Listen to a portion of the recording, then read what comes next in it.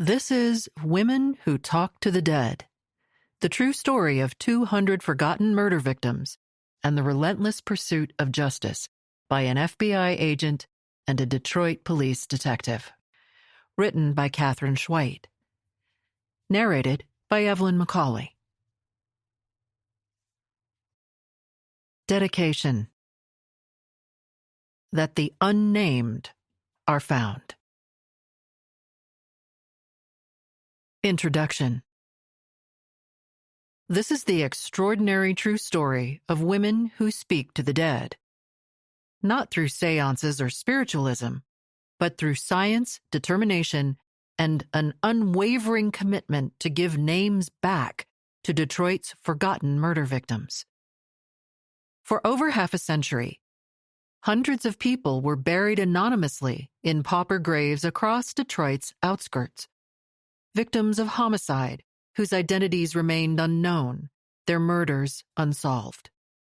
They were buried in rows, sometimes stacked 3 deep in concrete vaults, their only markers a series of numbers in fading cemetery logs.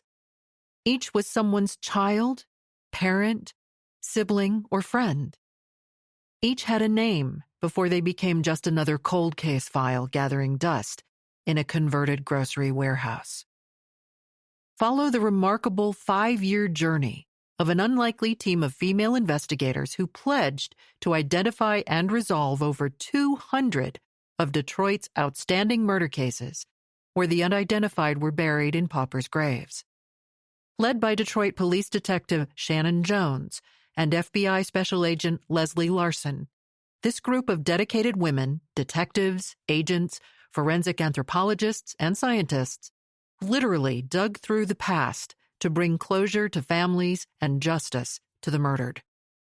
Their quest would become Operation United, the largest coordinated exhumation of unidentified murder victims in FBI history.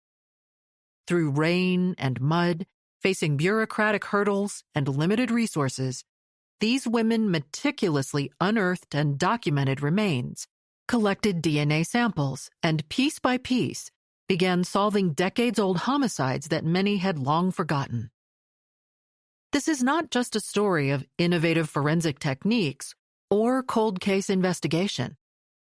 It's an intimate look at the investigators who refused to let these murders go unsolved and to leave the families behind in the wake of violence. When a murdered person is buried anonymously, they leave behind a gaping hole in the fabric of their family, a wound that can only begin to heal when the truth is finally revealed. Even today, investigators need the public's help to provide information and potential DNA matches to identify these unknown victims and help solve the murders. These women embody the promise to never forget in their quest to bring families back together and, in the process, close Detroit's outstanding cold case murder files permanently. Their story reminds us that long after the news stories end and public attention fades, dedicated investigators remain committed to speaking for those who can no longer speak for themselves. The lady vanishes. "Can I stay at my cousin's tonight?" asks the just 14-year-old as his mom dresses to go out. It is 1987. He sits on her bed, watching as she slips on a pair of red pumps with a red leather bow on the back of the heel. She just has a moment to give him a hug, tell him she loves him, and plants a kiss goodbye before he is out the door of their apartment. "Remember," she tells him, "we all we got." The words are hard-earned. She was only 14 when he was born, only a child herself. 3 years later, her mother died of cancer, leaving the 17-year-old to also care for her 3 younger siblings. She turns to selling drugs to survive. By the time the boy has started school, she has clocked her first 2 drug arrests. Drug selling became drug using. As he navigates school, more and more he is alone, while his mother disappears for days at a time. He loves being home and with her, therefore it's upsetting, but not surprising, when he returns from his cousin's house to find an empty home. But he couldn't have known it was the last time. No one could have known. He waited for her, as he always did. The boy didn't hear about it, but a few weeks later, Detroit police and firefighters find a home burning on nearby Wanda Street. They discover human remains, including a skull that appeared to have been crushed, perhaps when the top floor caved in, or when firefighters were putting out the fire. Nearby, they find the severely burned torso of a woman. She has no identification. 2 handwritten one-page police reports produced by responding officers Thomas McFarland and Stephen Stewart use the identical 4 sentences to explain why they were called to the house by responding firefighters. When they arrive, they observe the body of a female, face up, with legs and arms cut off, but no limbs are found at the scene. They choose to wait outside for homicide detectives. Maybe it is too much to handle. Maybe it is too routine. Nothing in her lungs indicates she was breathing during the fire, and detectives think she had been strangled to death, most likely before she was brought to the house. The medical examiner determines the cause of death: strangulation. It's homicide. They inventory her meager belongings that will be buried with her: dress, coat, and red shoes with a bow on the back. She is no longer a neighbor, a worker, or a mom. Now she is a body. The body is loaded into the coroner's truck and driven out of town with other body bags taken from refrigerated storage. Bags and pine boxes are their permanent homes now. A backhoe scrapes off the grass and rich Midwestern dirt from the ground. The grave needs to be deep enough to stack 3 bodies on top of each other. Soon the cemetery workers complete their final act, burying the bodies along with Detroit's many other unidentified homicide victims. Hours turned into days and days turned to months. The boy is learning how to take care of himself, selling what he can, and clinging with confidence to the knowledge that any moment his mom will return, as she always has. He never tells his teachers that his mom is missing. They can tell something is wrong, but no one checks further. Months pass, and his 15th birthday arrives. His mother had never missed his birthday, even if it's just a call. In the recesses of his mind, he knows she will not return. The boy is left to navigate a new world on his own. Voices below. It's dig day! Leslie yells, shaking her wife awake. The first time, the exclamation just happened spontaneously. But since then, just as she loved her first day of school as a child, she has been compelled to share her excitement on the first dig of the season. It's dig day! It's dig day! The FBI special agent repeats with both hands on Virginia's shoulders, shaking the bed and yelling so loud she wakes their 2 kids. July has arrived. It indeed is time to dig. Leslie has worked on plenty of exhumations based on court order, but this is a first. Her team will be working alongside the Detroit Police Department to unearth the remains of cold case murder victims. Missed evidence or a DNA sample might result in identifying the long-forgotten victim left in a pauper's grave. With tenacity and a bit of hard work, they will not only reconnect the dead with their families, but their hope is also to solve dozens and dozens of decades-old murders. Going to the cemetery changes her focus, everyone's focus, from listening to the voices they silently hear in the files to listening for a silent cry, moan, or muffled lost soul that may disguise itself as a feeling: murder victims underground.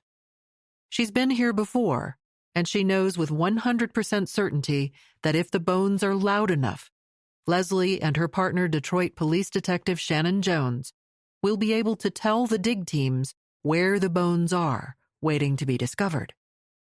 They have combed through the files. Now they need help from the dead who must call up to them. The dig teams will be so close, just above.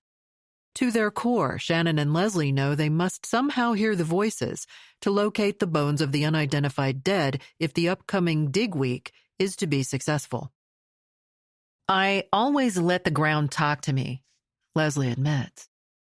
The dead know I'm there to help them. Sometimes they give us hints to help. It's our job to speak for those victims who don't even have a name. They can't quite explain it, but they have had several discussions about how close they feel to the victims, how they can review a file or be at a scene and envision how their murders occurred. They are one with victims. It's hard to explain. Some say women are more likely to feel the presence of the murder victims underground.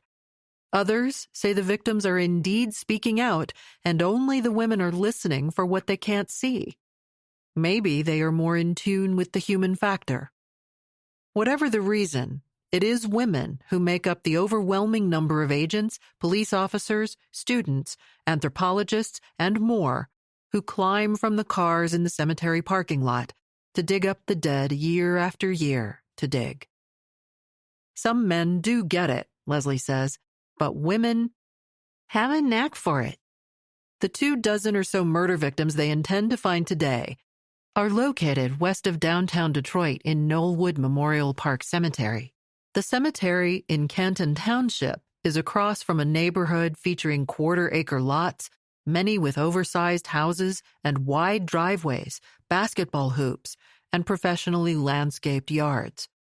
A few homes have swimming pools, but for those that don't, residents can use the community pool located just beyond the fence where the digging occurs.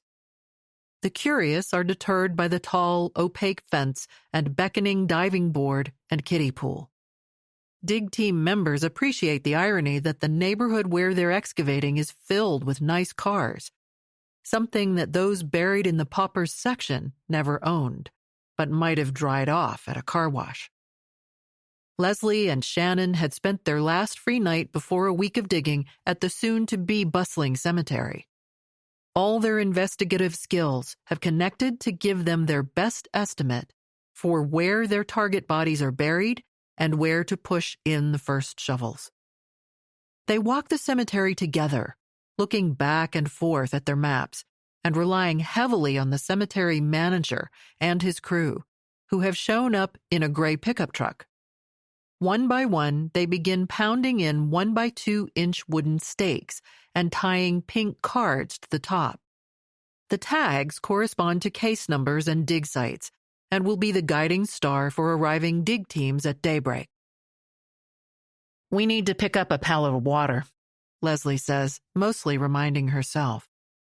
At the last minute, FBI headquarters has reversed field and found the money Leslie needs, so team members have been able to fly in or drive in and settle down for a good meal and a government-paid-for hotel stay. Leslie asks her team members to arrive by 7 a.m. She wants briefings finished, supplies out, and personal protective equipment, PPE, taped to everybody's wrists and ankles by 9 a.m. Park in the designated parking area at the far end of the cemetery, their final directions say. And no one better show up at the briefing site until they have reported to the check-in tent down at the end of the road. Knollwood and another cemetery, United Memorial, are both filled with paupers' graves. They are about 5 miles apart as the crow flies, and how many bodies Leslie and Shannon will eventually dig up and identify is a bit of a crapshoot right now. Shannon isn't sure of the number of cold case murders, she admits to Leslie. She's still working through the old files. It's somewhere between 258 and 304. Maybe 75 are at Knollwood, but she's not sure how many victims lay below ground at United Memorial. This morning, crews arriving at Knollwood survey the familiar scene. Beautifully landscaped and flat, the land is covered with blankets of uninterrupted grass. There are a few trees and fewer raised headstones, just the occasional 3-inch brass disc pounded into the ground like a mile marker on a highway. We mentally prepare for Knollwood differently than we do for United Memorial, Leslie says, surveying the plans for the day from a golf cart she has commandeered. She is referring to United Memorial Gardens in Plymouth, where bodies are not buried in vaults. At Knollwood, we know that the majority of those bodies are going to be in concrete vaults, a big, huge concrete square in the ground. And then there are 4 packs, she adds. There's a concrete square with a concrete lid. We take the lid off, and then there's 4 dead guys stacked in a row. We don't know which dead guy is which dead guy. So those are, I don't want to say a sure thing, but the mapping and the records at Knollwood are much more intact and accurate than what we face at United Memorial. Among the many supporting the efforts is Lori Bruschi. She has pored over cemetery records and worked with the cemetery crew to make the best estimate of where they should start digging. Lori is from the National Missing and Unidentified Persons System, NamUs, a government-funded database that collects information from families with missing loved ones. Both digging successes and failures from the previous year have provided some underground roadmaps, albeit crude. In some spots, Leslie's team of diggers has left geomarkers underground after a dig to help Lori decipher the cemetery underground. Shannon is a lone ranger, but she knows everyone in Detroit and knows how to get everything she needs. I made sure who I had on board and explained what would be required, she tells Leslie. If there were any funds, we don't want to pay for anything other than the manpower hours. The rest is all donated. I had all the other people donating their personnel. State police donated personnel. The FBI donated personnel. The Detroit Department of Public Works has provided excavators in the past. On this dig, there are skilled utility personnel helping maneuver excavators. It's a lot of outreaching to the different resources that the city of Detroit has that allowed us to do it. Everything that I've been working on has all been established through relationships. And then Shannon adds, right? It's a sentence ender Shannon often uses to ensure those around her listen, agree, and don't ask her any follow-up questions. Her judicious use of words matches her daily choice to pull her dark brown hair tightly into a bun on the back of her head. She has a standard uniform of a gun, badge, collared polo shirt, and jeans. A sweater happens when it's colder. Their dig location in the cemetery is as wide as a football field is long, and its length stretches even further. Approaching from the south, all the graves are to the left of the gravel road beyond the check-in tent. To the right, the day's workers are arriving, carrying what they will need for 6 or 8 or maybe 10 hours. They have cell phones and charging cords, sunglasses and sunscreen, raincoats and spare clothes, and bug spray to deter a variety of biting Michigan insects. Specialized teams begin to set up their stations with tables and chairs. Portable tents begin to dot the landscape. The tents will be lifted and moved around all day to cover open graves. They can help everyone escape the incoming rain or the sunburn that comes from a week being outside. Team members pull generators and other equipment from the trucks. What looks like kiddie pools for a backyard patio are set up so workers and all their clothing can be sprayed for decontamination and before protective clothing is removed. Water pumps are pulled from storage bins and hoses are stacked. Someone has placed a bunch of color-coded sticks in a pile. Excavators rumble in. An emergency command post vehicle crushes the grass as it pulls off the gravel road, snapping a few tree limbs in its path. The brewing coffee begins to perk. These exhumations are pursuant to a court order that Wayne County Assistant Prosecutor LaDonna Logan obtained. In her career, she has never been asked to exhume so many bodies. Searches require 100% transparency for the courts. Shannon needs to be able to provide a list to LaDonna and the courts of who was there and what they took from the site. As more people arrive, Leslie yells out to everyone again to make sure they check in at the tent at the south end of the gravel road, where two women sit with clipboards recording everyone's name and affiliation. In the first moments, they all appear to be a group of adults who could be waiting for a softball game or picnic to start. They chat and laughter is heard. They mill about on the gravel road before the briefing, some refamiliarizing themselves with old acquaintances. Most come from the Detroit Police Department, DPD, and various FBI field offices. Some are borrowed from other agencies for their skills.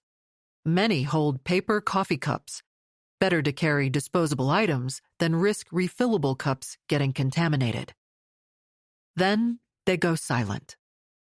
With her mission brief for the day's operation in hand, Leslie addresses the assembled agents and excavator workers alike. Her dyed blonde hair is uncontrollably curly and falls like beach hair just above her collarbones. She is in her everyday uniform. Badge, work pants, boots, ERT t-shirt, and sunglasses. No gun today. "Thanks, everyone, for coming," she yells to get everyone's attention. As is the way of the FBI, she starts at the very beginning, briefing as if no one has any idea why they are there. "Detroit has hundreds of missing and unidentified persons cases," she explains.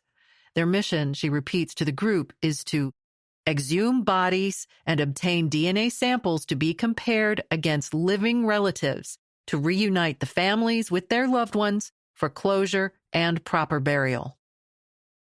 In this third year of the dig, they hope to find more than 24 sets of remains at Knollwood. All these murder victims were buried without DNA samples being taken because that wasn't an available option back then, she explains. All have previously been provided the briefing paper she is waving in the air. It shows where to park, where to rally, where to find the porta potties, and where the bone tent is located.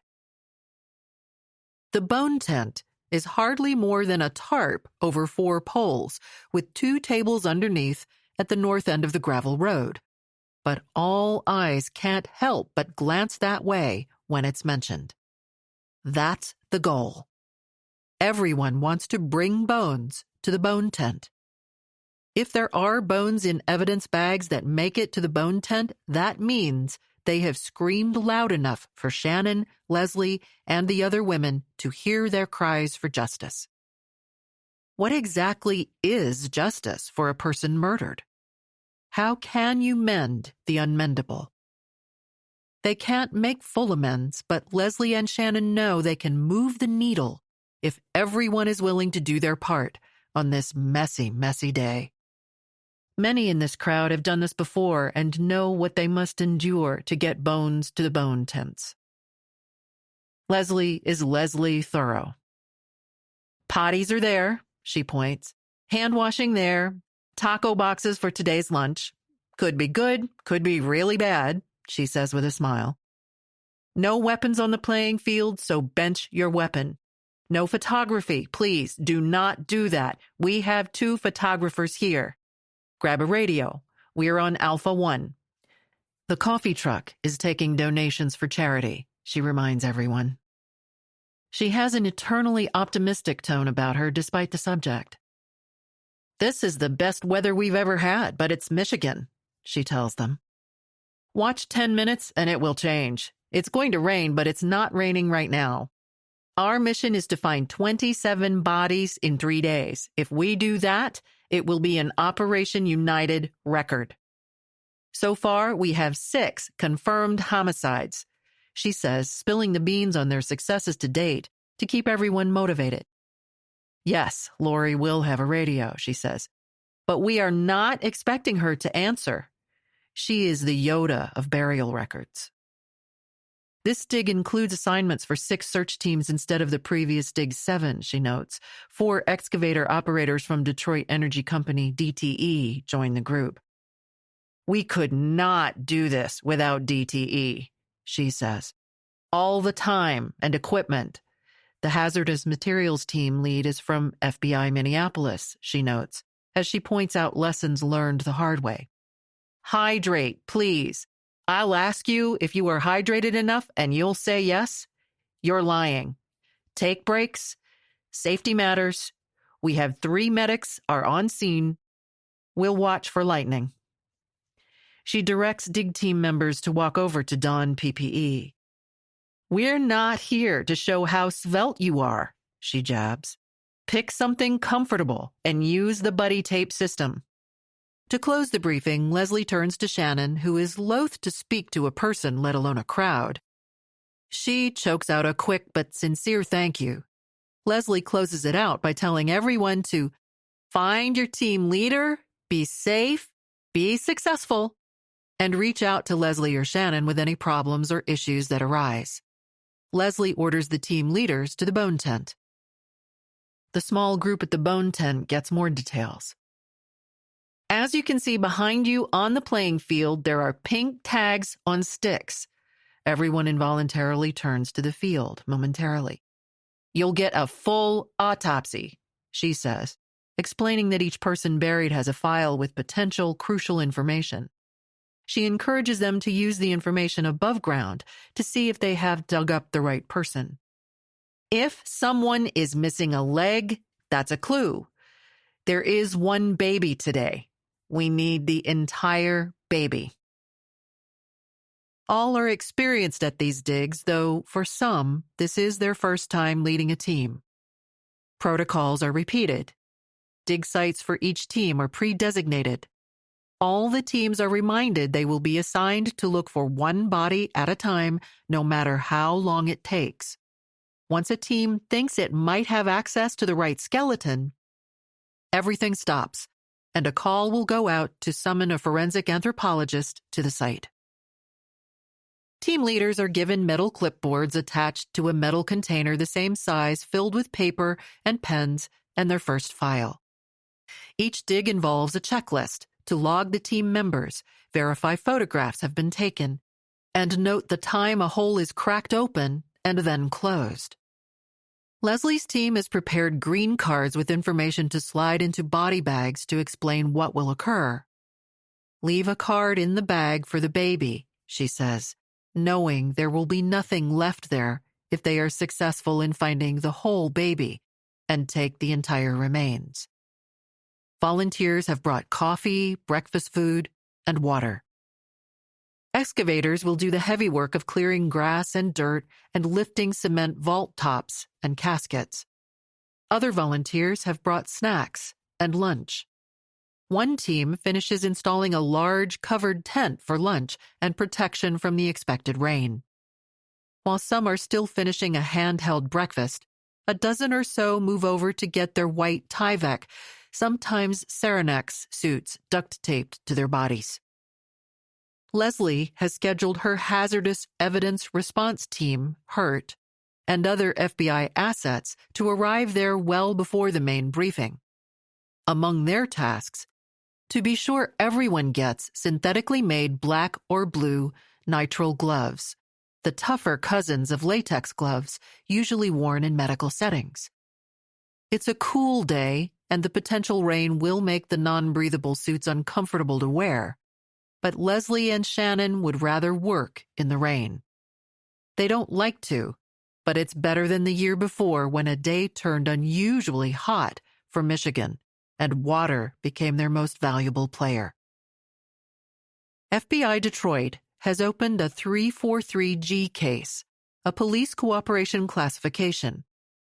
It's the type of case any FBI office can open to document how they are assisting a local homicide investigation. The FBI tracks every hour that its personnel work, connecting it to a case or other official action. This will involve a lot of hours. It's time to start digging. Broken, but still good. Shannon applied to be a police officer with all the hopes of any recruit. She would care for the least fortunate and the city she grew to love. Shannon knows how to take care of her people in Detroit, even though most of them are dead and a few hundred were murdered. Shannon knows she is broken in her own ways, but who isn't, she insists to herself. As with her adopted city, her work in the department allows her to find ways to rise above the fray.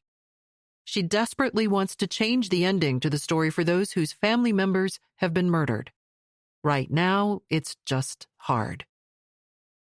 She was born in Royal Oak, Michigan, a town nearly as old as the nation itself and one of the many small towns that ring the city. It is home to her extended family, most importantly her mother and 2 brothers. Neatly mowed lawns and driveways filled with cars. The houses are Midwestern brick, some cinder block, and lots of wood, brown painted wood. It had been its own town once, not part of the sprawling suburbs of Detroit. It is the result of families looking for cheaper homes and more grass to mow.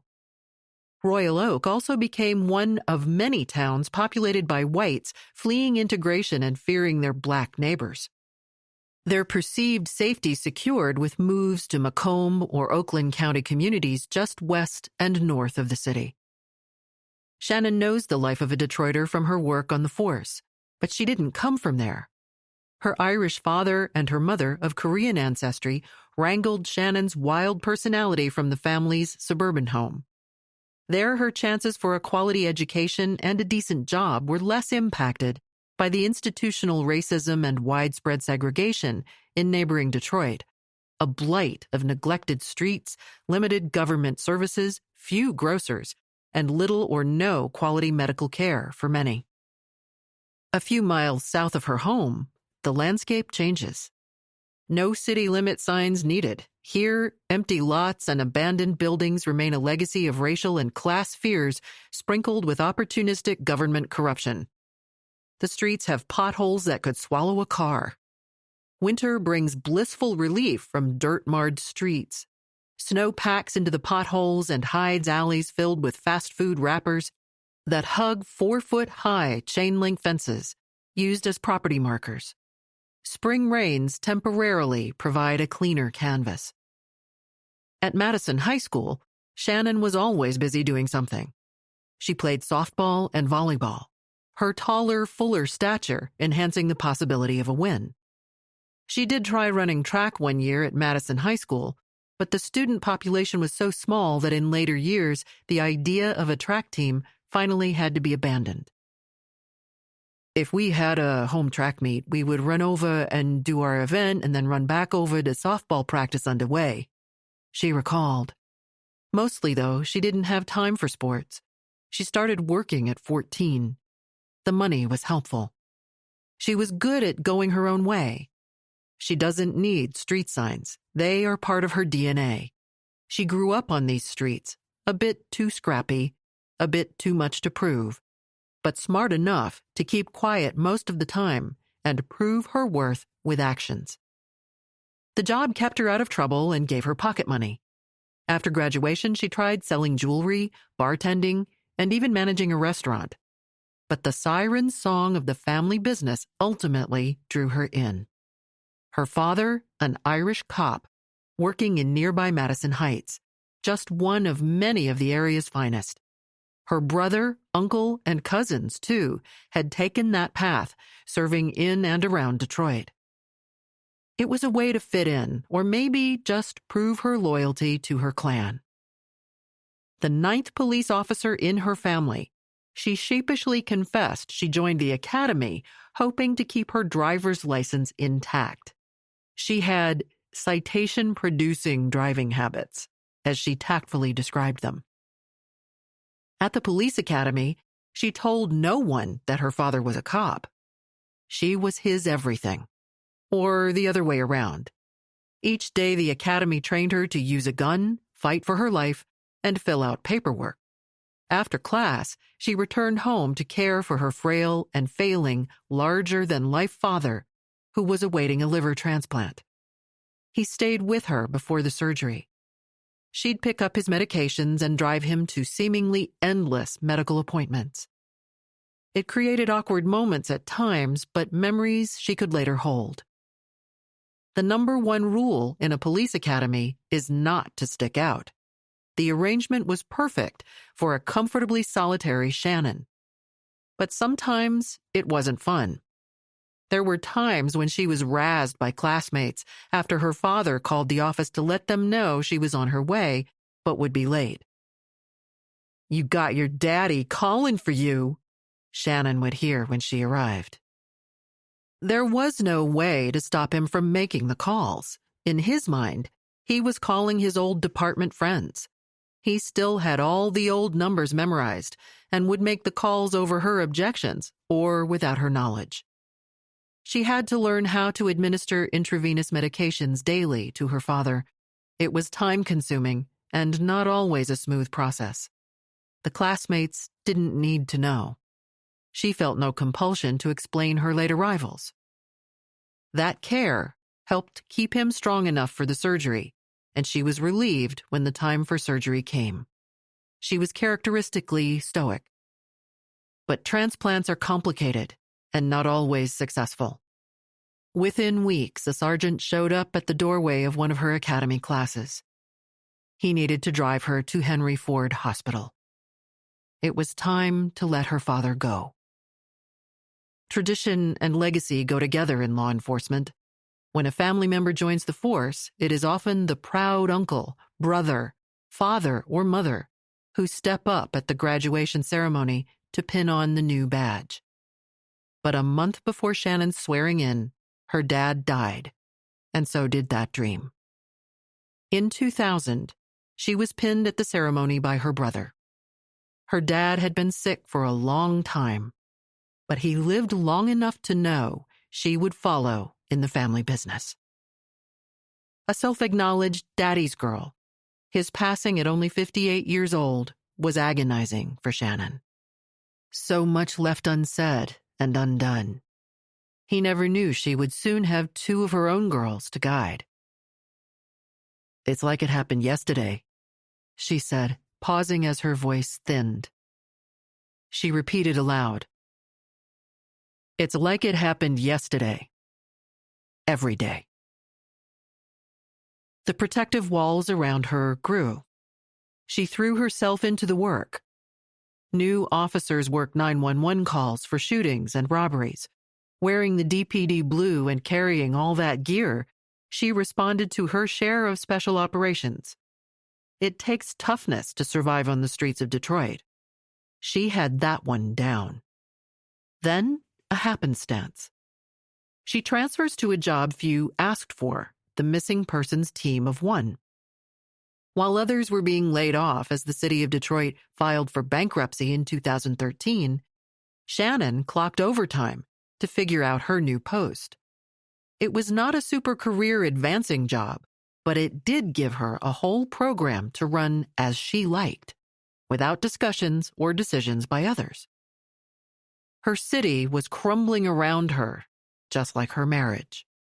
She desperately wanted to find a way to bring calm to her hometown's chaos. She owed that to her dad. Truthfully, she needed it. The reality of her job quickly came into focus. Detectives in precincts try to work most of the emergent missing persons cases, but when they run out of leads and time, it is Shannon they reach out to. Her workload is filled with files you get when a beat officer has given up on a case. "Take this shit pile file off my hands," she hears, as she takes a file with no leads, an angry family in tow, and nowhere to go. Missing often equates with murder. Law enforcement just doesn't often say it aloud. So many people go missing each year that it's impossible to track them, not only in Detroit, but elsewhere across the country. Lists of them appear on different websites for police departments, on state and county lists, and on sites dedicated to separate causes, such as Indigenous people, those who are transgender, Blacks, victims of domestic violence, and foreign visitors. When a person goes missing, law enforcement's job is to find an explanation. Take the case of Detroit resident Darcel Ward, who in 2021 was reported missing by her family just weeks before a court hearing against her abusive ex-boyfriend. Nearly a month later, Shannon and fellow detective Catherine Guillaumin had to tell the family Darcel wasn't missing. but that she'd been murdered. One of the most difficult things a police officer must do. But Shannon knows information is often all that the family of a missing person gets, and it's always better than the deafening silence of uncertainty. From her desk in a converted hotel casino, Shannon began to piece together what it means to work the missing person's desk. While her fellow officers stopped by their desks to write reports, eat lunch, and chat, Shannon's desk and its surroundings were more a memorial of the often forgotten. A mountain of items on the desktop hold either the most pressing matters or just the most recent items stacked there. Phone messages to return mix with a proliferation of yellow pads. It's hard to tell for sure what might be cold cases or new. Lining the two narrow aisles between desks and the wall are tan two-drawer file cabinets. Overstuffed brown squeezy folders, legal size, tower in a jumble on top of each cabinet, daring anyone to add another folder to the Jenga pile. Empty chairs and available surfaces are stacked with paper files, photos, and folders. Desks for fellow officers crowd the open, carpeted area. A nearby wall has a 5 by 8 foot paper image of the city covered in plastic. Every day, red, yellow, and blue pushpins are added to mark where overdoses have occurred. Her files appear to be a massive disorganization. There is no centralized matrix to keep track of, look for, or compare information on those who might be missing. Who had done this job before and thought this was good enough? From her desk, her work overload is visible. Calling in others is not in Shannon's nature. She prefers going it alone. She's a thinker, not a talker. Her cacophony of thought is there, but all internal. How many times has someone's family called the police to report that a child or partner has gone missing? She is surrounded by the files and can't really determine whether someone is looking for all these people. It would be impossible for anyone else to say. It was 2013, and it still seemed as if blind luck and coincidence are the best chances for finding someone. She was learning that the police department's missing persons program was all smoke and mirrors. More than 2,000 officers patrol the 139 square miles of Detroit. As she collects information about missing people, she begins to accept she needs more information before she can begin a search.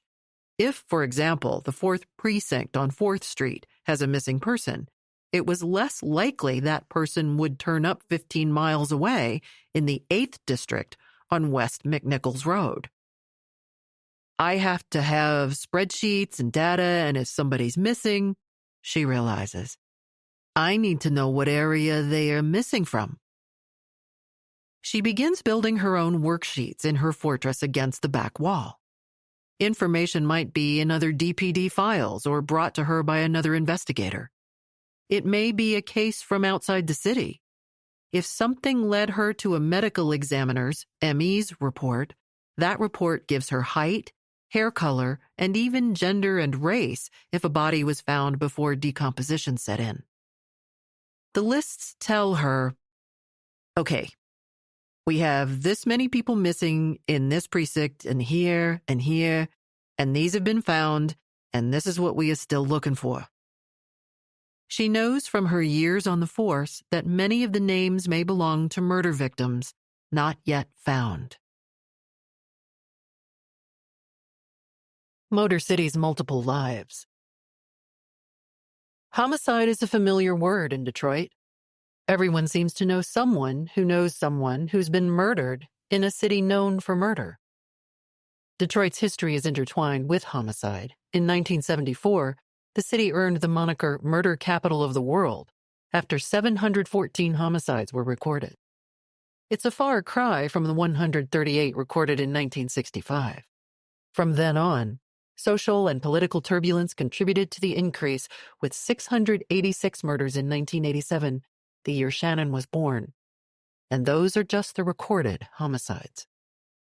Detroit once claimed status as the fourth largest city in America, spurred to growth by European immigrants flocking there in the first couple of decades of the 20th century. The auto industry boomed when pioneers like Henry Ford, Random Olds, and Walter Chrysler revolutionized production. Good-paying jobs followed. Henry Ford's assembly line cut the production of a single car from 12 hours to just over an hour and a half. But the work was tedious and boring. To keep workers from quitting, he cut their workday from 9 to 8 hours and nearly doubled their pay with a guarantee of $5 a day. The word spread, and the city grew.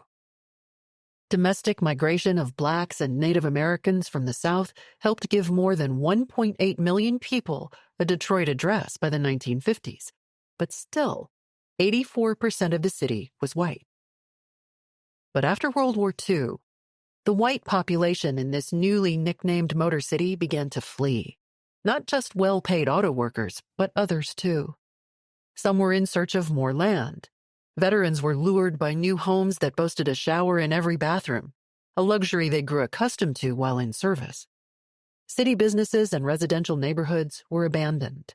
National advertisers and popular television shows idealized the perfect suburban family with a house, a lawn, a car or two in the driveway, and neighbors who looked like them. White servicemen bought homes in the suburbs unimpeded by the redlining mortgage bans that blocked their fellow Black Detroiters. Veterans received military stipends and collected unemployment benefits provided by the 1944 Servicemen's Readjustment Act, commonly known as the GI Bill. Less affected by racially based university admission policies, these new suburbanites also were provided funds to attend college, buy books, and pay for tuition and supplies. Those who remained in Detroit, particularly minorities, the working poor, and non-veterans, didn't have those advantages.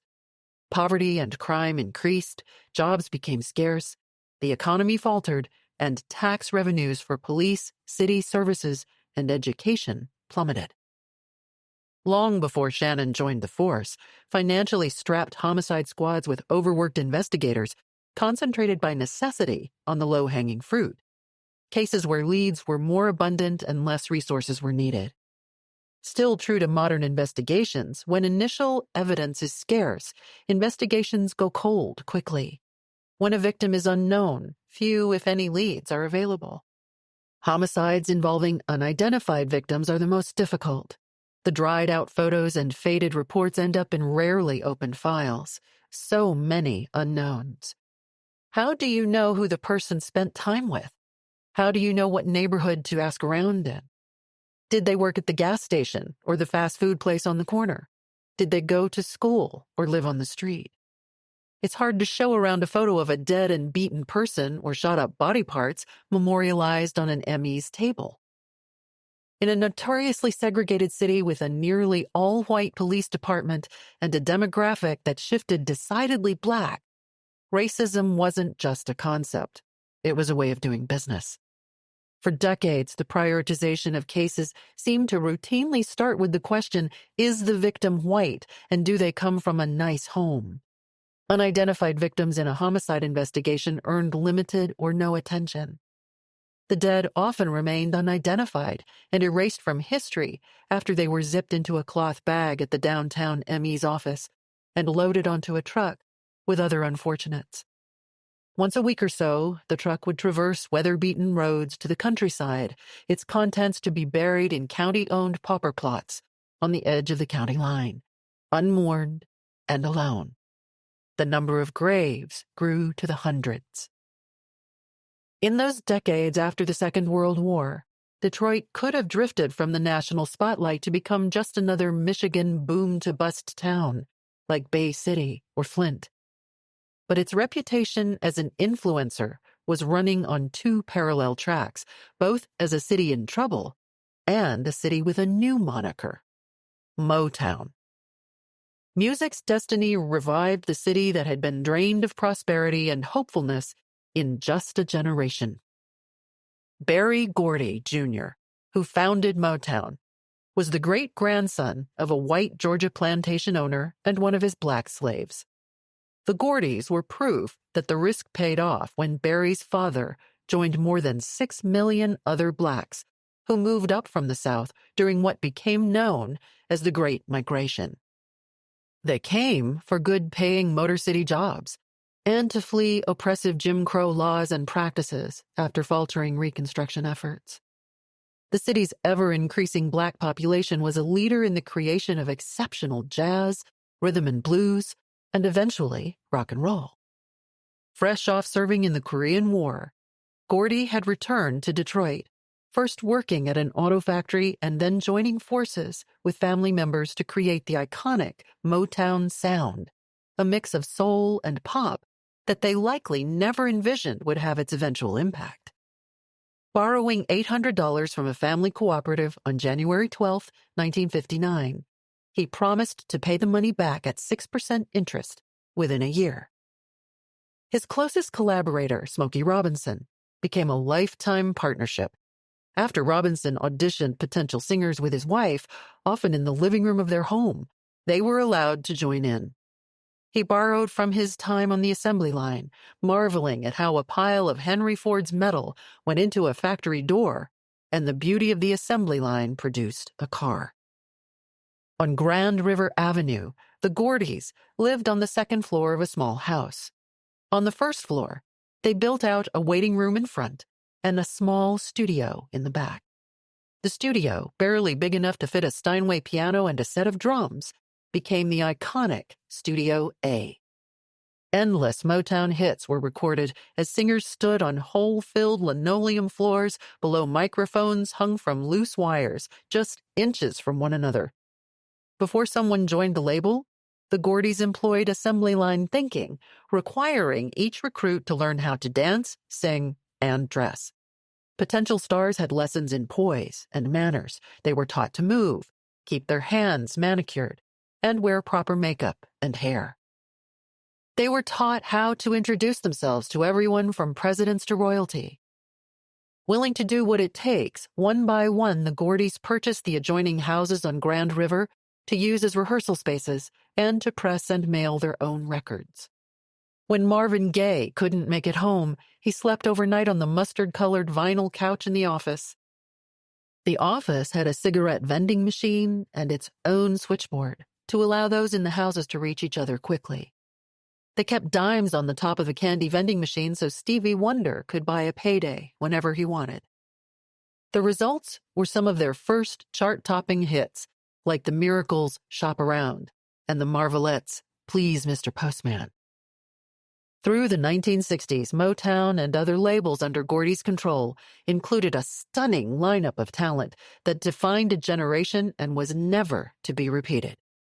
Among them, Michael Jackson and the Jackson 5, Diana Ross and the Supremes, the Four Tops, Stevie Wonder, Marvin Gaye, the Spinners, the Temptations, Martha and the Vandellas, and Gladys Knight and the Pips. Motor City and Motown became synonymous, a relationship that was on full display to America in the iconic 1965 music video of Martha and the Vandellas performing their hit song Nowhere to Run, perched atop the back seat of an under-construction Mustang convertible, being tended to by bustling assembly line auto workers at Ford's massive Rouge River plant. Not far away, a teenage Aretha Franklin was singing in her father's New Bethel Baptist Church, where she would eventually record her first single. Her father, the Reverend C.L. Franklin, was pastor of the 4,000-member church on Hastings Street, a street that ran through the center of the Black Bottom District. The district's name derived from the French, who had originally settled on the dark marsh soil of the once-exposed River Savoyard. Around the time of World War I, the war to end all wars, European Jews thrived on Hastings Street, but in time it became known as the financial and cultural center for the city's black population. The Reverend Martin Luther King Jr. would preach at the church when he was in town. Stores and banks catered to their affluent black customers. King had given his famous I Have a Dream speech after a march in Detroit in June of 1963. Recording the speech for posterity at Gordy's Studio A. 2 months later, on August 28th, he would deliver the same speech on the steps of the Lincoln Memorial in Washington, D.C. Collectively, there was a renewed feeling the town would rise to its prior glory days, but that was not meant to be. Changes made in the name of advancement and fiscal responsibility set the city on a collision course with its new and powerful musical voices. It began when President Dwight D. Eisenhower signed the Federal Aid Highway Act of 1956, authorizing $25 billion in spending on an unprecedented federal highway project. The act directed the standardization and expansion of the federal highways that crisscrossed the country, that ultimately changed ground transportation forever. It also authorized the purchase of land, sparking controversies in many cities where powerful landowners clashed with the politically unconnected. Highway construction began slicing through many of the poorest neighborhoods where land was cheaper and dissenting voices could be ignored. As a result, dozens of Black urban communities were bulldozed in the name of progress. Detroit was no exception. Hastings Street and other areas were slated for demolition. Even revered structures like New Bethel Baptist were expendable. The Chrysler Freeway construction crew razed New Bethel Baptist along with the entire Black Bottom and Paradise Valley neighborhoods. The loss of Black Bottom displaced the home of the city's growing jazz and blues community. With freeways now a priority, long relied upon bus and trolley services were cut back. No bridges or walkways were built across the highway in those poor neighborhoods, seemingly tearing apart church communities and family neighborhoods forever. This town was all about cars. Businesses downtown and along the Detroit River and Lake St. Clair suffered, and crime and property vacancies created a ghost town of abandoned buildings ripe to become drug houses, targets for vandalism, and places to dump bodies. The city continued to falter. Though she was not yet born, Shannon's future was forged by these changes to her city and the resulting growth of the homeless and unemployed. The desolation begets room to dump the unidentified dead and murdered. Police collect the bodies of babies, teens, and adults from alleys, streets, and the adjoining river. Soon, cold case homicides outpace the ability to investigate. When Shannon was just a toddler in the late 1960s, much of the national news was dominated by summer race riots taking place in dozens of U.S. cities. Rioters demanded jobs, decent wages, racial justice, and better schools for minorities. Detroit's riots in the summer of 1967 were the most violent in the nation's history. For 4 days and nights, news organizations memorialized a soot and flame-lit sky overlooking the expansive glow of buildings ablaze, illuminating the inability of the police to control looting and property destruction. And violence was often dispensed by the police themselves with beatings and arrests. The furor was not quelled until Governor George Romney, father of future Senator Mitt Romney, called up the Michigan National Guard to clear the streets with heavily armed soldiers and tanks. By the end, more than 7,200 people were arrested. The rioting killed 43 people, 33 of whom were Black. Those injured numbered more than 1,000. An estimated 2,000 buildings were destroyed or damaged, leaving hundreds of people homeless, people who were already struggling to feed and house their families. Among the buildings destroyed, the new home of New Bethel Baptist Church, as well as other structures in the 12th Street area where the Black Bottom businesses had relocated after being supplanted by expressways nearly 2 decades earlier. Criminal gangs began to take over. Property and business tax revenues plummeted. In the years that followed, nearly all the city's remaining white population fled to a promise of suburban bliss, and a waste of vacant and decaying properties remained.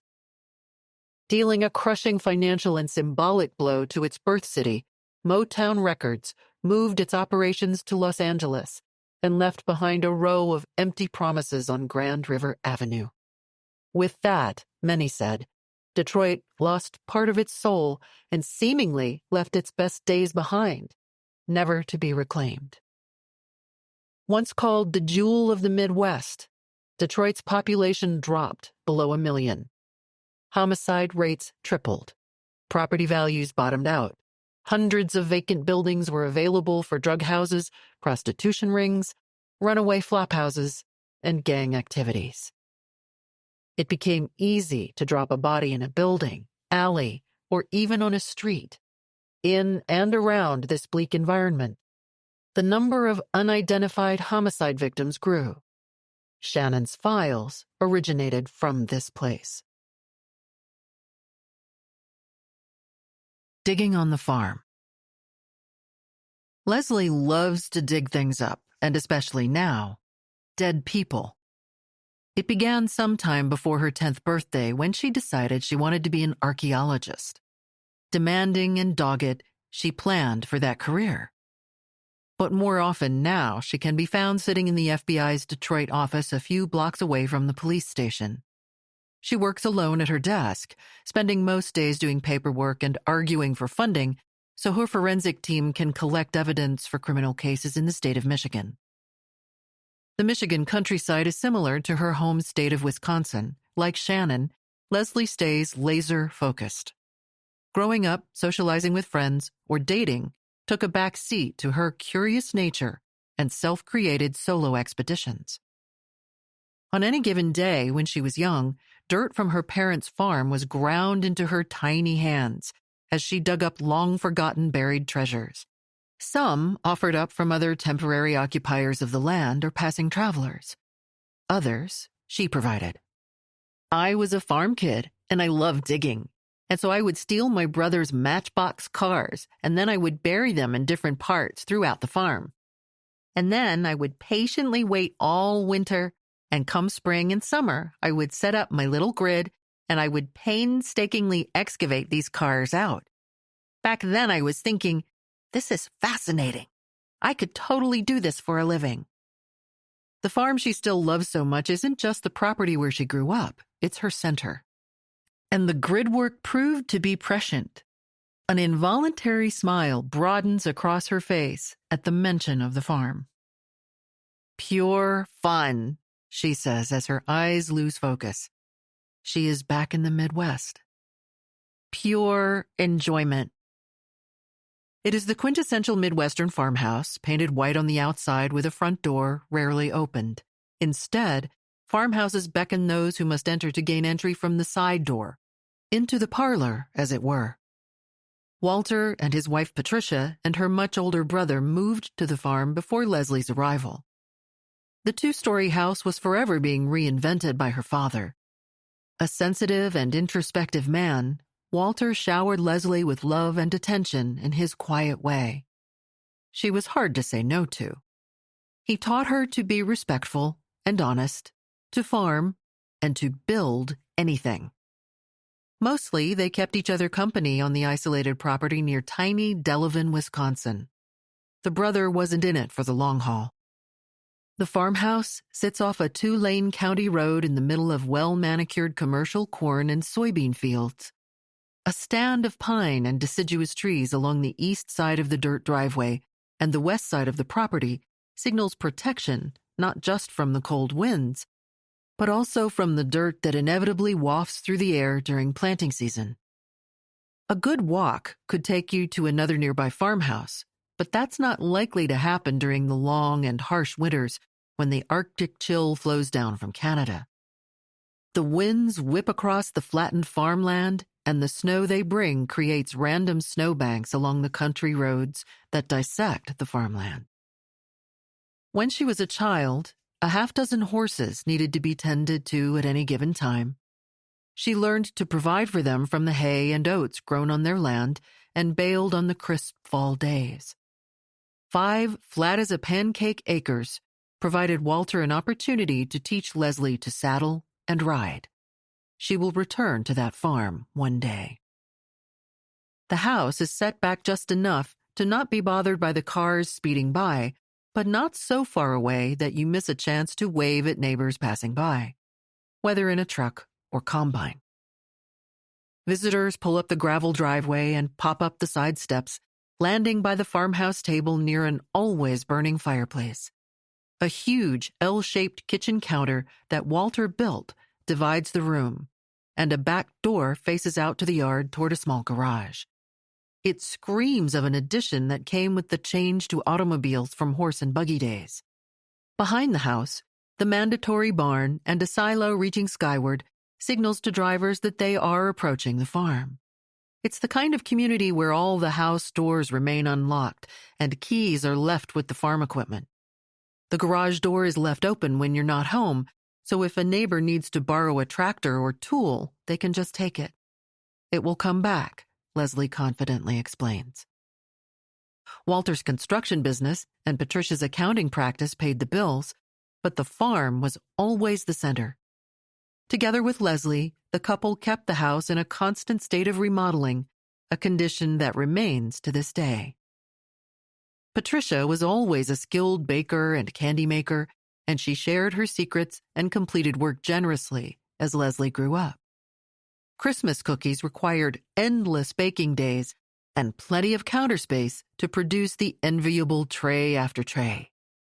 No one left the Larson house without cookies shaped like hearts for Valentine's Day or ghosts and pumpkins at Halloween. The rebuilt kitchen was an early priority. Farm life permits the patients to bake traditional stews and roasts for supper that can only taste that good because of the time left in the oven. Her interest in burying her brother's matchbox cars under layers of loamy soil and digging up dead people grew from her time with both parents. I grew up in a very rural setting with not a lot of kids my age to play with. So I had to kind of rely on my own imagination and trips to the library to really create these worlds of fun, she said. Patricia loved reading and movies and provided Leslie with a steady diet of adventures. With her folks working at home, Leslie was surrounded with the work ethic that ultimately earned her a spot in the FBI. My mom was an avid reader, and she loved adventure books and movies like Indiana Jones, she recalls. There was another one called King Solomon's Mines. It was kind of like the poor man's version of Indiana Jones adventure movies. Leslie found her own favorites. The Goonies movie is a tale of kids digging in caves for buried pirate treasure. It was on one of her trips to the Whitewater Library with her mom that she hit the mother lode, her first book about Howard Carter, one of the most famous Egyptologists of the 20th century. A British archaeologist, Carter earned worldwide fame when he led an expedition that resulted in the 1922 discovery of the intact burial chamber of the boy king, Tutankhamun, in Egypt's Valley of the Kings. Carter was her hero, and she spent as much time as she could score in the library falling in love with that period. They both aspired early on to be archaeologists. He had spent his childhood wandering through Egyptian antiquities in a mansion near his home, and by the time he was 17, he had secured a position on an Egyptian dig. In a career that was to span some 40 years, the discovery of the tomb was his pinnacle, and it took a full 10 years to complete the excavation. Her brother, Jeff, was 8 years older and was less enthralled with her. Honestly, he didn't really want anything to do with me, she recalls.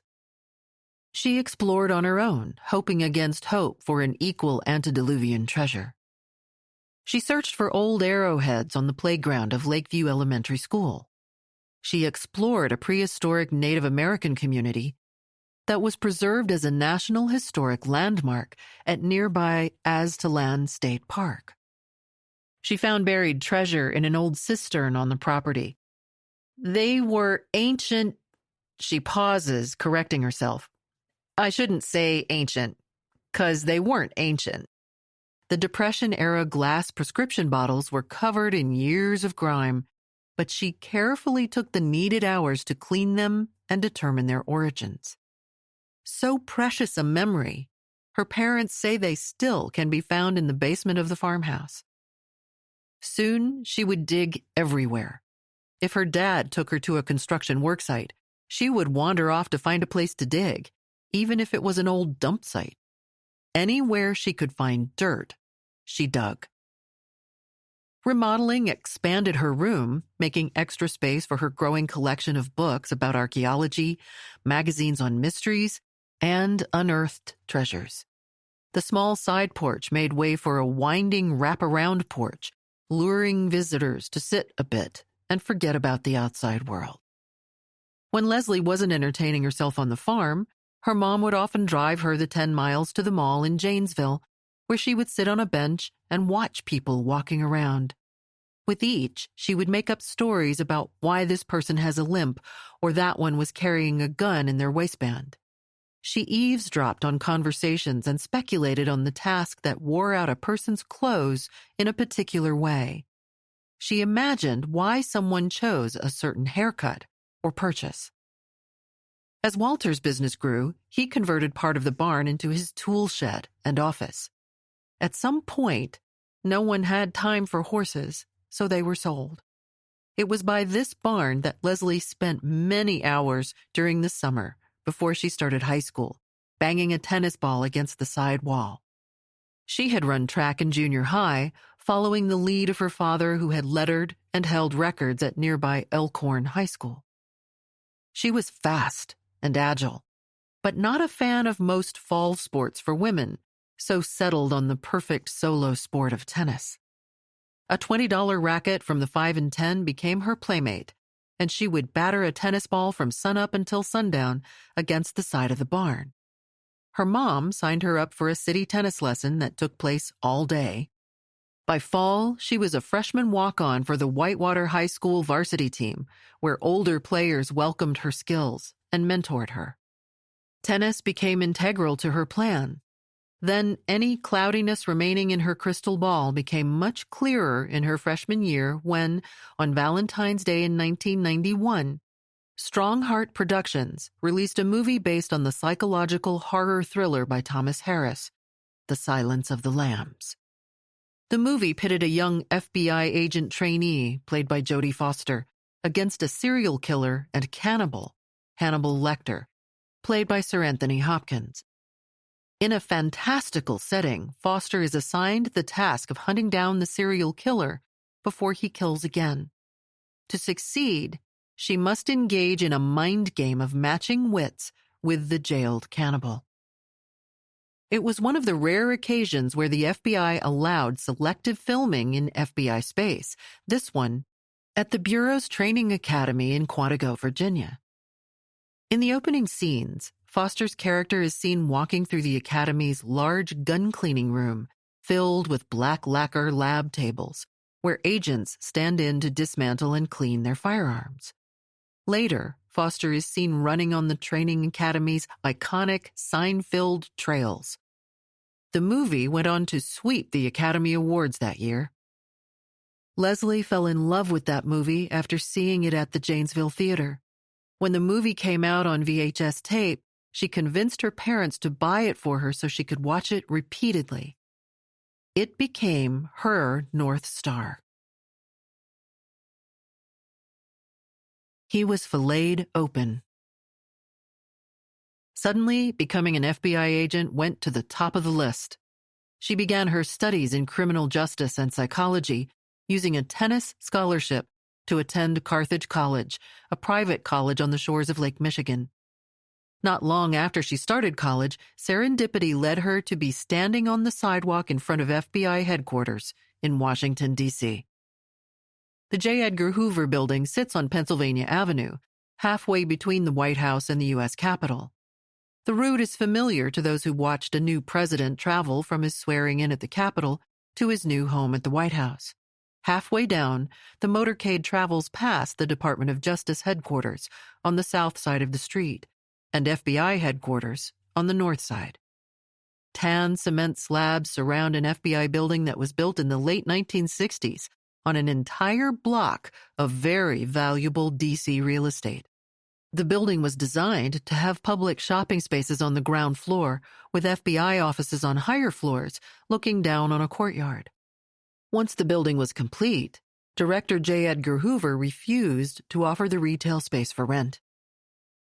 Until the 3 United States terrorist attacks on September 11, 2001, the courtyard was open to visitors who could approach the reception office in the middle of the courtyard. It was located where knowing eyes could look up toward the 7th floor office of the then director, Louis Freeh. Etched on a wall nearby is former Director Hoover's philosophy and a statement every FBI agent knows to be true. The most effective weapon against crime is cooperation, the efforts of all law enforcement agencies with the support and understanding of the American people. One summer, Leslie found herself on that sidewalk with her mom after a day attending the National Youth Leadership Conference. She begged, "Can we just go see the FBI building?" But when they arrived, it was her mother who pushed further, encouraging her to stop by the visitor's desk to see about working there after college. Prepared for public inquiries, the receptionist pushed a piece of paper through the bulletproof glass, a brochure on how to become an FBI honors intern that advertised a new summer program for students. Leslie was elated. She had nothing to lose. Her persuasive essay landed her one of the 97 spots offered to more than 23,000 applicants. And there was more. On orientation day, she was assigned one of the rare and coveted internship slots, but not at FBI headquarters. Leslie would be sent to the new Profiling and Behavioral Assessment Unit at Quantico. The unit included some of the world's most respected behavioral experts at a time when they were beginning their research on serial killers and other criminals. Leslie already knew about many of those cases from her time spent in the library and from reading the news. As a teenager, Leslie had convinced her parents to let her subscribe to a weekly magazine produced by Life that featured notorious serial killers and their gruesome and spectacular stories. The stories included the crimes of Jack the Ripper, Otis Toole, Jane Toppin, Richard Speck, and Ted Bundy. After all those years of reading about profilers working serial killer and murder cases, she was suddenly going to spend the summer working with the mythical creatures.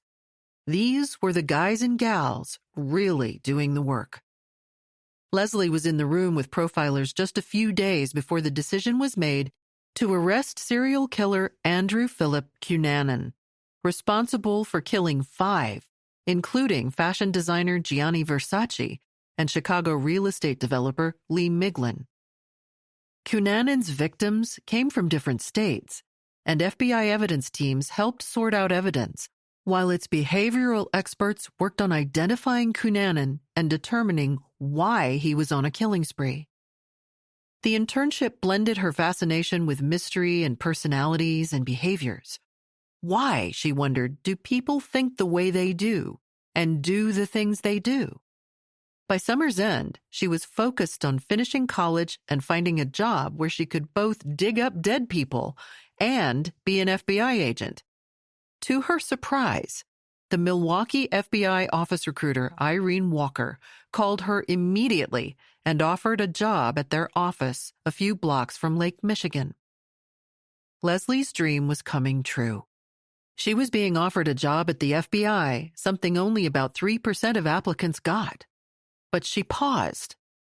To be a special agent, you need a bachelor's degree along with 3 years of full-time work experience. The only exception was a 12-month break from the work experience requirement for those with a master's degree. Leslie loved working the complicated serial killer cases. The idea of proving who murdered someone or several people was fascinating. She wanted that, but not yet. She needed to look down the road. She needed to finish university. She turned down the job. Solving murder mysteries, collecting evidence, and digging up the dead would have to wait.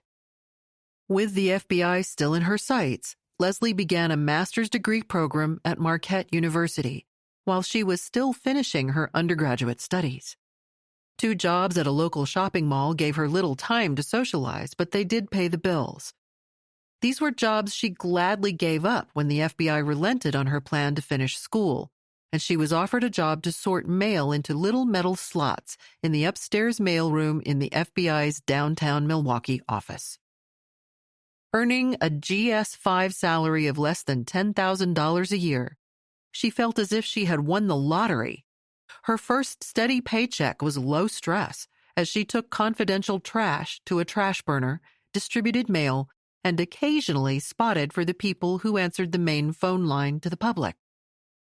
She joined the Evidence Response Team, ERT, and soon she saw her first dead body on a call-out to a Native American reservation. The man was filleted open, and blood was everywhere. That was the first time I had seen a body that looked like that, and I was fascinated. I was right in there, looking, smelling, taking it all in. I remember the dead truck arrived, and the dead truck back then was just the funeral home pickup guys. They're like, "We're not coming in there to get the body, because it's covered in a pool of blood at the bottom of the basement stairs." One of the guys on my team is outside throwing up, and I'm like, "Why is she getting sick?"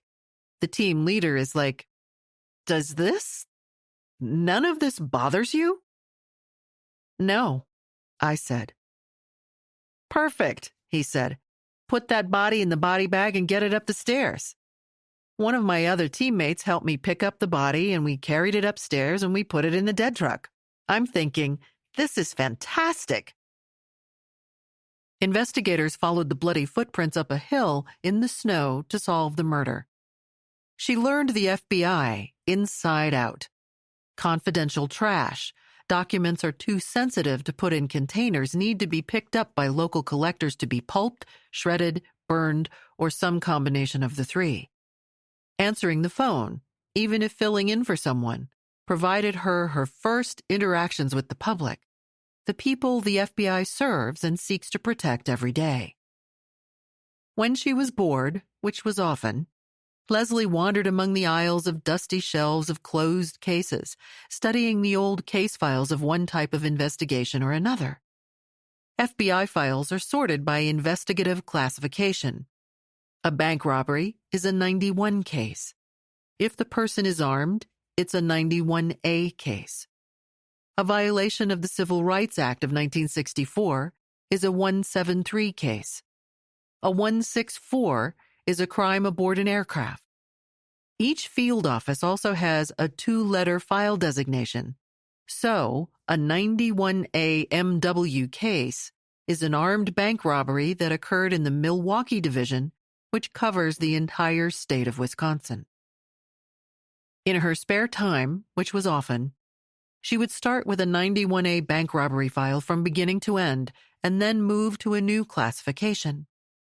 She started reviewing files from different case agents to see who was doing it right and who had a lot to learn. She wanted to learn it all. She was anxious to become an agent, but only once she had learned everything there was to know about whatever job she was in. For Leslie, learning meant doing. She was not fond of management.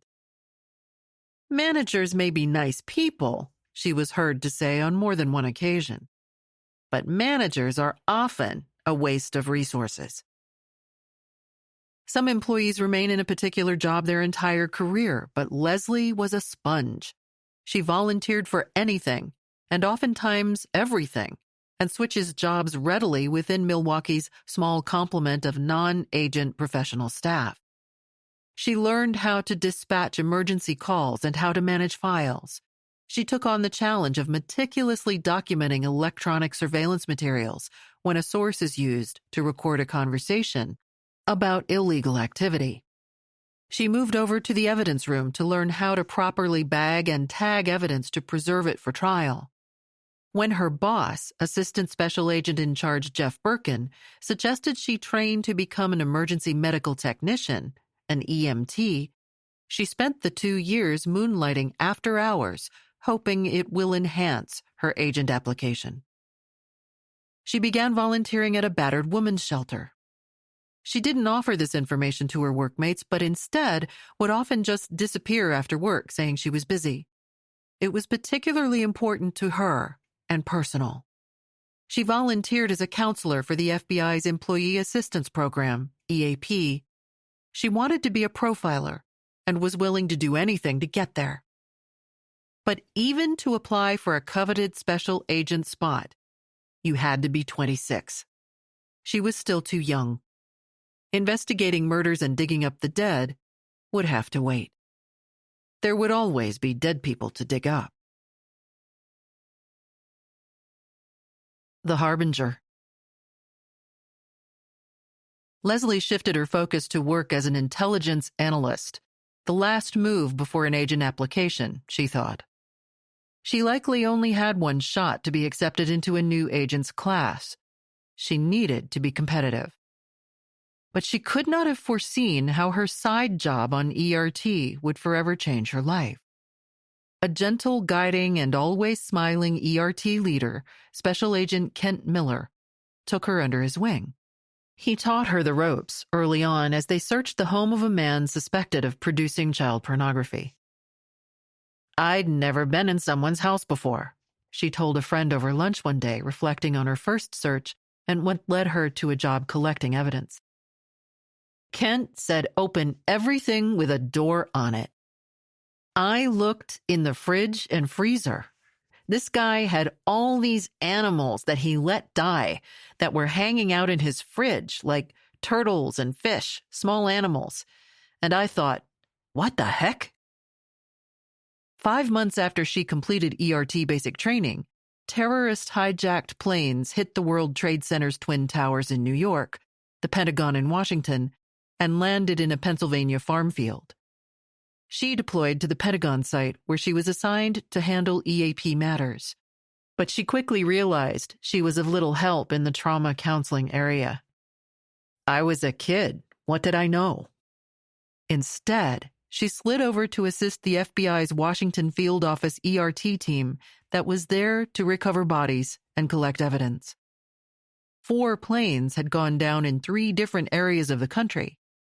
The FBI was managing its largest and most far-reaching terrorist investigation ever. ERT teams from each of the FBI's 56 field offices were deployed to collect evidence and help the recovery effort. She soon departed Washington, D.C., but not to return home. She was diverted with the Milwaukee ERT to the much more challenging New York recovery scene. 2 planes had crashed into the iconic Twin Towers, killing thousands and toppling multiple buildings. Local and national officials were overwhelmed by the debris field and the remains of thousands of bodies on the Lower West Side of Manhattan, in an area quickly designated Ground Zero.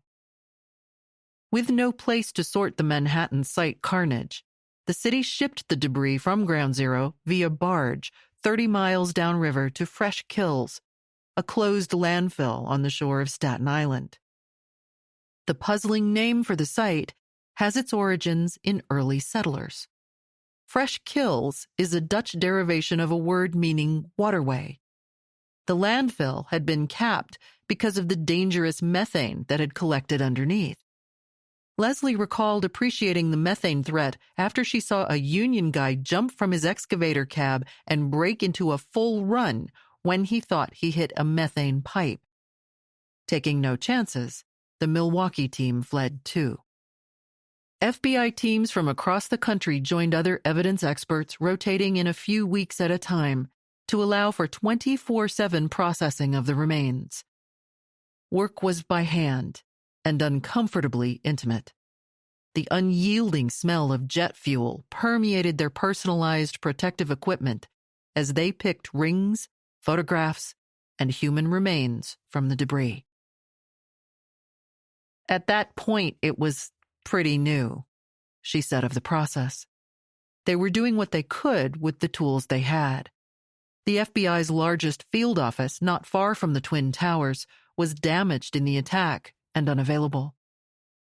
Field office operations had shifted to a large FBI garage facility on 26th Street in Chelsea that had wide open spaces where mechanics maintained the office's fleet of cars.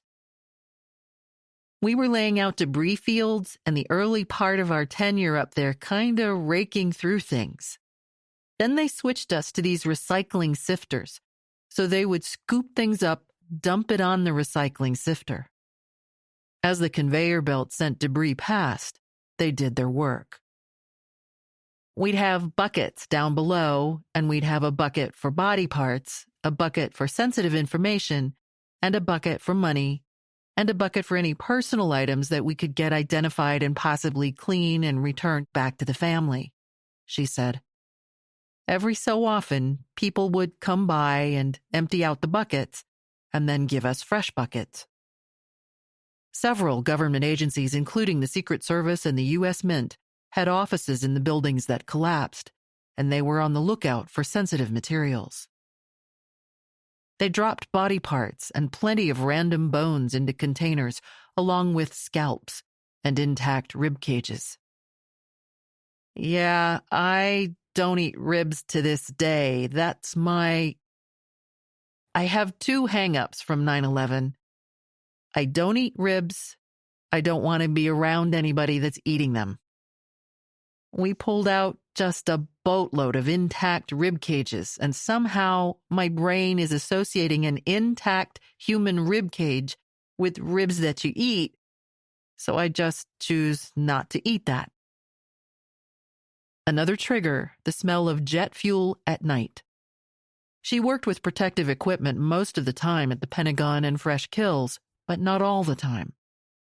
Now, she is one of the more than 70,000 people in the World Trade Center Health Registry, tracking the chronic and fatal illnesses and mental health recovery progress of first responders, victims, and survivors. Federal and local assistance includes free mental health counseling and medical screenings. Most people working at the FBI and other responding agencies during that time have now had colleagues who've died. Leslie is no exception. Aware that more than 24 FBI agents and professional staff who worked at the crash sites have already died, she knows doubtless more will follow from resulting cancers. The work at Fresh Kills hardened and matured Leslie. Her idyllic life in the upper Midwest now was only part of her being. The carnage of war scarred her, but it emboldened her, too, to not let anything or anyone step between her and the victims she swore to protect. Everyone talks about taking care of victims, but at Fresh Kills, every item Leslie touched was not an item, but part of a victim. It wasn't enough to avenge their deaths. These silenced victims deserved the tenacity of every living person who could speak for them. It was a weight she simply had to carry after that. Living life became so important. She became more decisive, surer of herself, and returned to Milwaukee, an eager but no longer naive mail clerk. Within a few years, she was in Quantico, Virginia, training to be a special agent. And if that wasn't surreal enough, she soon found herself walking through the same gun cleaning room and running the same trails actor Jodie Foster traversed while filming Silence of the Lambs. By 2005, Leslie was a newly minted agent in the Detroit field office. Though she could have been assigned anywhere in the country, she was pleased with that ticket. The farm was a 6-ish hour drive depending on traffic in Chicago, and that always traffic-filled highway drive around the south end of Lake Michigan. Winter provided a bit of an extra challenge with the blowing wind and additional lake effect snow that often covered the highway. Her parents helped her pick out a house to buy, and remodeling the new home brought the Larson construction team back together again. ERT work quickly overtook her desire to work investigations. ERT work is considered an ancillary duty, which means you work cases too, criminal and terrorism alike.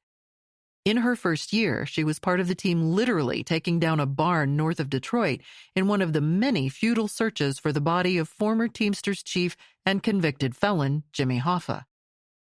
Though the office has searched many sites, the body of the celebrated kidnap victim has never been found. When search warrants were being executed or a team call-out was necessary because of an agent-involved shooting, Leslie was out the door. Leslie's organizational skills and self-discipline made her shine. She played tennis incessantly to make it on the team. She volunteered for everything to make her agent application as strong as possible. When she didn't have enough to do at the Pentagon disaster site, she joined in on evidence collection. In Detroit, she quickly became frustrated at the undisciplined and sloppy methods she felt were utilized by their ERT. She offered to lead training, relying on her own training to try to make the team more productive and professional. Leslie first took and then taught all kinds of training. ERT members need to know how to take photographs, to draw and to grid crime scenes, and complete paperwork. They collect bullet casings and fragments, drugs and drug paraphernalia, finger and palm prints, and blood and other body fluids. Evidence admitted at trial needs to stand up to courtroom challenges, demanding that it be gathered methodically and consistently, whether collected in the rain, underwater, in the snow, or from underground. Understanding how to dig up a body or anything underground is its own skill, so Leslie learned from the experts at the Body Farm in Tennessee, aptly nicknamed for its devotion to the study of human fossilization or human taphonomy. The Body Farm is really named the Forensic Anthropology Center at the University of Tennessee. It's led by 5 women recognized as among the best in the world at finding evidence of human remains that are discovered partially or fully underground. The center takes donated bodies and uses them to train medical and law enforcement professionals in the disciplines of body decomposition, remains recovery, and other areas, such as distinguishing human bones from those of animals. It was her first encounter with strong organizational leadership that was almost entirely made up of women. About 15% of the FBI special agent workforce was female at the time, and that number was well below 5% when counting only upper management. Michigan is the largest state east of the Mississippi, and about half of its 100,000 square miles is covered in forest. Geographically, the state is 2 peninsulas, referred to locally as the Upper and Lower Peninsulas. The UP was acquired as part of a land squabble with Ohio shortly before Michigan became a state in 1837. In the deal, Ohio acquired a small southern strip of land that included Toledo, and Michigan added the entire Upper Peninsula. Michiganders knew they got the better end of the deal. Leslie devoured the Body Farm courses and demanded more. She found another twist on dead body recovery in her home territory when she met Dr. Jane Wankmiller Harris at Northern Michigan University. Jane works with frozen bodies. Another female leading the way. Working in the Upper Peninsula, Jane is the director at FROST, an appropriate acronym for the Forensic Research Outdoor Station. It is the only other location in a northern climate dedicated to studying human taphonomy. Michigan's FBI office has always its share of bodies to dig up, and team call-outs are part of the team's activities. The Detroit team is often on the road since it has investigative responsibilities for the entire state of Michigan, a 650-mile trip from the southeasternmost point of the Lower Peninsula to the western tip of the Upper Peninsula. Leslie learned as she went. On Christmas Day, 2009, she and others were called to Detroit Metropolitan Airport to preserve evidence from the inside of a Northwest Airlines Airbus 330 after a Nigerian passenger unsuccessfully tried to set off chemical explosives sewn into his underwear as the plane attempted to land. The underwear bomber, as the case became known, is believed to have acted at the direction of a Middle Eastern terrorist group, something the bomber admitted when he later pled guilty and was sentenced to prison for life. Collecting evidence aboard a large jetliner in an airport and from passengers anxious to get home on Christmas Day was messy. The case was one of many challenges the team faced that year. It was a tough year, and they did some stupid things, she recalls, but they learned a lot. By March of 2010, the woman who eschewed management was promoted to lead Detroit's 24-member team, one of only 5 full-time ERT leaders across the entire FBI workforce, now of nearly 40,000. I called the team together and I had a town hall meeting, a very honest, raw meeting with the team, and said, let's talk about what we want this team to look like in the future. How do you want to be thought of? What do you want your reputation to be as a team? What do you want your operational tempo to be? What kinds of call-outs do you want to go on? Let's build the team how we want the team, and we'll go from there. Dedication and skills improved. They had to. When a train or plane crashes, it is FBI evidence teams that collect the evidence at the scene to support the National Transportation and Safety Board investigations. They are the only investigative teams working on all hazards, including shootings, bombing, nuclear threats, and other hazardous materials. Soon, Leslie had gathered a 40-member team, the third busiest in the FBI, who collects evidence at crime scenes around the world to be used in cases involving terrorists, drugs, bank robberies, and major white-collar prosecutions. Many team members have studied or even taught at the body farms, learning the intricate skill of pulling bones, skin, hair, fibers, and more out of dirt, mud, and even snow and ice. Eventually, the calls come not only for training, but for consults or assistance on challenging cases from seemingly everywhere. Hazardous materials specialists work alongside experts in print lifting, photography, and crime scene crime reconstruction. Now they are among the world's leading forensic experts, teaching at the FBI Academy, the FBI Lab, overseas, and at body farms in Tennessee and Michigan. Leslie's team remains in demand. Those nearby may say it's disgusting work. Those who do it say they love it. They dig bodies out of walls and cement, and once, in a particularly gruesome case, improvised to manage a nightmare when a search resulted in the discovery of hundreds of human heads, breasts, and other body parts in one building. Leslie has a deep bench and can call on many experts in forensic anthropology when any need occurs. Talents like the 5 women leaders at the body farm and Jane from the Frost Center. They bring years of experience to a murder investigation. As experts in human skeletons, anthropologists train to provide weighted options on whether a skeleton or even a bone may be from a person with certain attributes. They may be able to estimate the age of the person, as well as height, facial features, and many other things that may lead to an identity.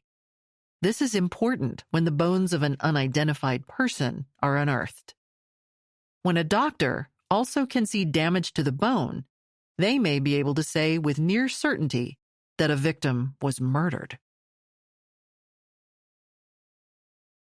The Pauper Dilemma. Most civilizations have taken the responsibility to bury the unidentified, the poor, the unclaimed. These places are known by many names: a cemetery, a potter's field, a pauper's plot, a churchyard, and a graveyard among them. The term potter's field originates from several references in the Christian Bible.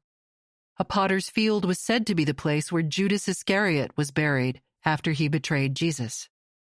The name has a literal meaning, taken from several references, including in the Gospel of St. Matthew. In ancient times, potters would dig for high-quality clay to produce their wares. The holes they left in a field were available for purchase. Ancient writings says that potters' lands were purchased to bury the indigent and unclaimed. The Christian Bible tells the story of this type of land being purchased using the silver Judas accepted as payment for betraying Jesus. Whether on ecclesiastical or government land, the dead were often looked after with a long-held belief that every person deserves a burial. Burial sounds ceremonial, though, so perhaps buried will do. It's a word representing the practicality as opposed to the magnanimous gesture. After someone dies, though, no matter the cause, religious beliefs, or wealth, bodies need to be buried. Death spreads disease, and disease begets more deaths. The quicker someone is buried, the better.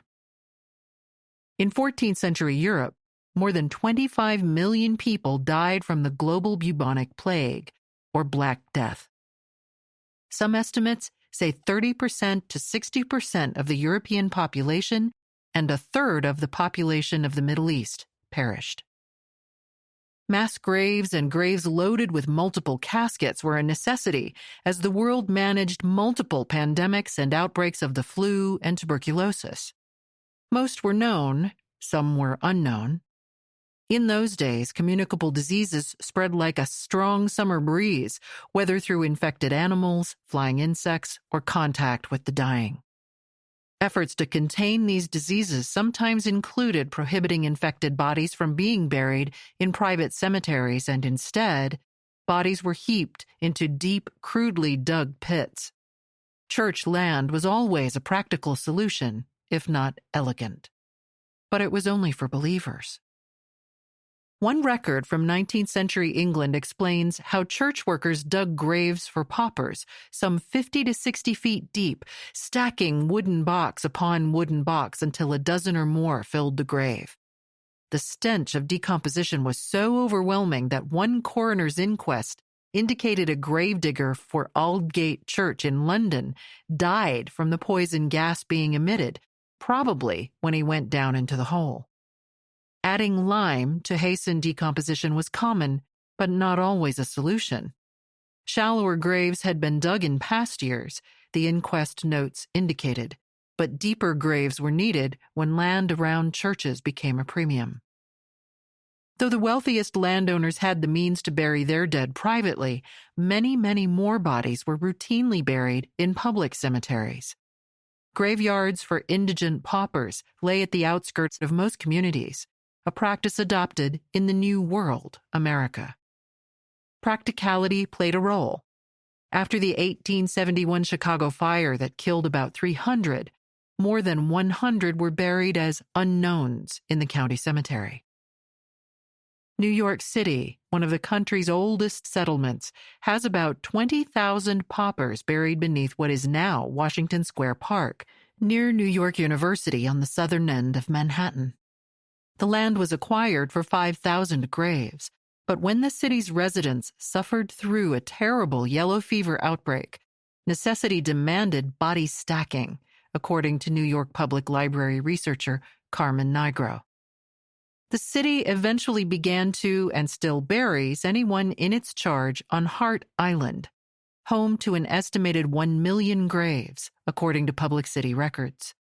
People suffering from yellow fever and tuberculosis victims were isolated on Hart Island, many who eventually died and were buried there.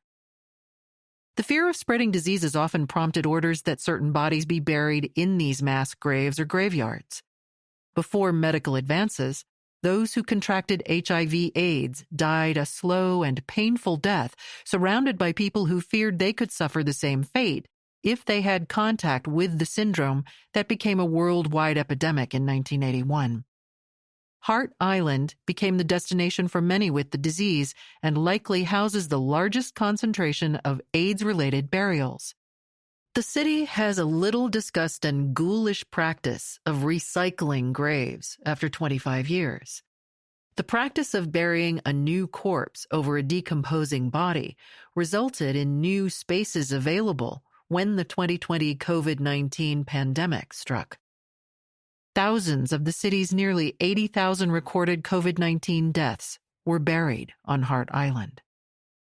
As organizations in New York work to identify and better track historical burials, one organizer spoke of the humanity to the Washington Post in 2020, saying, "Unclaimed doesn't mean the person was unwanted."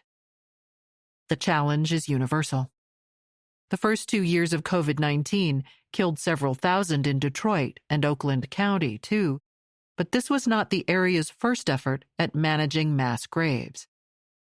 In the 1830s, Detroit had 5,000 residents and officials recognized swiftly that its 30-foot wide cemetery, the city's first, was filling too quickly. In 1834, a second plot was purchased during the midst of a second cholera outbreak that spanned 3 years. The 33-acre Russell Street Cemetery opened. One estimate tallied the cholera deaths at more than 12% of the city's population. No one knows for sure, however, as historical files indicate the cemetery records were lost or most likely never properly completed. This created the now too familiar problem of bodies stacked on top of one another, with few ways to identify or distinguish one decomposing body in a box or cloth bag from another. Few, if any, grave markers were placed, and little evidence exists to record even the most basic information, such as how many bodies were below, let alone the names of the deceased. The Russell Street Cemetery was located where today's Eastern Market is in Detroit, just 2 miles north of Shannon's office in DPD headquarters. When that cemetery filled, the mayor ordered it closed, and a 300-acre cemetery 8 miles downriver was opened that still operates today. Many cemeteries are a mix of identified and unidentified people. In New York, many identified people are buried on Hart Island, too. Sometimes a known person has no known relatives, and the city handles the cost of the burial. Other times, the family cannot afford a burial, or the person who died or was found murdered is unknown. The task of handling the body is left to the city. The same is true in Detroit and in hundreds of other cities across the United States. Many large U.S. cities, including Detroit, Chicago, and Los Angeles, initially built cemeteries on vacant land by the city center, only to find the city's growth demanded another plan. When hundreds of graves were ordered relocated from Detroit's 2 city cemeteries, historians acknowledged the likelihood that all were not accounted for in the move. Are some still buried where Eastern Market stands? One Detroit historian asked rhetorically in a local news story about the Russell Street Cemetery. Answering her own question, she added, "The probability is high that there are indeed still human remains there. Such is the case with any large city. All big cities are dotted with random buried corpses from centuries past, hidden under modern-day structures like skyscrapers and apartment buildings." As Detroit's population grew, the number of paupers' graves outgrew the first section of the modern county cemetery. Pauper burial operations were moved to the vast expanse of United Memorial. The nearly century-old cemetery boasts 108 tree-lined acres. Rich or poor, young or old, many buried have oft-forgotten stories. Among those buried using public funds, hundreds of Detroit's unidentified homicide victims have involuntarily joined identified paupers and the indigent in the truck that travels to this cemetery. Most were unceremoniously dropped into a dirt hole. It's hard to know for sure unless you go back into the ground and try to find them. News reports over the years show multiple lawsuits have been filed against the city, county, and Detroit cemetery owners after family members were unable to find gravestones they had purchased, were not allowed to watch the burial of their family member, or found missing or moved gravestones when they returned to visit. Many burial companies filed for bankruptcy. Detroit is not unique in that embarrassment. Once buried, there may be few records available to confidently assure the public who is buried where. Often, dirt roads worn down by use and aisle markers are only starting points. In many cemeteries, raised gravestones have deteriorated, been broken, or been moved. Some are removed to make way for flat markers that can be mowed over to reduce maintenance costs. When visitors to the cemetery pull off the gravel roads to move off the throughway, they sometimes drive right over markers and graves. Through the years, regulations have varied, with some requiring burials in a fortified vault, while some might be buried in a pine box or simple cloth bag. Graveyard management is a tricky business. Cemetery plots paid for a single person to be buried in a single spot underground provide fewer graves to manage. Though all cemeteries have those burials, many also have managed burials for the paupers, those who are indigent and those identified, including murder victims. Those unfortunates are often stacked on top of each other. Either way, for a century, paper records have been the standard tracking system. But paper fades, gets damaged, and gets lost. Modernization through digital records has helped some, but those in the ground now gain no such benefits. Unless someone marks a grave, for example, with a GPS coordinate, it is a hit and miss to go back and hope to find the same person you put in the ground. What might be found below ground has been impacted by the dedication or disregard of those running the cemeteries, exacerbated by the challenges of pandemics and plagues, shifting land, and changing government budgets. A lesson both Shannon and Leslie would learn soon enough. A box castle. The boxes surrounding Shannon's desk create a feeling of solitary confinement. Although the Detective Bureau has some tall fabric room dividers that feign privacy between groups of desks, her collection of files makes them unnecessary. The banker's boxes line the floor where her feet belong. Rows of boxes 4 high are behind her along a wall. They didn't start out all over her personal space, but she found that once she pulled an older file from the warehouse, it became hard for her to put it back. The office tells the story of a caretaker who believes each person deserves dignity, the right to be found, whether in the ground or still walking above.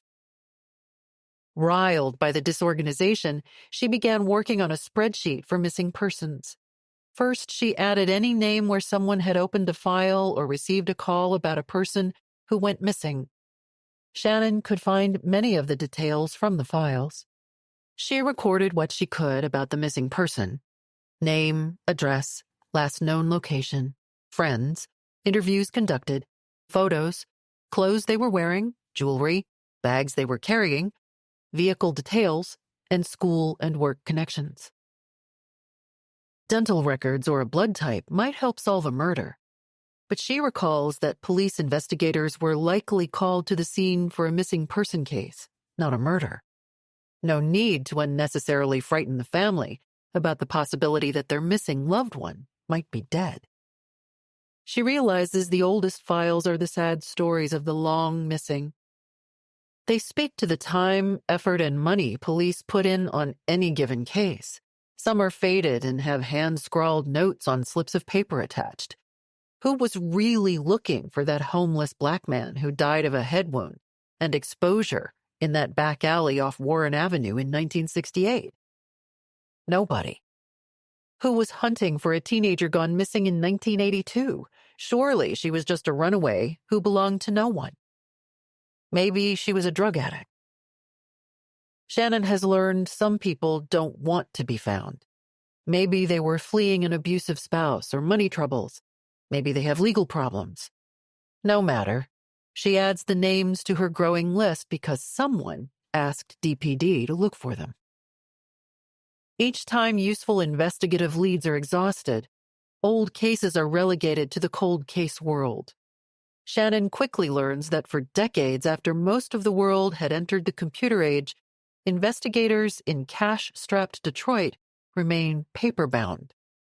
Investigators have no way to search electronically to see if some investigative clue found today might match a cold case from long ago. When Shannon's daily work involves an older case, she treks nearly 20 miles to an overwhelmed storage facility to paw through endless, dusty investigative files. The converted grocery warehouse is lined with 2 tall wire racks jammed full of all the Wayne County files, and not just those from DPD. Packed like sardines, they are reminiscent of the images from the closing scene in the first Indiana Jones movie. Each lead has its own challenges, and every case seems to need to be started anew. Sometimes other law enforcement agencies call to ask if their dead body is her missing person. Maybe it is something found in a pocket. She starts with the date the body was found and begins pulling her cold case homicides and missing person files one after another looking for any potential match around that date. It works sometimes, but not often. There is no process. When someone does come to her office about a long ago missing person, they want to know what's being done to find that missing person. But she knows that the truth is that all those cases are inactive and nothing is being done.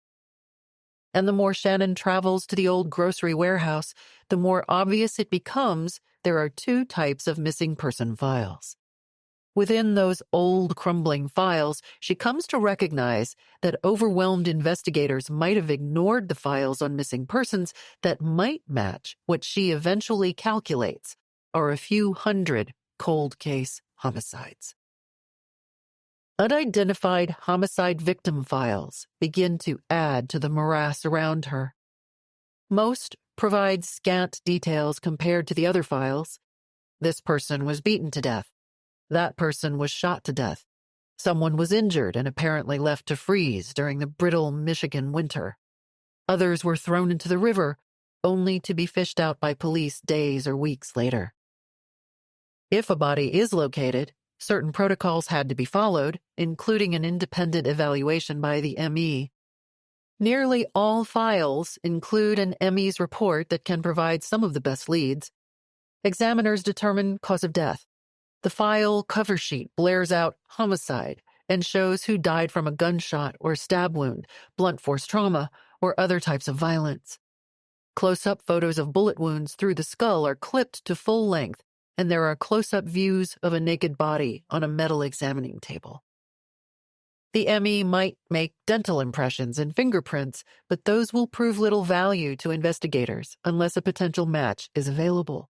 Still, the file might reveal some other useful investigative clues, personal possessions found on a body.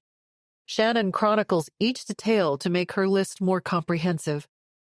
Where were bones and other body parts found? What type of foul play was suspected? The unsolved murders often date back to the 1960s or earlier and don't just involve adults.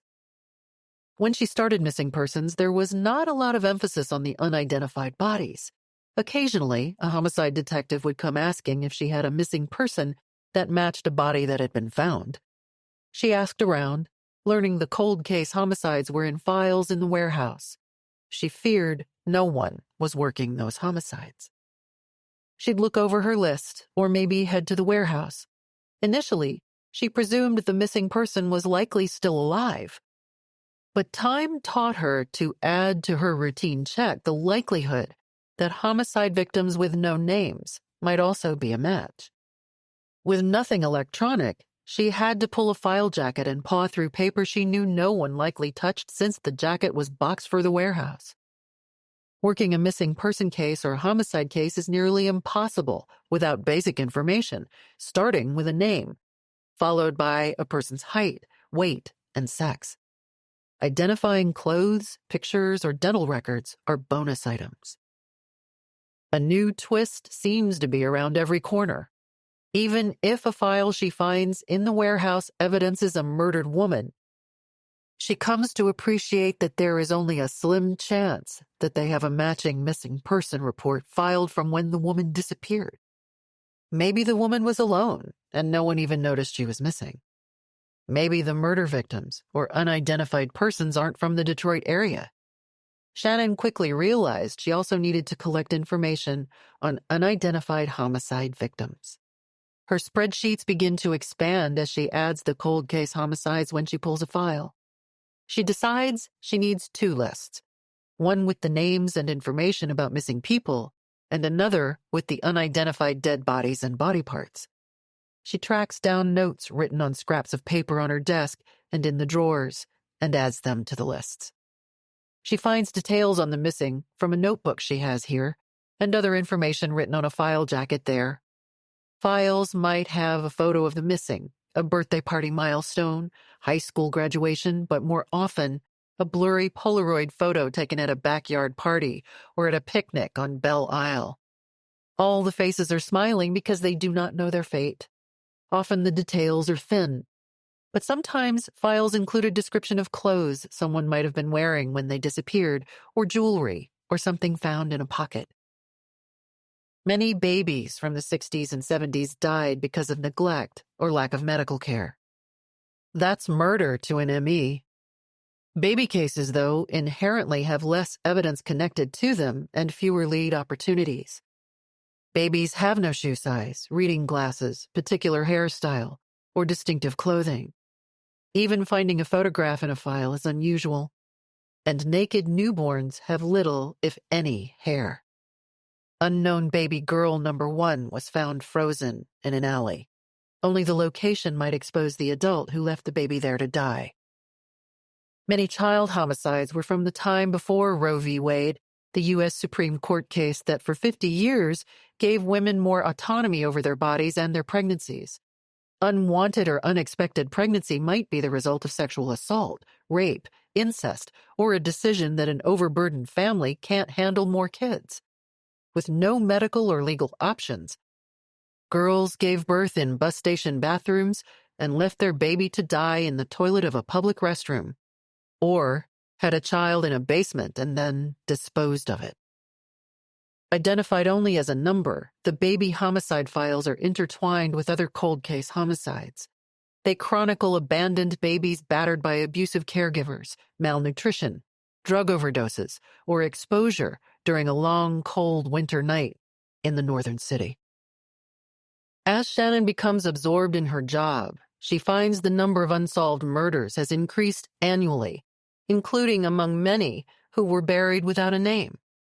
Now, hundreds of paper files existed, not just of her missing persons cases, but also of many unidentified people, many of whom are homicide victims. She thinks, where are these people, and are there still families looking for them? She is consumed by the thought of children who have a missing parent who has never been found. How devastating it must be for a person to come home from work and find the dirty dishes and unfolded laundry, but the loved one missing. As a child, she could be lost among the more boisterous boys and many extended family members. How fast would someone realize she was missing? She has thought occasionally. Her imaginary business card morphs from missing person detective to matching living and dead persons to their names. She begins spending her free time looking through the homicide files for the unidentified. They aren't exactly missing person cases, but they are homicides that needed to be solved, and the victim had not been identified. Some of those people might, in fact, match her missing person files. She begins to learn that these are the toughest cases. When police start with bones, even race and gender can be a challenge. Sometimes the entire body is found. Other times, it might be just part of a body, a foot, a hand. The anthropologist may tell you female, male, Shannon says. They'll try to give you some ancestry on it so you can still try to break it down, but unless somebody is really young or somebody is really old, you got that middle-age bracket where they can say this body is somewhere from 25 to 99 years old.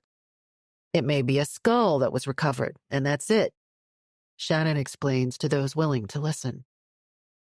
It's more common than you think, so I don't know how long that skull has been there. It could have been there 10, 20, 30 years.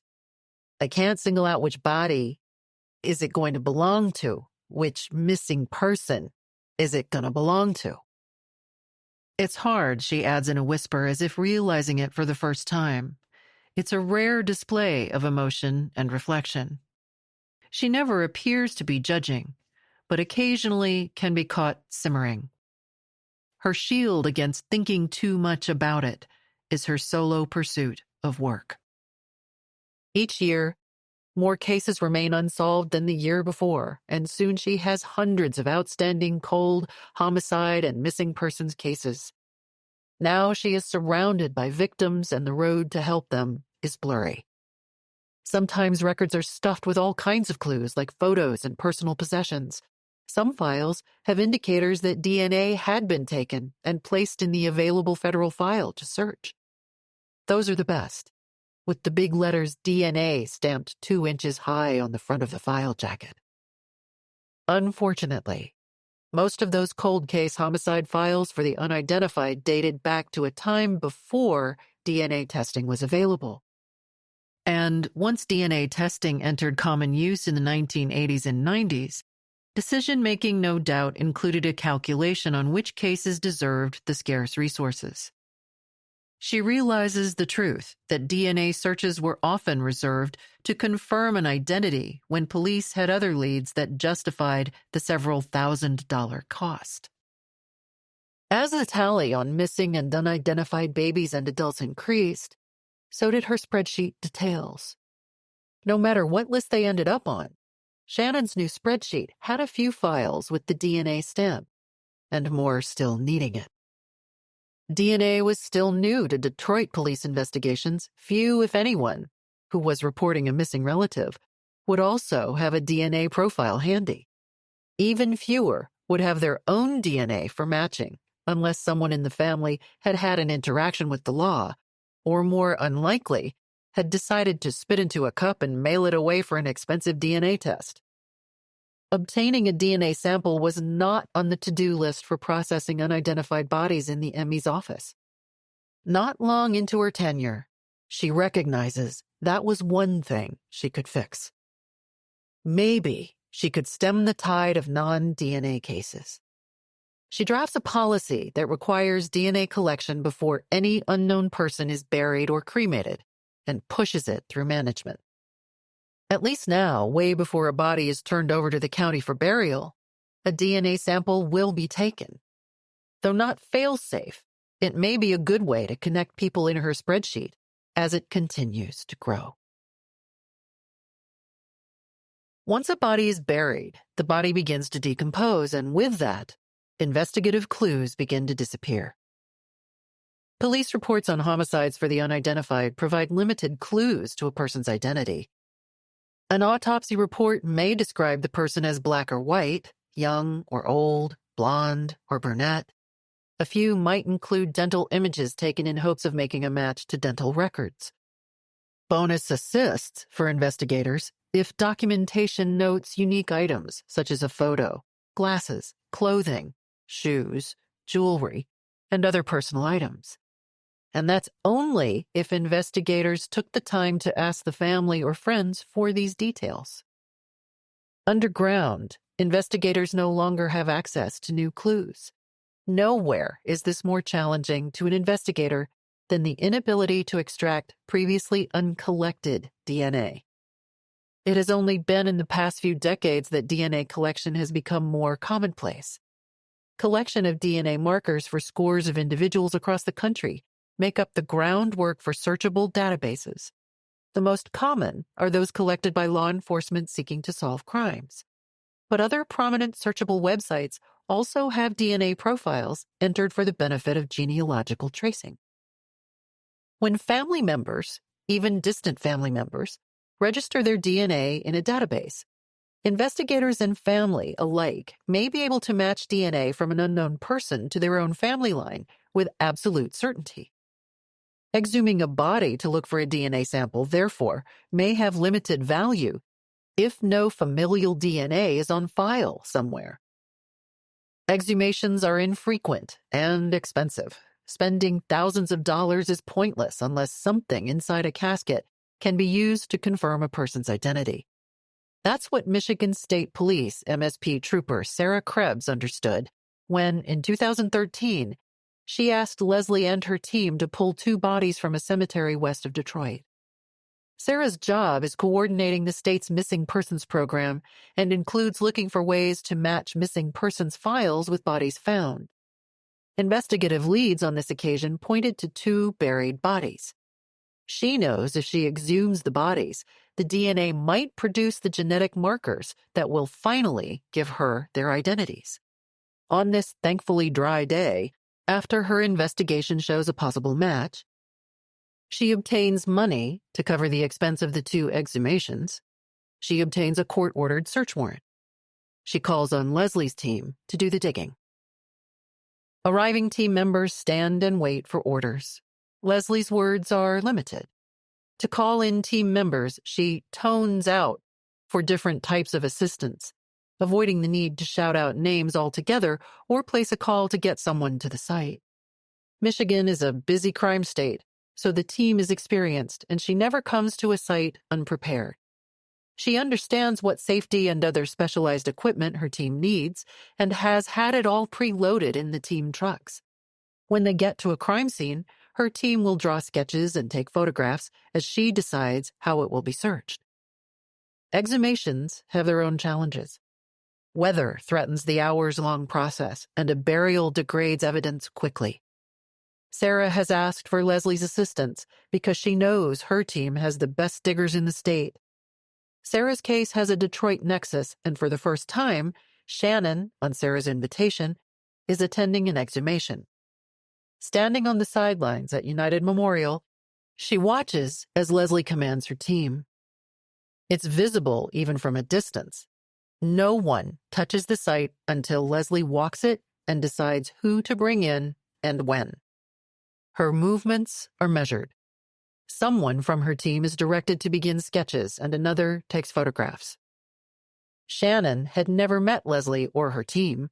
With equal parts squeamishness and intrigue, she watches as the team brings up long-buried body bags now filled with groundwater and a mix of bones and whatever might have been buried with the corpse. Exhumations have their own smell, Shannon learns. The forensic anthropologist who volunteered on scene reaches into the bag to try to find just the right bones in hopes of a DNA match. It takes a skilled hand to find the right bone, and forensic anthropologists study years to hone their craft. The right bone is one that might have enough material in it for a lab to find a DNA marker. Fingers, not so much. A single rib, negative. A femur?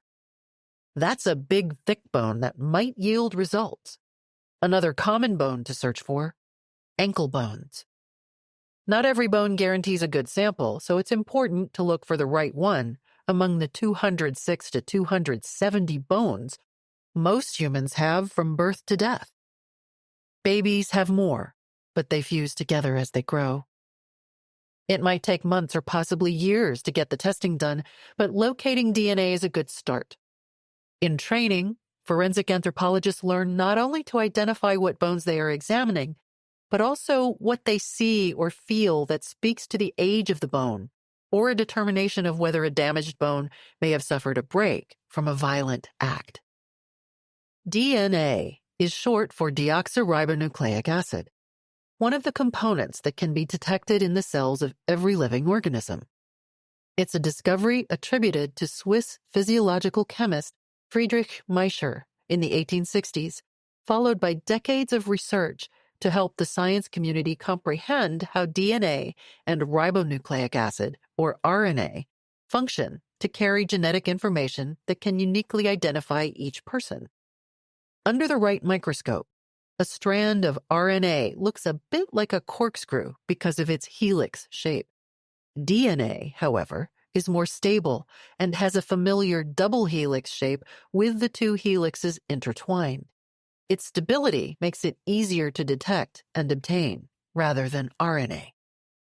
The discovery of the double helix structure is credited to molecular biologists James Watson, an American, and Francis Crick, an Englishman, as well as to the work by English scientists Maurice Wilkins and Rosalind Franklin. The three men were awarded a Nobel Prize for their work in 1962, but Franklin was denied the Nobel, most likely because awards generally were not awarded posthumously. She had died of ovarian cancer 4 years earlier, in 1958. Her death, at the age of 37, was a cruel irony. She had been researching the molecular structure of viruses when she died, research that eventually earned her research partner the Nobel Prize in chemistry. DNA research is the backbone of training now required for forensic anthropologists, and therefore, students study the work of many other scientists who provided pieces to the genetic puzzle, including Russian biochemist Phoebus Levine, Austrian biochemist Erwin Chargaff, American biochemists Linus Pauling and Robert Corey, American scientist Jerry Donohue, and British scientist Raymond Gosling. It was Gosling, a student working for Franklin, who took the first successful image of the double helix, famously known as Image 51. Research isn't just theoretical, it's a practical necessity. Long gone are the days when people were born, lived, and died in the same community. Global migration patterns through the centuries have mixed our human species, Homo sapiens, with such a variety of ancestries that no one is definitively from a unique subspecies, whether Asian, African, Native American, European, and Oceanian. We understand this because of landmark research performed by a team of global geneticists who worked from 1990 to 2013 to create a map of all the genes of our species, together known as the genome.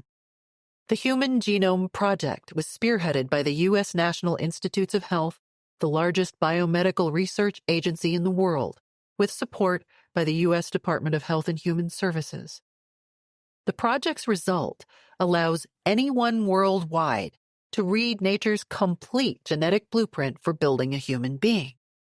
Their results eclipsed old theories in the world of genetics, and discussions about race, for example, were forever upended. The findings now aid the world's scientific community as it tries to better understand human health and disease. The Human Genome Project is ranked in importance to mankind, alongside Einstein's theory of relativity and discoveries such as electricity and penicillin.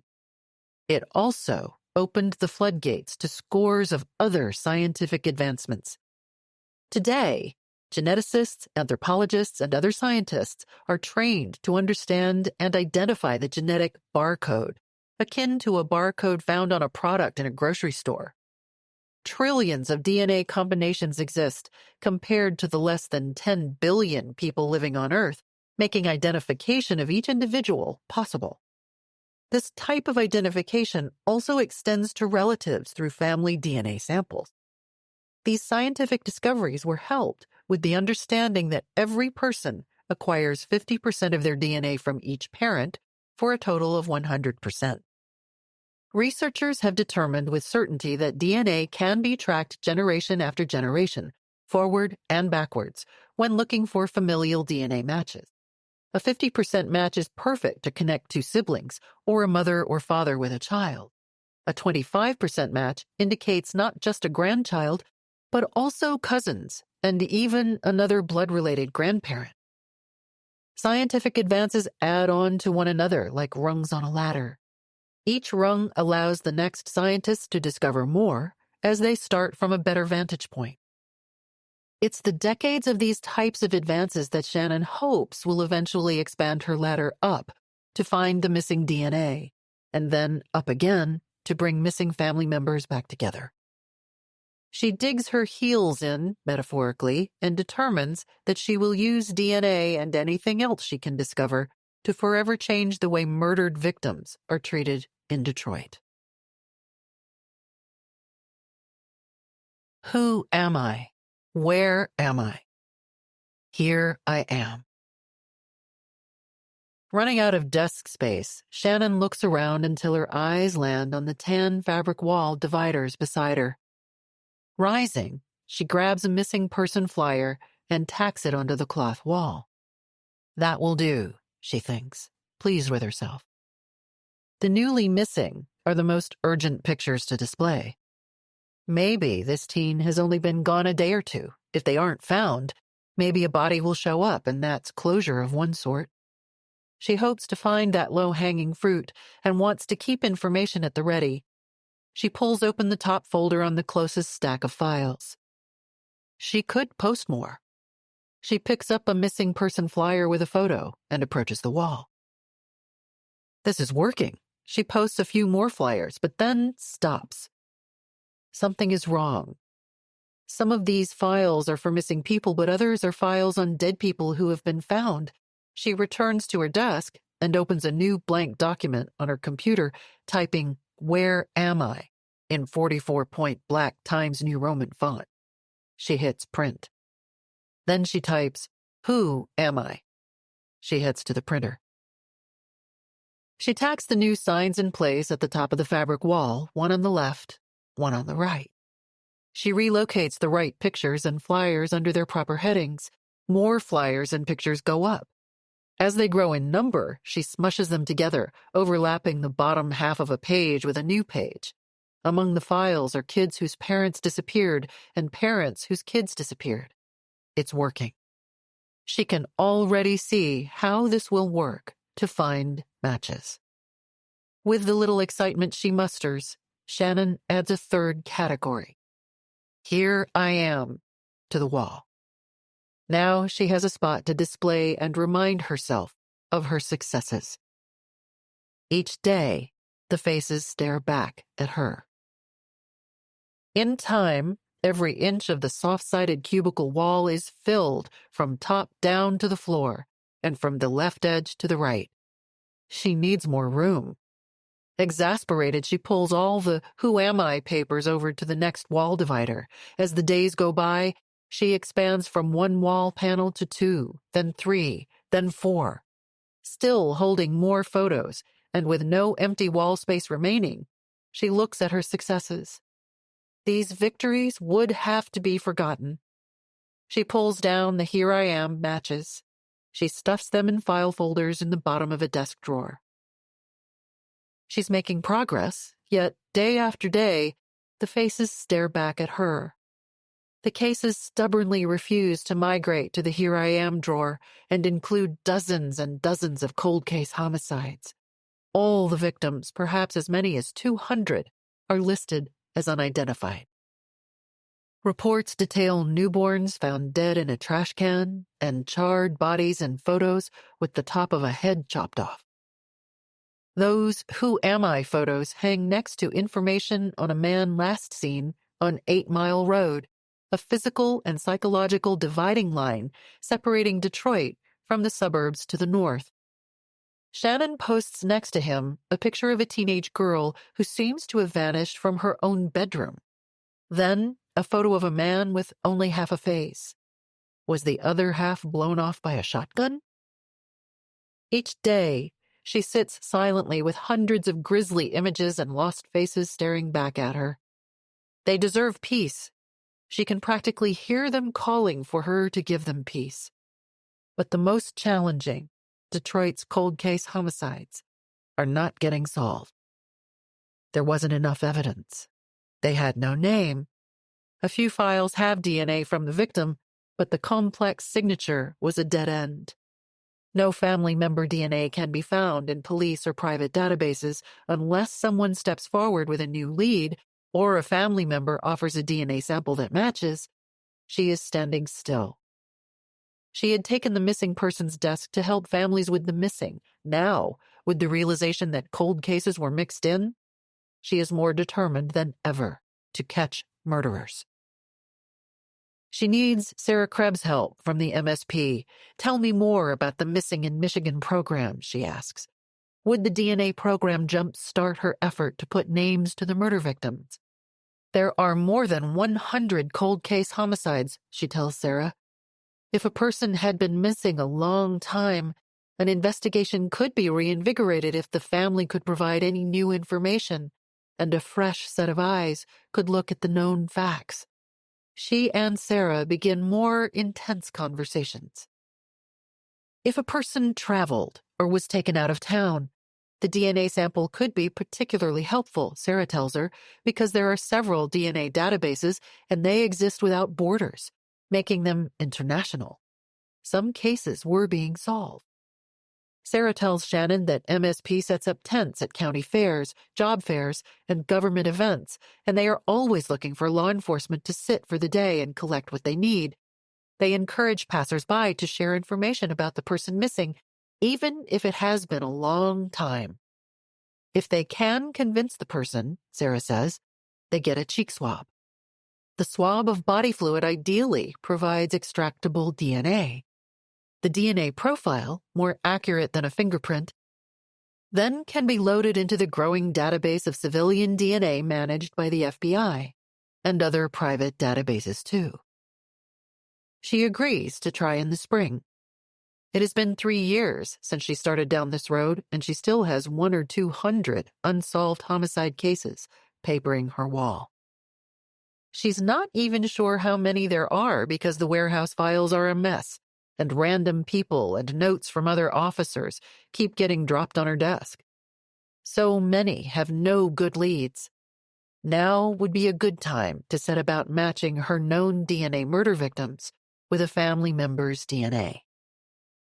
When the spring of 2016 opportunity arrives, she is there behind the school lunchroom table, hoping people will approach. She's not a chatterbox, so it's not her favorite spot to be. The day drones on with no takers, but a few who glance her way. She tries to smile. One lone person stops. A 30-something-year-old named Antonio, who reports a missing family member. She confesses that she doesn't know if a missing person file exists in police records. "Tell me what you know, and I'll start a new investigation," she directs him, hoping not to fat-finger her entries as she types on her laptop. She swabs his cheek and returns to her chair.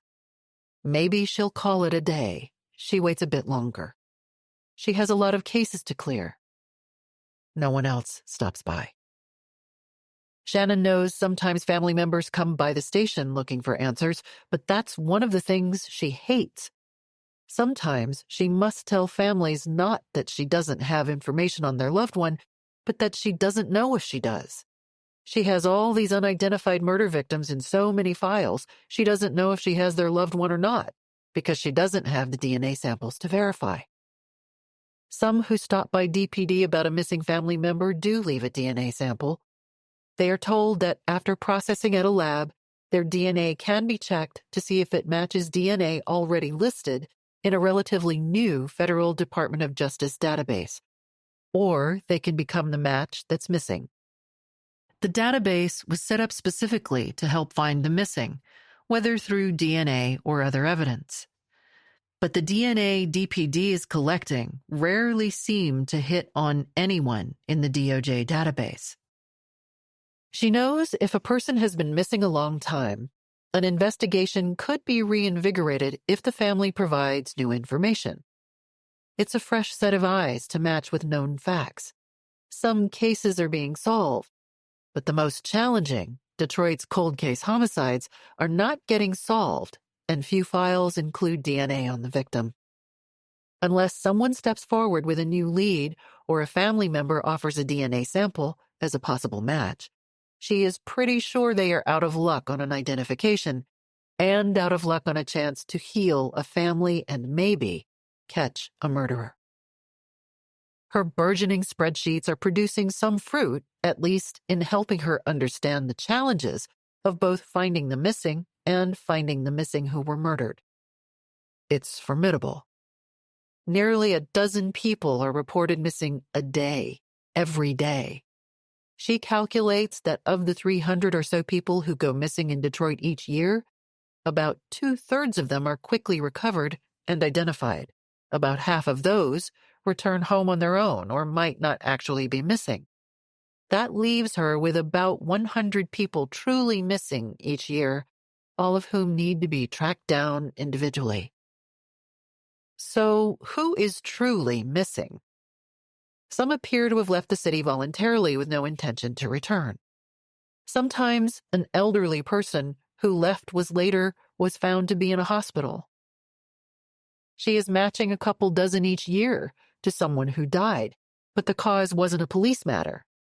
Maybe they died from a drug overdose or old age. Many, though, particularly those missing for a long time, are likely homicide victims. That leaves Shannon having to decide on what cases should she spend her time. She is fielding 3 or 4 calls every year where someone tells her somebody is buried on some land or in a building, but she can't just out and dig someplace. Digging requires a search warrant or permission from a property owner. Maybe the information is bad.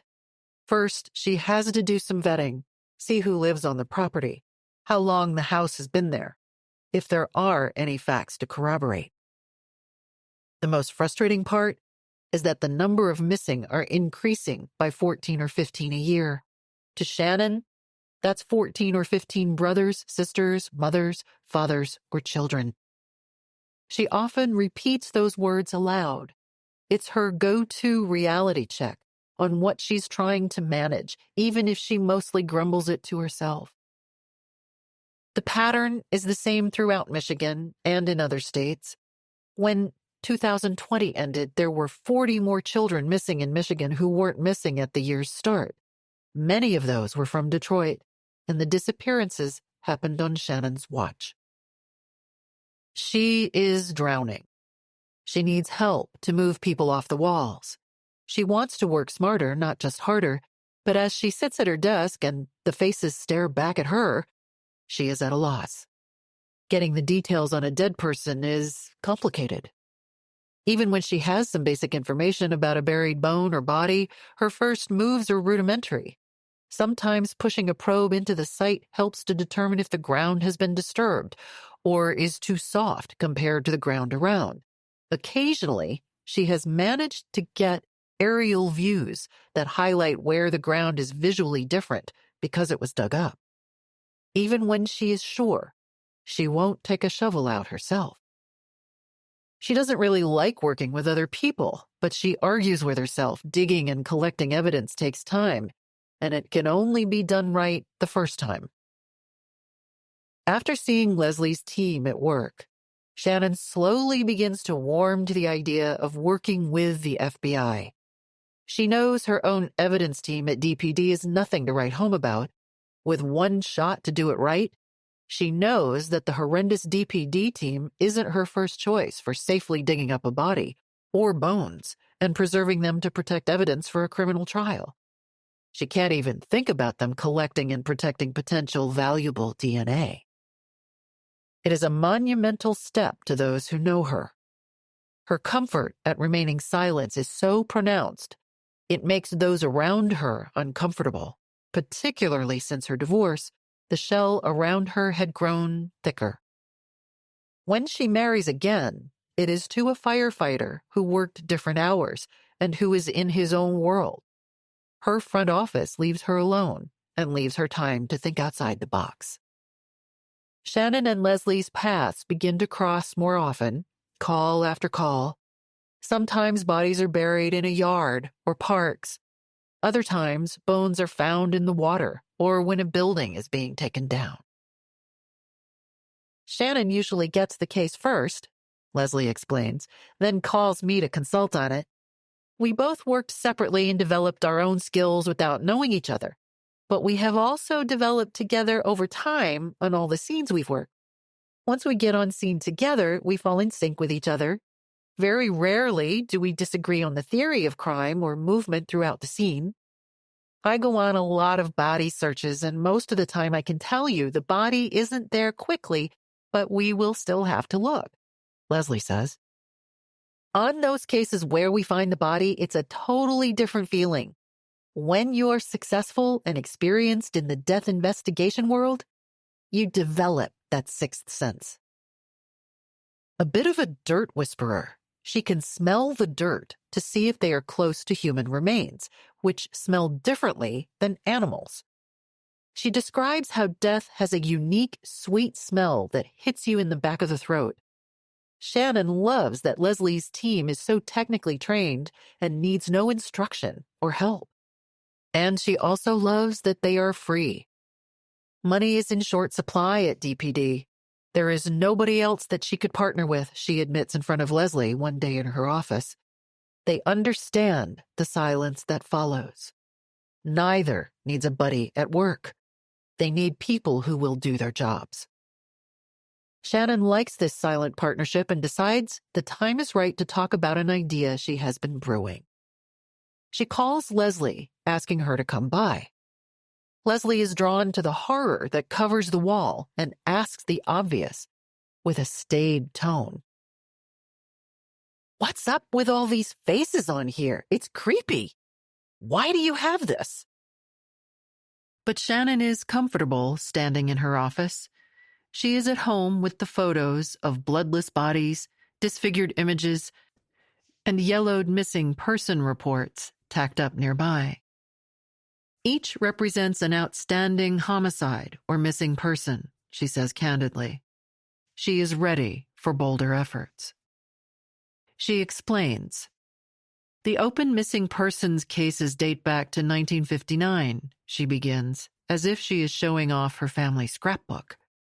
She estimates she is managing somewhere north of 250 open cases.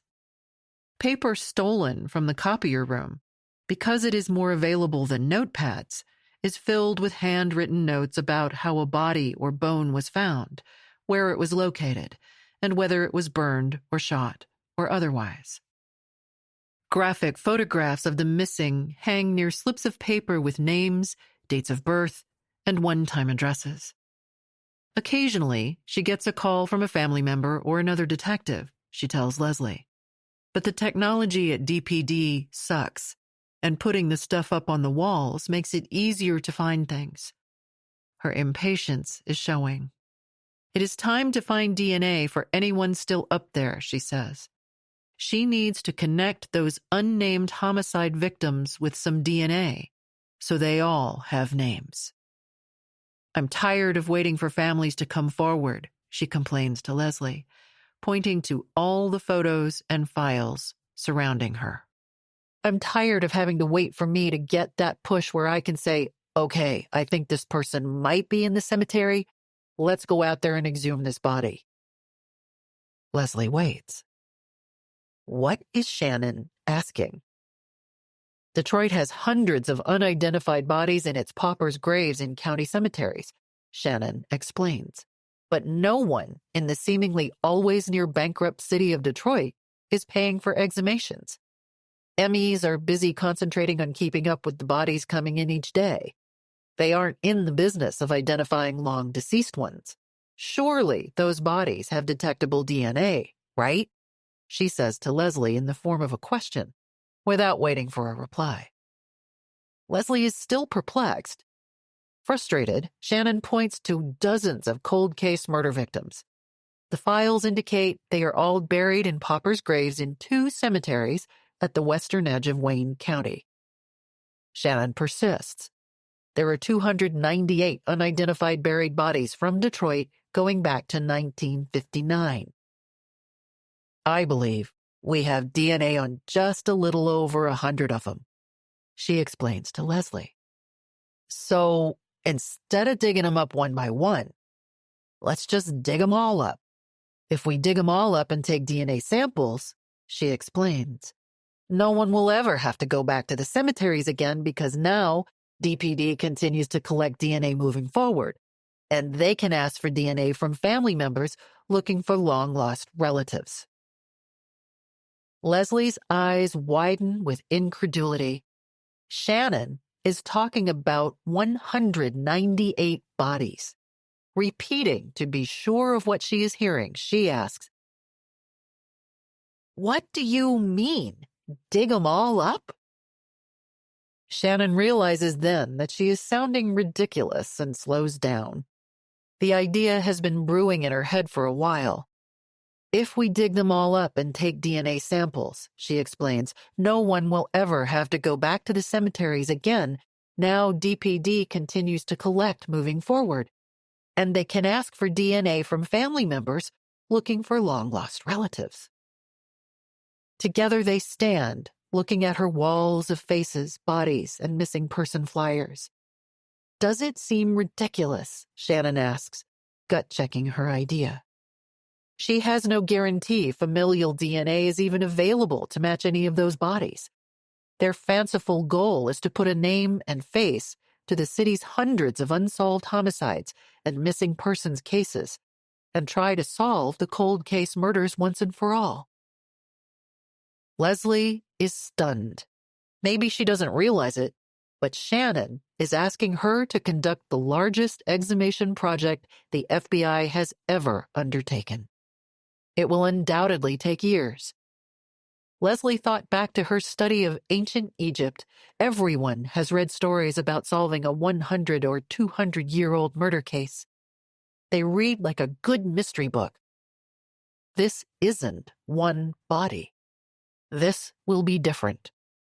If they start solving murders in more recent years, closing a cold case 15, 30, or even 50 years old, it becomes more than a good mystery book. The potential is evident immediately. Murderers might still be alive. Family members might still be alive, Shannon says aloud, alert to the conversation Leslie is having inside her head. I do like to dig, Leslie says. What's dead in the forest? Jody Barta walks through a clearing and into the thick stand of trees. Any lingering indications something might have been buried beneath have disappeared. Jody is a forensic anthropologist, the science of examining human skeletal remains which assist law enforcement investigations. She recognizes that their first task is the most onerous, simply finding the right place to dig.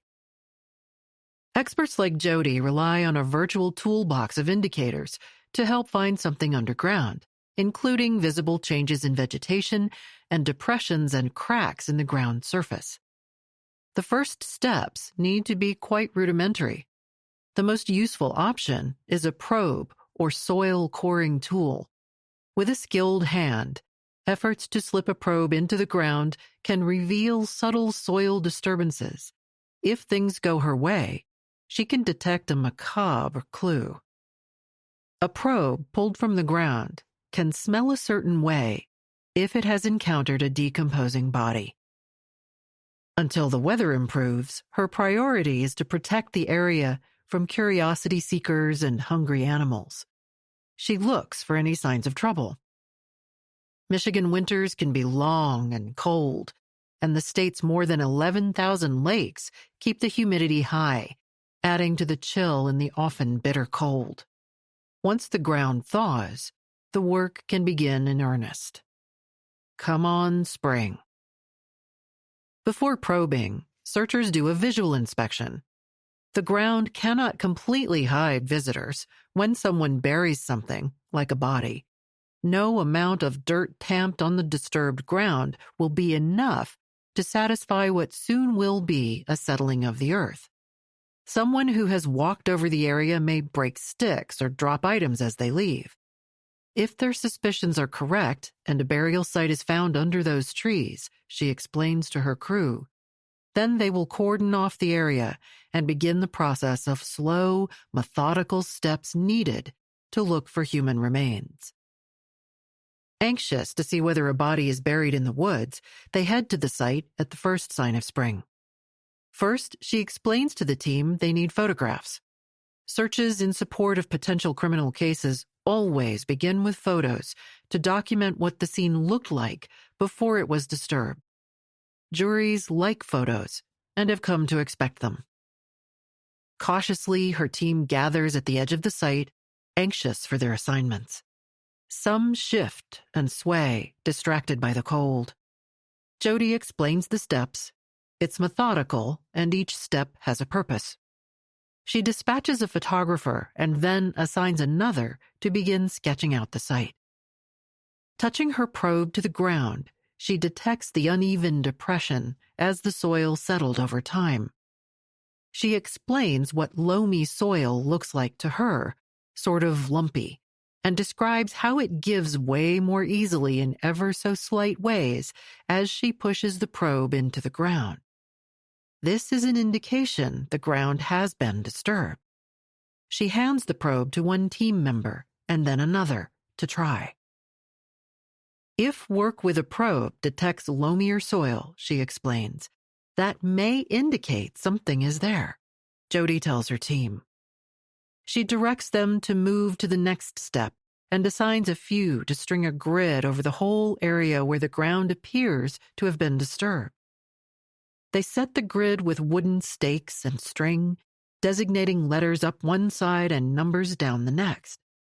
This bingo card system of locators will give searchers a quick and easily identifiable square to use as a point of reference for anything found on or under the soil.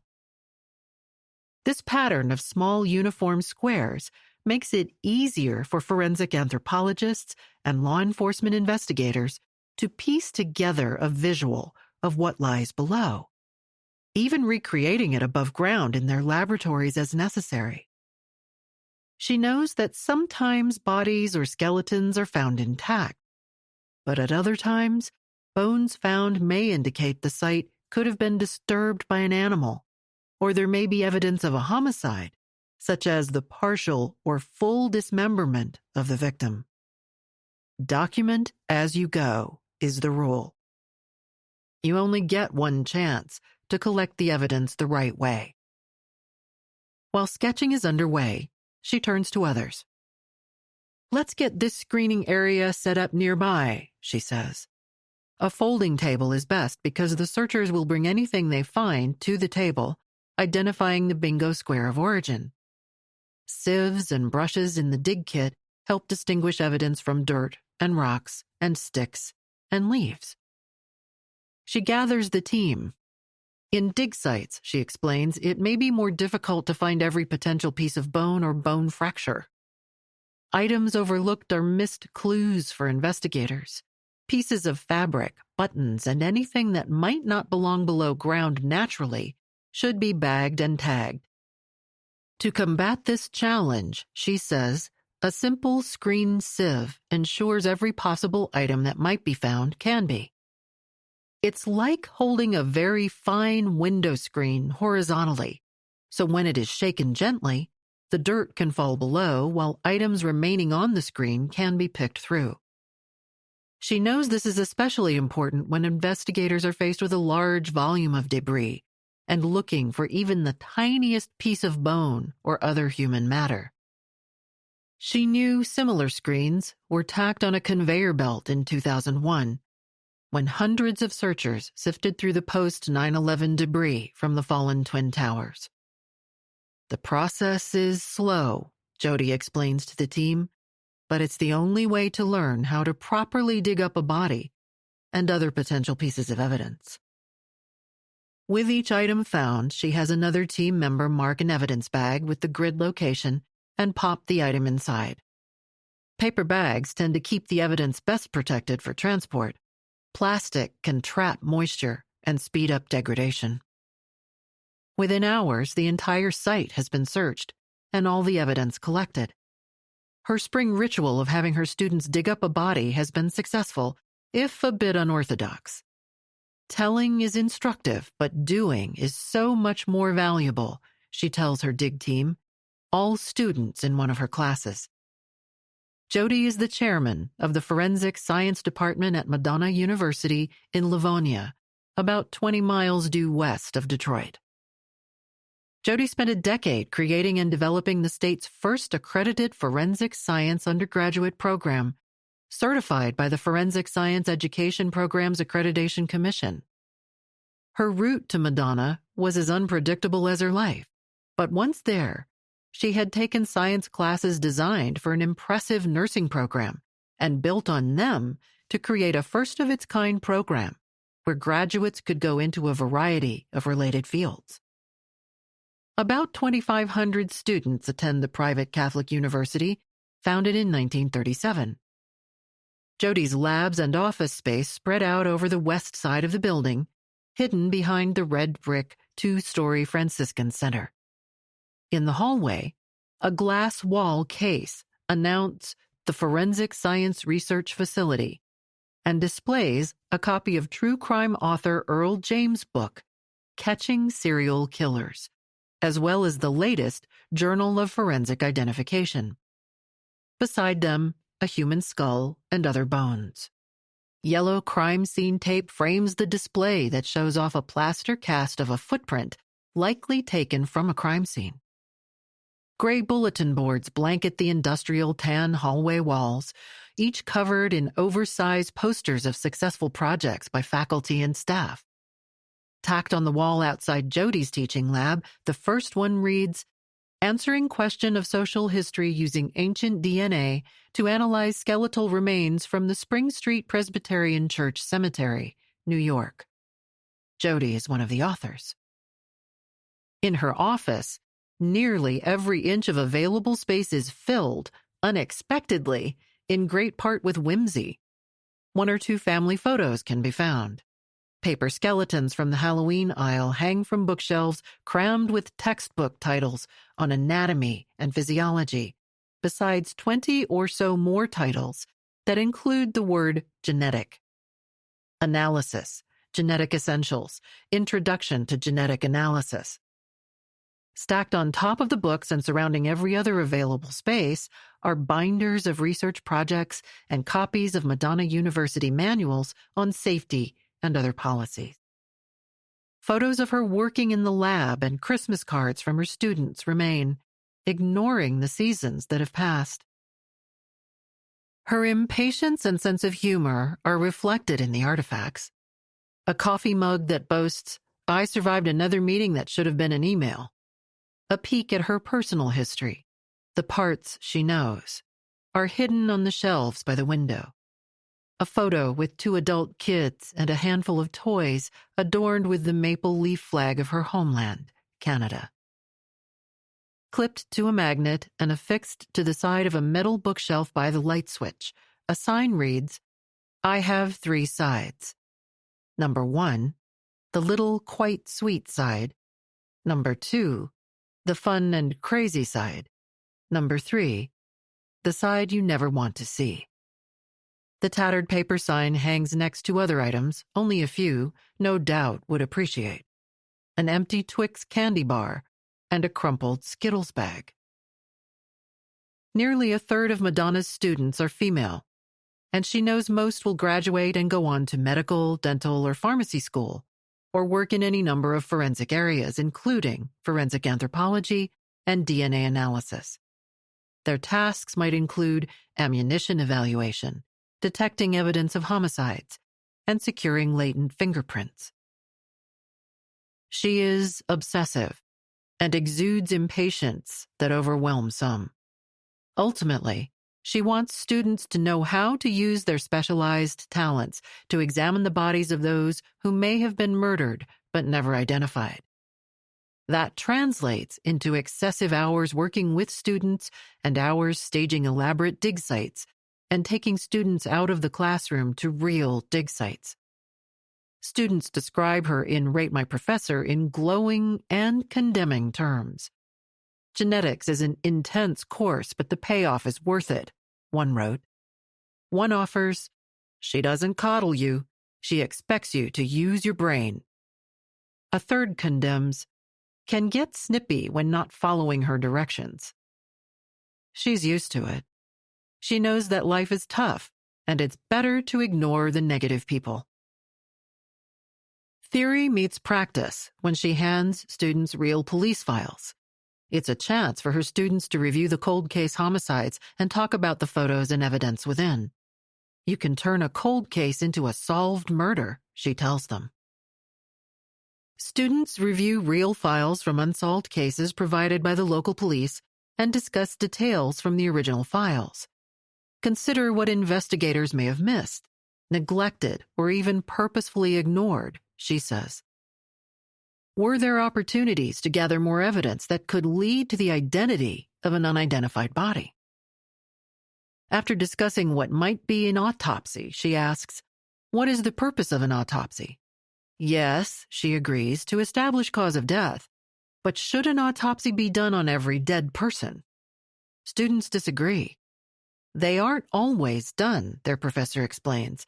"People under a doctor's care in a hospital have declarations from the doctor of the cause of death. People in car accidents may have obvious and severe trauma that explains the death. Other families refuse to allow an autopsy to be performed for religious or other reasons."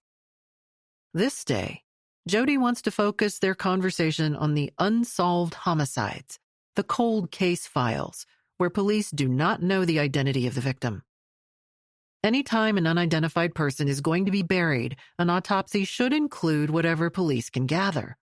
What will that include, she asks. Yes, photographs, fingerprints, dental records, DNA, they offer. Also, personal items, she notes, clothing, jewelry, contents of pockets, and things found with them. But looking at the files, students share what's missing.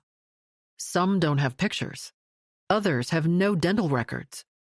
Why is a body buried in a pauper's grave with no dental images preserved? She asked them rhetorically. She expresses frustration at the sloppy work in some of the files. "Look at how many items are missing in this autopsy," she says. "Look at how few details are in the police report." Her students are young and likely don't remember a time when DNA wasn't around. They are learning to extract DNA using all the equipment around them. But she knows not every student will graduate and take a job in a lab, and she wants them to appreciate the entire investigative process. "DNA isn't necessary if a dental match works," she tells the class. She encourages her students to consider other ways a murder could be solved. This is why each fall, when the students aren't around, she shows up with her box of surprises. Assuring there are no onlookers, she moves within the forest adjacent to the school. She is careful not to break newly sprouting trees or small branches that would give away her final location choice. Forensic anthropologists don't usually lead a dig. They are called in to do the surgical work, the kind of work only they can do. But learning the entire process is invaluable to future job opportunities, as well as to fully appreciate the scope of an investigation. When she goes to set the stage, she carefully lifts and sets aside bigger branches and a few rocks. Next, the leaves. The leaves need to be pushed aside, but not buried. These things all need to be replaced, just as if an actual murderer had been there. Her site choice must take on some practical considerations. If she's too good, they may lose a day or two just looking for the disturbed site. Digging too deep could be bad, but digging too shallow might mean that the site does not survive Michigan's winter weather conditions, or a visiting raccoon, deer, or even a curious kid. The site needs to have the evidence spread far enough apart to allow students to practice digging and dusting and sifting, but not so far apart that pieces of a victim or evidence from the victim are never found. That's the fun part of the job. As she carefully places each piece of evidence, she needs to make a detailed map for herself. Though she has her own epic tale of memory loss, she needs good notes to make sure nothing is forgotten here. She concentrates on what was buried where. It's good not to forget as fall turns to winter turns to spring. She likes unearthing the buried body in the campus forest each spring because it teaches students how to do it, not just to study the process. She tells them that while police might be able to dig up a body, only a skilled forensic anthropologist can reach into a bag of bones with near certainty and identify which of the couple hundred bones they have picked up. Their pristine lab contrasts with the condition of her office. You could eat lunch on the table save for the reality of the location. That's driven home when she pulls out a blue-capped, clear 28 by 26-inch plastic bin. A piece of masking tape affixed to the side reads, "Tibiae and fibulae." Inside, about 24 bones of various sizes and characteristics have been carefully placed on bubble wrap lining the bottom and sides. The wall shelves have a handful of similar bins with different bones, so the students can analyze each. "This one is a right fibula," she says to her students, holding it up. Another shows evidence the bone was damaged after the person was dead.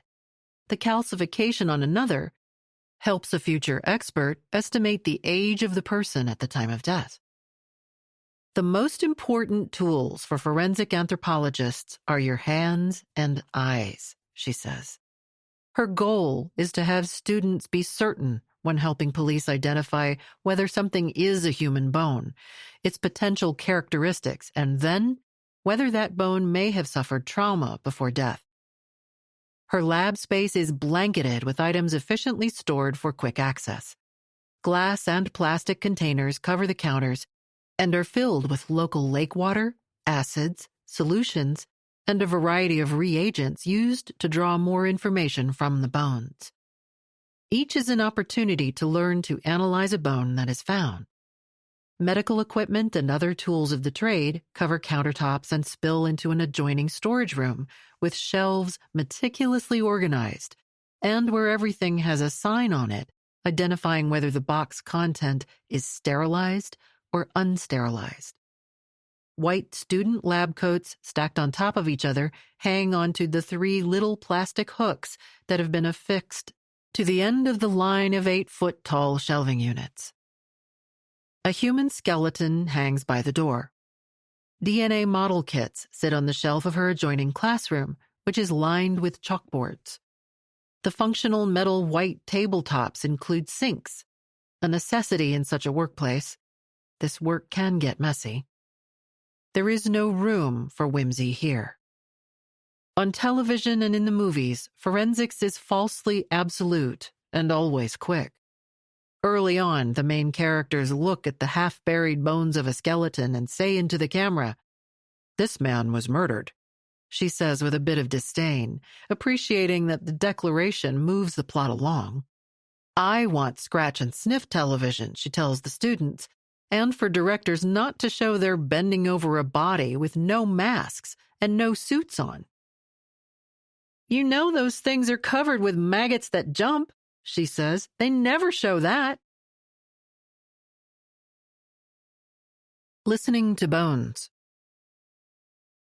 In class, Jodi's students learn more than book knowledge of biology and anthropology. She is teaching them to listen to what the bones reveal and to hear the bones.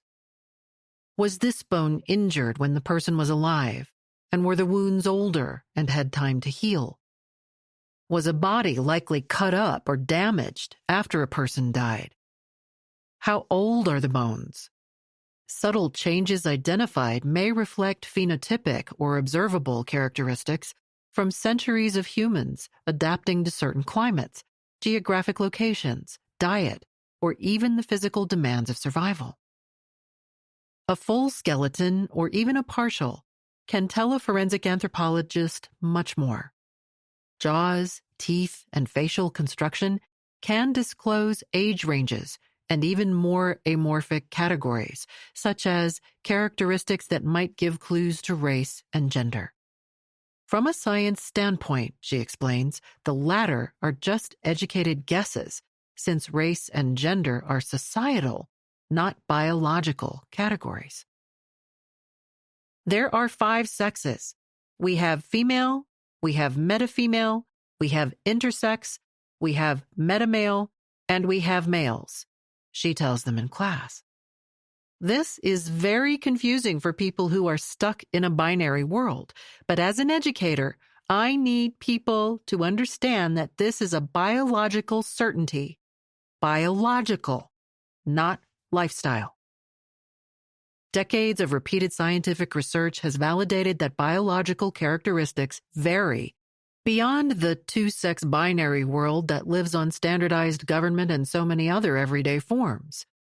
But for centuries, societies have varied in the way they construct gender roles ascribed to females, males, and gender-diverse people.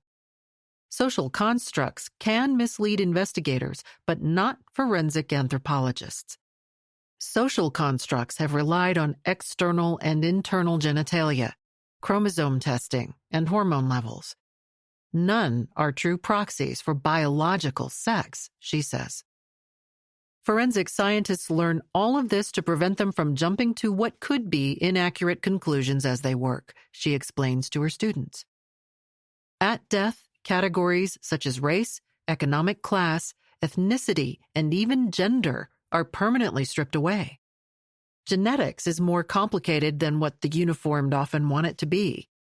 Only society categorizes people as Black, white, European, or Asian American. I'm a geneticist, she explains. It's important to understand that in genetics there's no such thing as race because race is a social construct.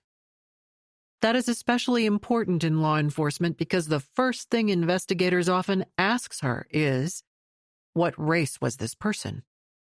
Well, you know that race doesn't exist, but what they're really asking is for phenotypic characteristics that will help to identify somebody, she says. explaining that these are the outwardly visible characteristics that have developed because of a person's environment. It's the reason the skin on the feet and hands is tougher, and how that grizzled old sea captain earned his wrinkles and leathery skin. Generations of people who have lived where the sun is most intense develop darker skin by increasing melanin in their skin pigment to protect them from damaging ultraviolet rays. I'm the person that gets them when they're skeletons, Jody laments. Bones are all the same color. White. After the results of the Human Genome Project were released, DNA catapulted to the top of desired evidence. The results changed everything for a world hungry to identify the anonymous. And for Jody and her students, it enlightens their understanding of priorities. Though all their training is important, Jody knows they also need to be proficient with the tens of thousands of dollars worth of DNA testing equipment in Madonna's laboratories. Maybe one of them would change the world around them, one test at a time. With every person getting 50% of their DNA from each parent, it's a certainty that a person who has a 25% DNA match is either a blood-related grandchild, grandparent, or cousin. In a world where everyone focuses on scoring 100%, she said, it's important to erase from your mind the number as being like the odds in horse racing or lottery tickets. 25%, that's really, really close because it's not a chance, she says. It's a sharing of 25% of your DNA. Understanding this helps explain why trouble brews when people too closely related by blood have children of their own. One needs look no further than the impact to European monarchies seeking to protect their bloodline, she explains. That's why people went mad. It's Darwin's postulates at play. Jody's love for her students is a mixture of tough love and believing more than they do that they will be successful and can change the world. Her students learn that at the end of the day, when things become too genetically intertwined and harmful, the organism becomes sterile. For example, in the 17th century, the Spanish Empire lost its direct royal bloodline when King Charles II of Spain was the only surviving child of his mother's 11 children. He was born malformed and surely sterile, she said. She shows them, with some pride, an excellent figure that delineates how King Charles II of Spain was more closely inbred than if his parents had been brother and sister. Genetic history lessons are fun, but Jody loves to give her students opportunities of hands-on experience. That's why working with police, reviewing files, and helping on digs is so valuable. She has clocked many hours with the Ontario Provincial Police and the Hamilton, Ontario Major Crimes Unit from her native Canada. Her bone picker role has placed her in the middle of cases and exhumations for years. Sometimes it's for the local police, sometimes state, sometimes the feds, and sometimes for those organizations who just pursue missing persons. Jody knows the local FBI agent in charge of digs. They met when Leslie showed up with a femur bone that needed a home. Police investigators in Texas had determined that the bone belonged to a man who died in Texas, but was originally from Detroit. He wasn't a good person, Leslie told Jody, but the man's sister has contacted her asking, "Can you do something with this?" so that he could be of use in death, though he was not in life. "Could you use the bone in the classroom?" Leslie asked, which she received a quick yes. It was a great resting place for a not-so-nice person. Working with police is an opportunity to create a well-rounded program, and so she builds time for them to get out of the classroom and work with the Michigan State Police and several local police departments, particularly Detroit, into her curriculum. To help police solve a homicide, she tells them, you need to understand police work and police files first. Your value isn't just as a forensic anthropologist, but also as an outsider. An officer's implicit biases may result in an investigator assuming someone is a runaway or street person, prompting them to do little follow investigation. She's seen this in cases involving those victims who are historically marginalized and underprivileged. Because of such established views about race in the U.S., Jody finds it particularly important to have her students explore mistaken assumptions. Sometimes the toughest case may be unsolved because investigators' perceptions are clouded by false assumptions made about the victims, she says. They may see a Black teenager and say, probably involved in gangs, probably doing this, probably doing that, probably ran away, blah, blah, blah, blah, blah, she says, mimicking what she's seen in the files. In exactly the same way as, oh, that teenager is engaging in prostitution, she's a prostitute, let's charge her. Look at the files with a critical eye, she says. You can tell by the questions asked and the work done, or more importantly, not done, if assumptions might have been drawn because of the race of the body found. And it's not just about race. It's also reflected in the way cases are handled involving women, those socioeconomically challenged, the lesser classes. Historically, there has been a hierarchy of value put on human lives, particularly in law enforcement, she explains. It's a classic narrative often applied to those who police encounter. Forensic anthropologists seem to have earned their minor degrees in the skill of explaining this to the masses. Wayne State University's Dr. Jamie Lee Kim, who also would eventually join Shannon's efforts, explained to the Fall Line podcast audience that even though ME records might identify 3 people as number 1, number 2, and number 3, the cemetery workers might put them into the ground in a completely random way, leaving no way to tell the 3 males apart if they were buried on the same day. This carelessness reflects the value given to the marginalized in society, she says.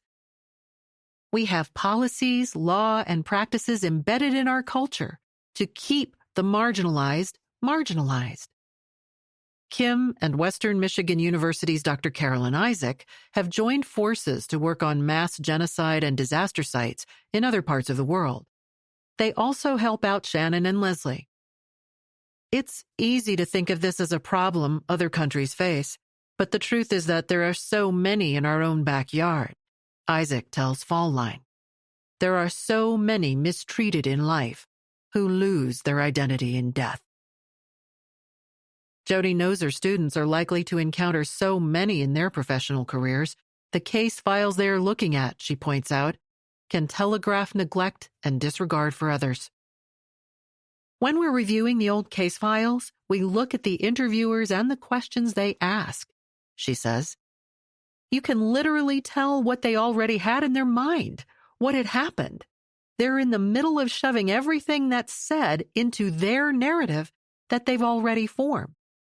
That's not to say that men are not empathetic, she points out, hoping not to discourage the male students. But there are narratives that have been going on for a very, very long time in law enforcement, in the same way that you would charge a 17-year-old girl with prostitution and let the John go. Those are trafficked victims, but the narrative for so long has been one way. She has worked with many investigative agencies and police departments. Perhaps that was why, in what seems her wise old owl style, she began to realize requests for her assistance from police were often from women and women-led teams.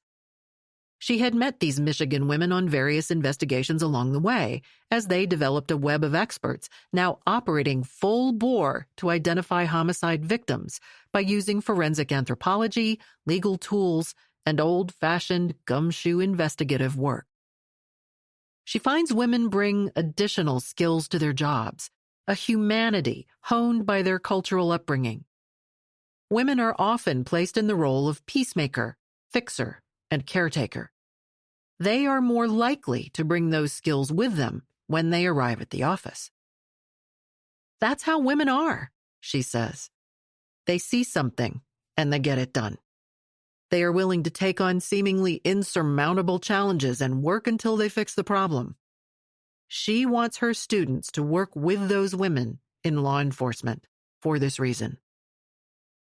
Jody has worked with so many of them, Shannon and Leslie and the other forensic anthropologists, including the women who run the body farms, are all women working on the most challenging cases. When she needed a prosecutor for the search warrant, Shannon turned to LaDonna, ready to step in and commit to the workload needed to dig up a couple hundred bodies from the cemeteries. I think that Shannon and Leslie especially are very aware, being women in law enforcement, of the narratives and some of the goals, Jody explains during a class break. They recognize there can be a disproportionate impact on people of color, women, and the marginalized that impacts a disproportionate number of those who are murdered and those who are buried in paupers' graves. It's an awareness of the narrative that men in law enforcement just don't or maybe can't understand, whether it be color, background, socioeconomic status, all of those things, or past drug use, she says. It's exactly the same as somebody saying all lives matter. Yeah, no, duh, but white lives have always mattered. That's not the question, right? They're trying to tell you that Black lives also matter. We have to change that narrative and start to really think about the value of these women and girls who have gone missing, and the ones that were put into places like these cemeteries without being identified. As women, we do understand the narrative, she says, because women have historically been part of the lesser classes. We are not happy with it, but often men don't even recognize it. That's the beauty of privilege, because privilege is when you think of something as a problem only if it's a problem for you. Helping her students appreciate what was considered the standard in past decades is a way to better appreciate how assumptions about victims have occurred. Imagine the societal pressure for police to look for a missing white cheerleader whose dad is the bank manager, compared to the deafening silence of public outcry for a missing indigent minor of a single Black mother working in a grocery. It begins with the false narrative about why these people ended up on the street. It's so evident when the assisting forensic anthropologists, MEs, and coroners review files. Those groups, too, historically male, may make the same assumptions law enforcement makes, and the file discloses that. It's an insulting and veiled disguise to diminish the life lost, she adds with disdain in her voice. I don't want to shit all over law enforcement, she says. I really don't. But we have a framework within law enforcement that follows this might is right philosophy. I'm the authority. I tell you what's right. We need to critically think about what the value of human life is, and the factors that contribute to this hierarchy where one life is more valued over another. The disparities that these people suffered through during their lifetimes breaks my heart. She appreciates how a life can simply disappear. She is compelled to stop that where she can. So, when Leslie and Shannon called, the answer seemed obvious. Could she and her students join in as the FBI begins its largest ever exhumation of a couple hundred bodies?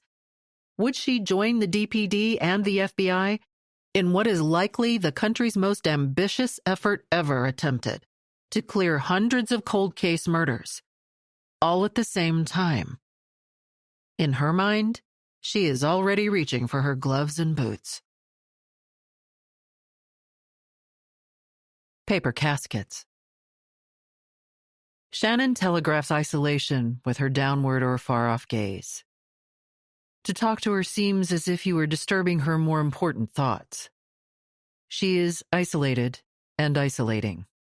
Putting the right team together will force Shannon to step outside herself. Leslie, too, prefers her emotions to be parked in the remote parking lot. She is painfully private until she knows you well. She dated as a younger FBI employee in Milwaukee, but rarely shared with her colleagues her preference for women over men. Law enforcement is a judgmental group. She eschews seesaw emotions, a childhood characteristic validated by years in an ambulance, and navigating evidence collection of murdered children or body parts of a victim blown apart by an explosion or a semi-automatic weapon's fire. Leslie's demand for action over words matches Shannon's. They understand, Leslie more than Shannon, that at times they need to project the facade of warmth and confidence for the public or their team. Both would prefer to be sitting alone in their own cars. "No screwing around," Shannon says to Leslie. "We're coming here to get this done, and that's it. We don't have time to talk." No small talk. To understand what she's about to tackle, Leslie joins Shannon at the Wayne County warehouse to survey the old homicide files that are gathering dust and taking up space. The warehouse stores police files, but also boxes of paper for several county offices, zoning, building, licensing. It is a maze of once important items now in varying states of disrepair. The former grocery has a high ceiling and file boxes are, at times, out of reach. Without a map, who would know where to look? It's not as complicated for Shannon.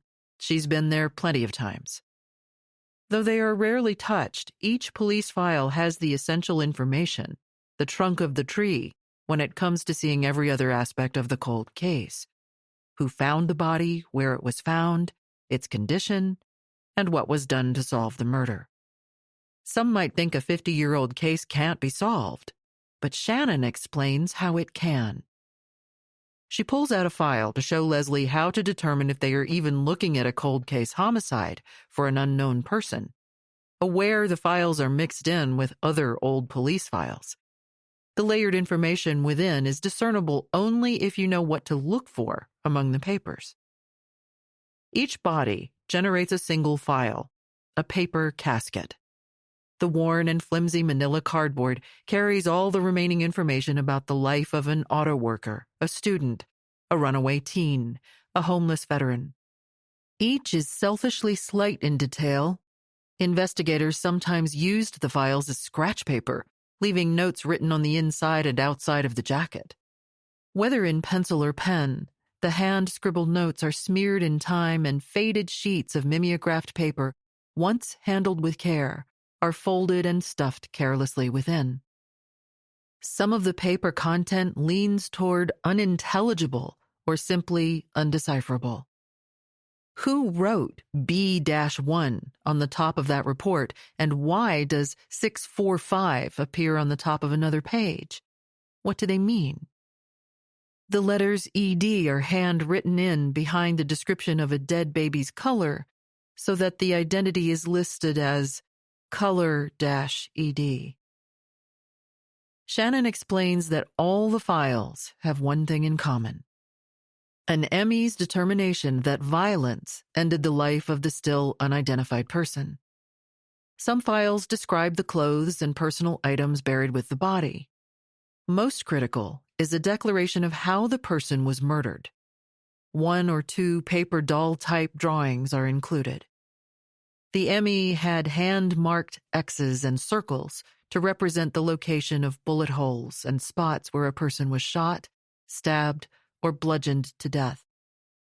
Some files include photographs that slap the viewer with reality. Half of a face on a skull. Dismembered body parts sitting in a recreated body frame. Where most of a body is found, Shannon and Leslie look at an expressionless face lying on a cold metal table. The dead files paint a vivid picture of a city's transformation from hopeful to helpless. She's been working missing persons for a few years now, and she knows the routine. One by one, she explains, she has been bringing files of the unsolved murders to her office to see if she can tie an identity to the person, or at least take additional investigative steps. Shannon is methodical. It's just a matter of going through the steps to pick out the files on the bodies they might be able to find in a dig, she tells Leslie. Ones that have the best hope of securing the prized DNA. Once the file comes to her desk from the warehouse, she adds details to the spreadsheet. Pulling these first details, she searches electronic files and looks for matching information. Something in a file might tie the dead person to somewhere else. If she needs to reach out to other local police departments, she does. Maybe the body was found on the border of a neighboring town. Maybe there is something with value found on the body that no one followed up on. She cross-checks the old files with newer information in Detroit's databases. Someone they thought was missing may no longer be missing. She realizes that, through the years, an egregious and systematic error occurred that impacted all the cases. Maybe error isn't the right word. Maybe it's an omission or just a disregard grounded in the calamitous reality of the city's historic policies. Detroit did not enter missing persons into any electronic database prior to 2010. Families may think there is a report on a missing person, a file that is being worked, but Shannon knows there is not.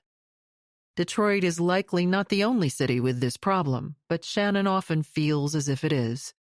If a potential lead comes into headquarters about a missing person, there is little they can do.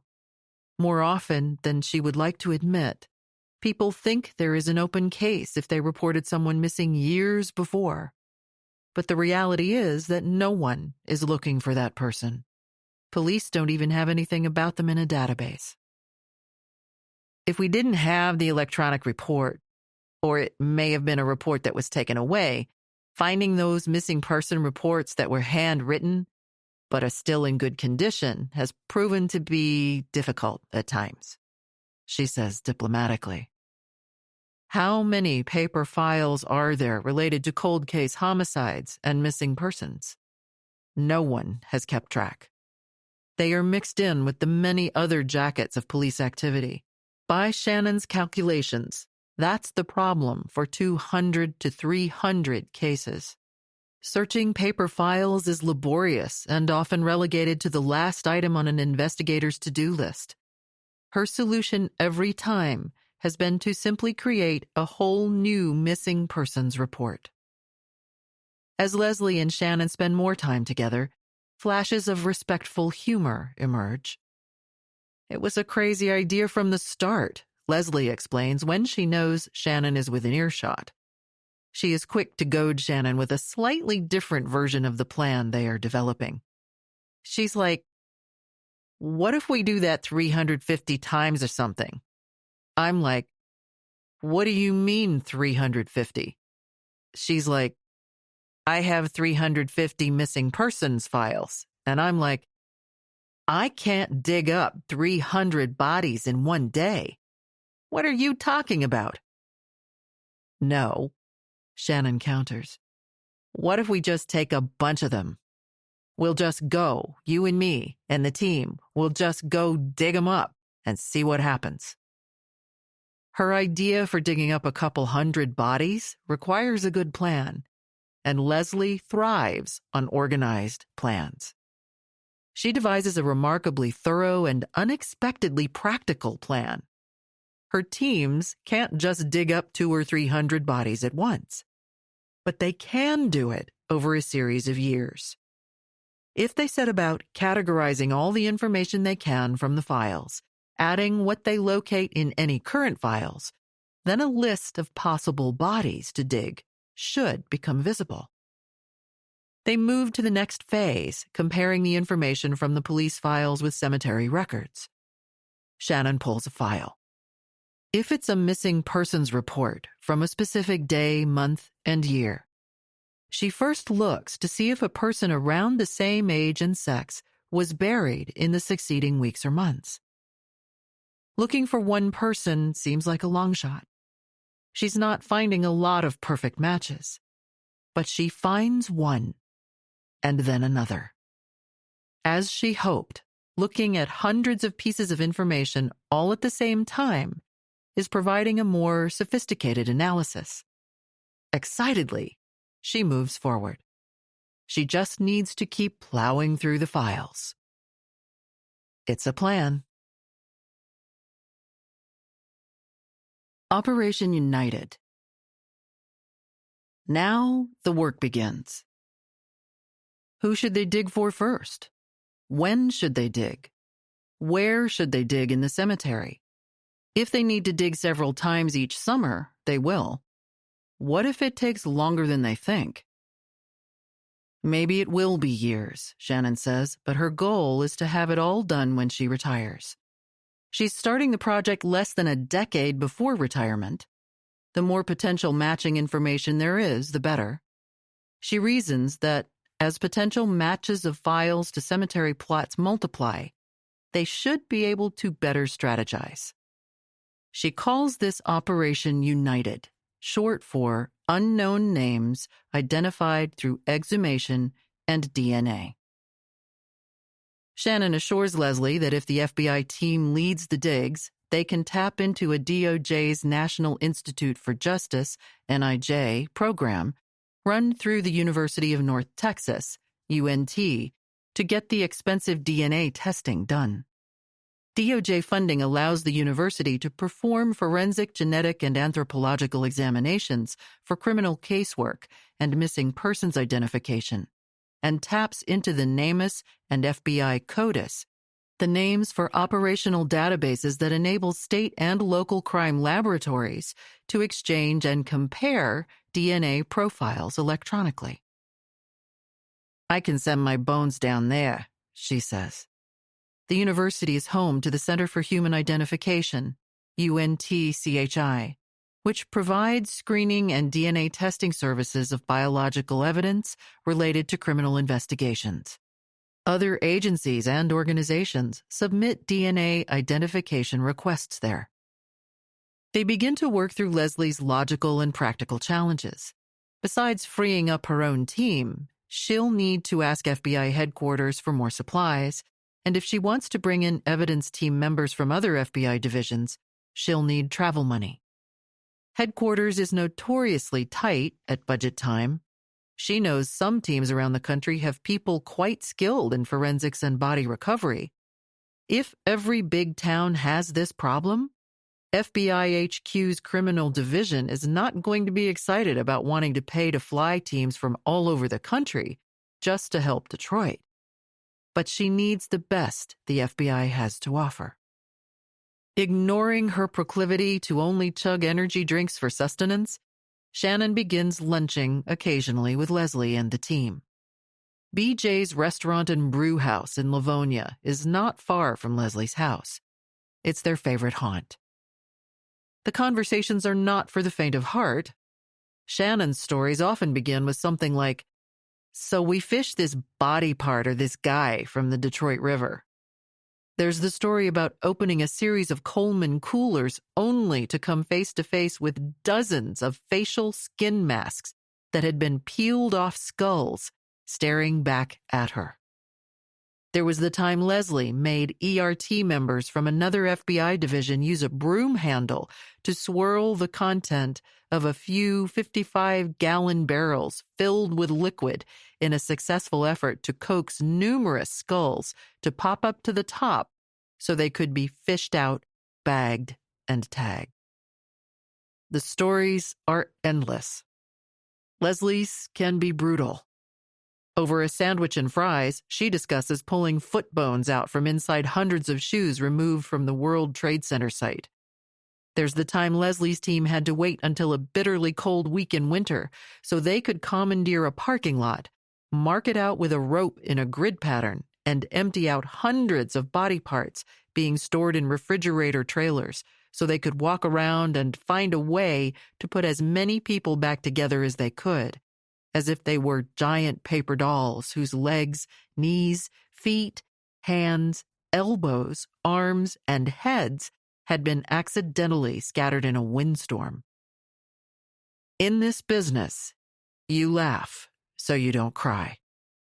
They are careful to keep their volume low to limit what the people at the nearby lunch tables hear.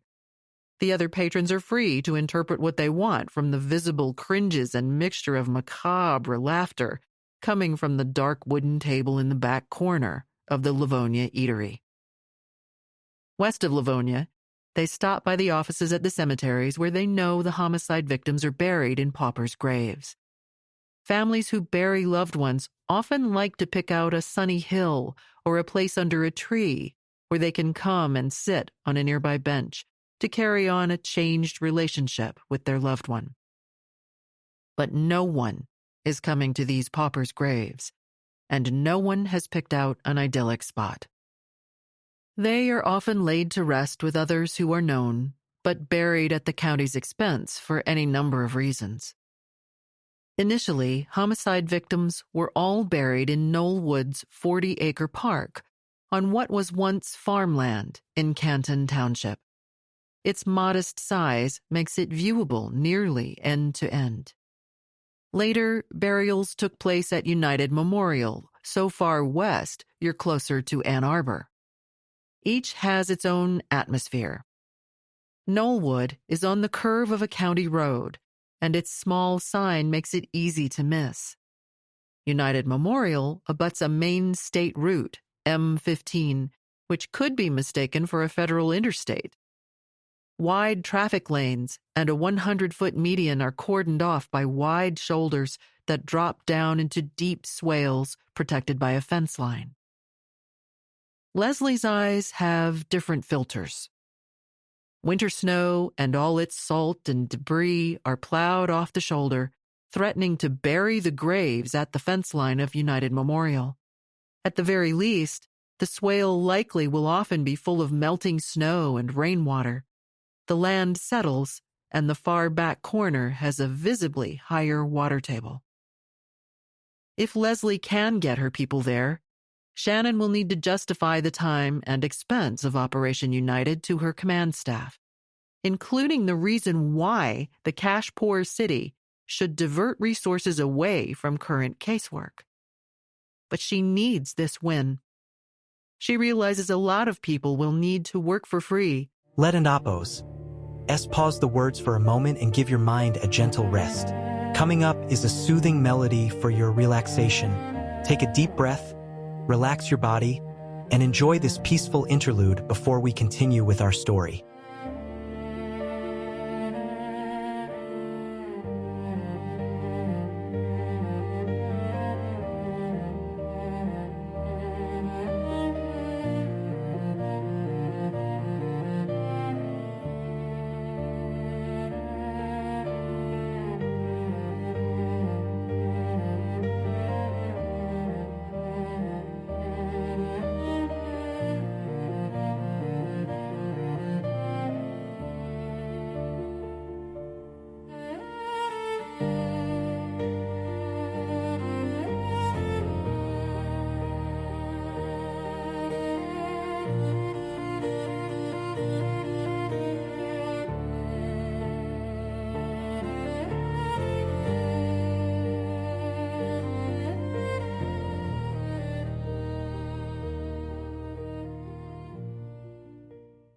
Or get their office to work on their own time.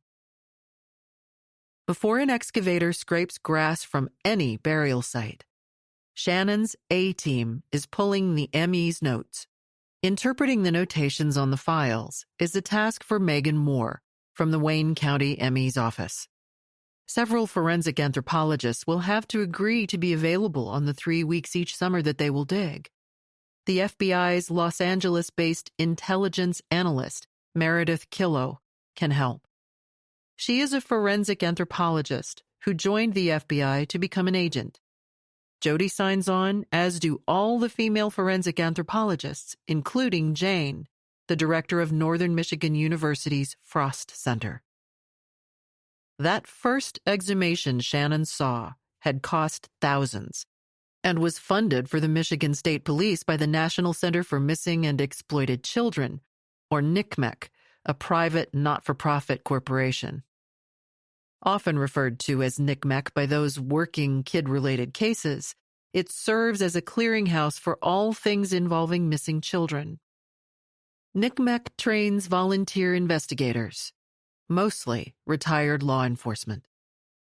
The not-for-profit was born of the persistent effort of co-founders John Walsh and his wife Reeve Drew Walsh, and a handful of other advocates. The couple's son, Adam, was abducted from a Sears department store in Hollywood, Florida in 1981. A long, ongoing media frenzy ended when Adam was found murdered 16 days later. NCMEC was created in 1984. When time is often the most important factor in finding a child alive, the organization acts as force multipliers to protect children from abductors, online predators, and those who sexually exploit the young.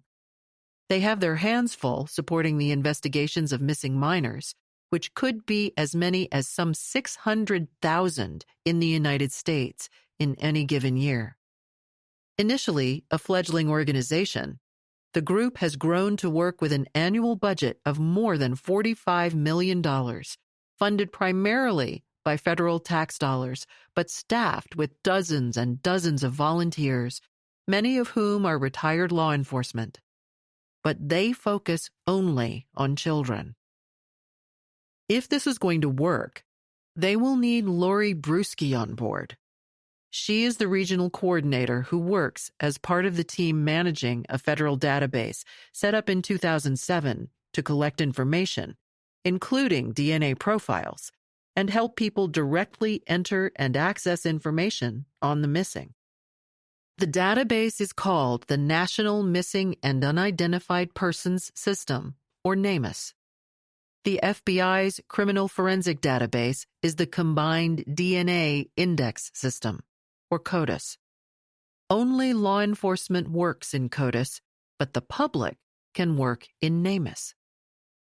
The NamUs database is a secure, easy-to-use, and free online service anyone can use to search and share information about a missing person, including searching DNA profiles, information on missing people, and DNA found on a deceased but unidentified person. NamUs offers training on how to use the database, some free forensic services, and some free investigative support. NamUs is where Shannon plans to tap resources to get her DNA tested by the experts at UNT-CHI. Since 2011, UNT-CHI has handled the management of NamUs. And once the DNA profile is out there, it can be loaded into other private databases, such as Ancestry.com and other family DNA profile databases. Lori has been Shannon's contact at NamUs for years and knows the owners of these cemeteries from working on other cases. She'll be invaluable since she has also learned to interpret the cemetery maps, and it is often the handwritten notes that help to identify where a body might be buried. Numbers and letters are attached to everything, not just police files, but ME files, cemetery location, body bags, and burial vaults. Everything seems to have a number, amplifying the impersonal nature of the situation. When she first started handling missing persons cases, this is what struck Shannon the most: the sense of loss families must feel. It drove her to do more. A kid without a mom, a wife without a husband, a brother without a sister. Families would come to her office sometimes, but often Shannon was the only one looking at a file that had been abandoned as unsolvable. She was the only quasi-family left to mourn. The cold case files represent a double punch to the gut for Shannon. Not only is a person missing and the family is left without answers, but Shannon knows these are murder cases. Not only has a person been murdered, but a murderer has gone free. Shannon begins to gather her team like beach glass, chatting with anyone she encounters in her daily activities. She needs helpful prosecutors, police from other departments, people who could learn the cemetery ways, forensic anthropologists, those who would dig, and investigators to follow leads. But she needed all the other things and people who could support a team working for several days. Maybe it won't be possible to identify all the 200 or 300 murdered people, but they must try.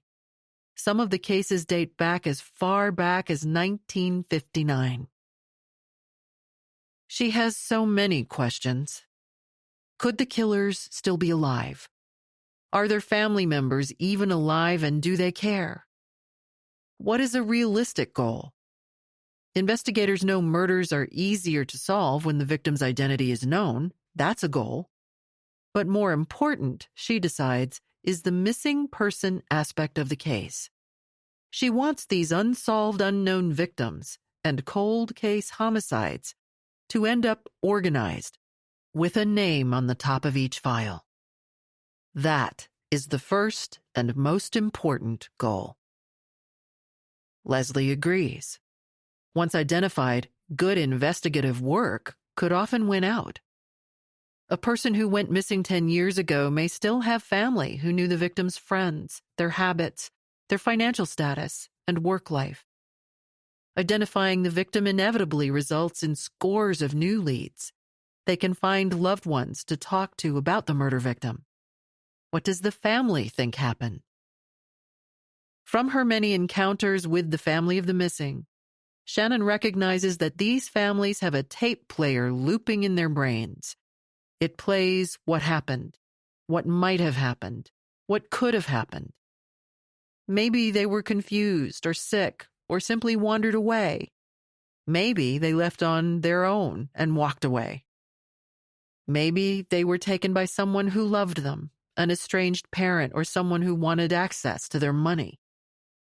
Maybe they encountered foul play, just another victim of random crime, in the wrong place at the wrong time. Maybe they were the criminal running from the law. Maybe they were dead. No matter, Shannon wants to get through each cold case homicide for the unknown. Those records sitting stuffed into one of those boxes in the warehouse. She wants every lead followed on every case, so she can say at least that these cases were solved or unsolvable. Those files haunting her from the warehouse had to be gone when she retired. She and Leslie check that off as the second goal. Solving cold case homicides is hard. They agree their two additional goals to find and prosecute a murder are possible, but not so much in their control. Bad things happen, and solutions aren't always attainable. There are a lot of ifs in Shannon's plan. If she could identify the potential murderer, and if she could find enough evidence for court, and if she could convince a prosecutor to file charges, and if there was a guilty verdict, then justice might be served. So many ifs. If evidence can be found, witnesses are willing to testify, and subjects are even available to be charged. Even if all those factors come together, the people involved may not want a case resolved. A brother may have killed his brother, and no one is going to talk about it. A mother who abandons her unexpected child in an alley when she is 14 may be married with her own children and grandchildren now. They are long-buried secrets, figuratively and literally. Every year, plenty of murders go unavenged. Evidence disappears. It's not easier if a case is 30 or even 60 years old.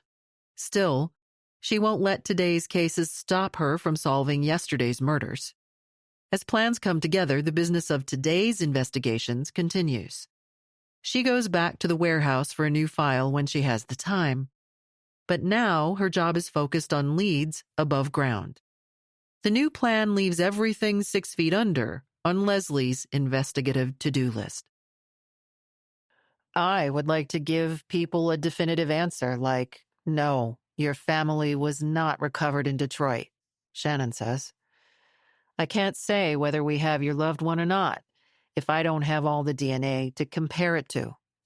A lot of cases I have DNA from family, but it's just not hitting on anything. When families do come to DPD headquarters, Shannon usually leaves them wanting more. Though they agree to contribute their own DNA for matching, she finds the results rarely match DNA on file. It's like an all too familiar blast of icy wind slapping her in the face as it comes off Lake St. Clair on a winter's day. With these older cases, people are more willing to give DNA samples because they are now more likely to accept the person may be dead. A lot of people that come forward are in their 30s. She explains the same day she takes DNA from a family whose mother has been missing since 1991. Sometimes the call is from someone wanting to offer their DNA in hopes it will match the DNA of an unidentified dead person. But only a few new families show up each year. Sometimes people call saying they know about a missing person, that it's an inmate calling to say they know something about a body or a missing person. Around holidays, I tend to get more requests, Mother's Day or Father's Day. A lot of times it's the children that come forward who have now grown up and are seeking answers because they have their own kids and they don't know what to tell them. I never did think that I would be digging up dead bodies from a cemetery, but the real stress that I see is with families who are still missing somebody. It's one of the biggest motivations. I am doing my searches and I'm doing my intel work and looking through suspect profiles and different stuff like that. It's sad. The hardest to stomach are the women who have had a child disappear. I talk to these families and every month, they text you, or on a holiday, they get to me really good when they send me like a happy Mother's Day, and I know that they're messed up, and they're messed up because it's Mother's Day and they don't have their child. Detroit does solve cold cases occasionally, and Shannon is the one who notifies the family. It seems that would be a horrible task, but it is not. These families have been prepared for years, she says. 95% of them believe when I call them, it's going to be because we have them deceased. They already know that. They're already expecting that phone call, and they're hoping for that phone call. The recently missing are different, she explains. If somebody went missing today and I'm calling them tomorrow and telling them, we found your loved one deceased, that is going to be a completely different shock factor because they're not prepared for it. But where family members have waited months, years, or even decades, a call to come to the station brings together anguish and relief. On every single DNA notification I've ever had to give, the number one reaction: they're hugging you, they're very happy, they take a big sigh. Finally, she says. And that's a terrible thought that you are really trying to process, but it's a thought that these families have been dealing with for years. These families are not shocked to hear it. This is what they've been waiting for. They plan the first digs for 2019, a week in each of May, June, and July. Michigan outdoor life is great for hiking, skiing, and fishing, but digging in cemeteries is tricky when a yard of rain falls before the freeze, and on average, 5 feet of snow follows. That translates into fairly solid ground for maybe half of the year, and soggy ground for most of the rest. Leslie wants everything that can be found located in a single exhumation. No one wants to go back into a grave again. No one is by themselves down there. They are often 2, 3, or 4 deep. Some caskets or burial bags are in cement vaults. Some are not. Burial vaults might have 2 rows of bodies next to each other. If she pulls a casket at the top of a stack and then puts it back in, she better be sure she doesn't need the casket stacked 2 caskets down. We both kind of look at it from a practical standpoint. That is, we don't want to crack a piece of ground repeatedly when we can crack it once, Leslie says, shifting to her all-business voice. So that's our long-term goal, really, is to get all the files computerized into one central spot where we can take the files of the missing and unidentified folks, the burial records that we have from the cemeteries, even if they're off, and kind of zone those bodies, if you will, into different places within the cemetery. We deploy 6, 8, 10 dig teams right out in the field. We can't have an excavator on top of another excavator for safety reasons, but we want to just make hotspots or compilations of bodies all over so we can just kind of zone them. It's a very sterile conversation to observers. They'll do the same thing the following years, Shannon adds. We can knock the whole thing out in a few years before I retire. I figure I have about 8 years to go. Shannon turns to Leslie. She cracks an ever so slightly detectable smile. How much of the legwork is Leslie going to do? 0, Leslie replies with a bit of a chuckle in her voice. She looks for Shannon's reaction. They are developing a stilted but cohesive camaraderie. Shannon has that hard shell, Leslie says mostly to herself when Shannon turns away. You can't let the goo out while you are working. As she preps for the first dig, Shannon tells Leslie about the work she has already completed. She has located all the files for the first set of bodies and has isolated anything they can look for in a grave that tells them they have the right body. Sometimes it is clothes buried with the body. Other times it is little more than a height and potential sex. She has the court order from LaDonna that authorizes the searches of the cemetery graves. Leslie pulls her resources from far and wide. But at the cemetery, everything is going wrong. It's May, and the ground is a soggy mess.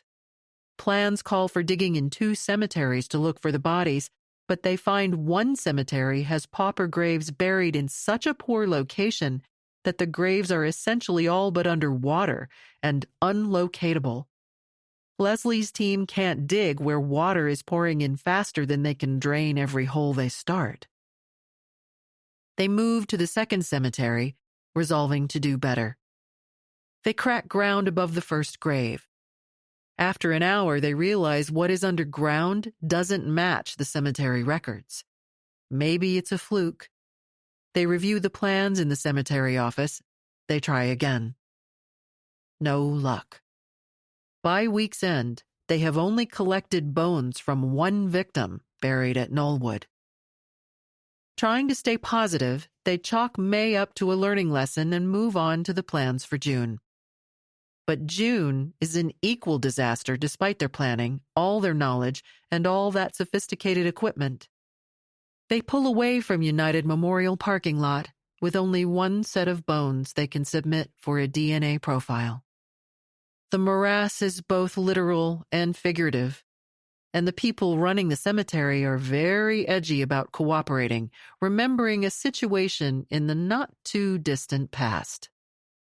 It seems, in 2018, United Memorial's cemetery services were severely curtailed after state licensing inspectors found more than 300 improperly stored infant and fetal remains in multiple crypts.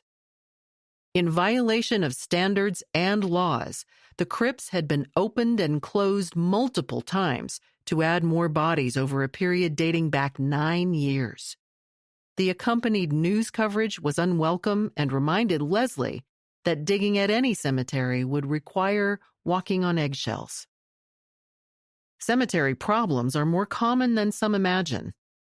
For several years, a coalition of charitable organizations, including the Jewish Fund, committed $60,000 over several years to purchase dignified caskets to bury 200 other bodies stored in the Wayne County ME's office. Experts interviewed at the time blamed some of the backlog on the 2008 recession that left many families unable to afford a burial.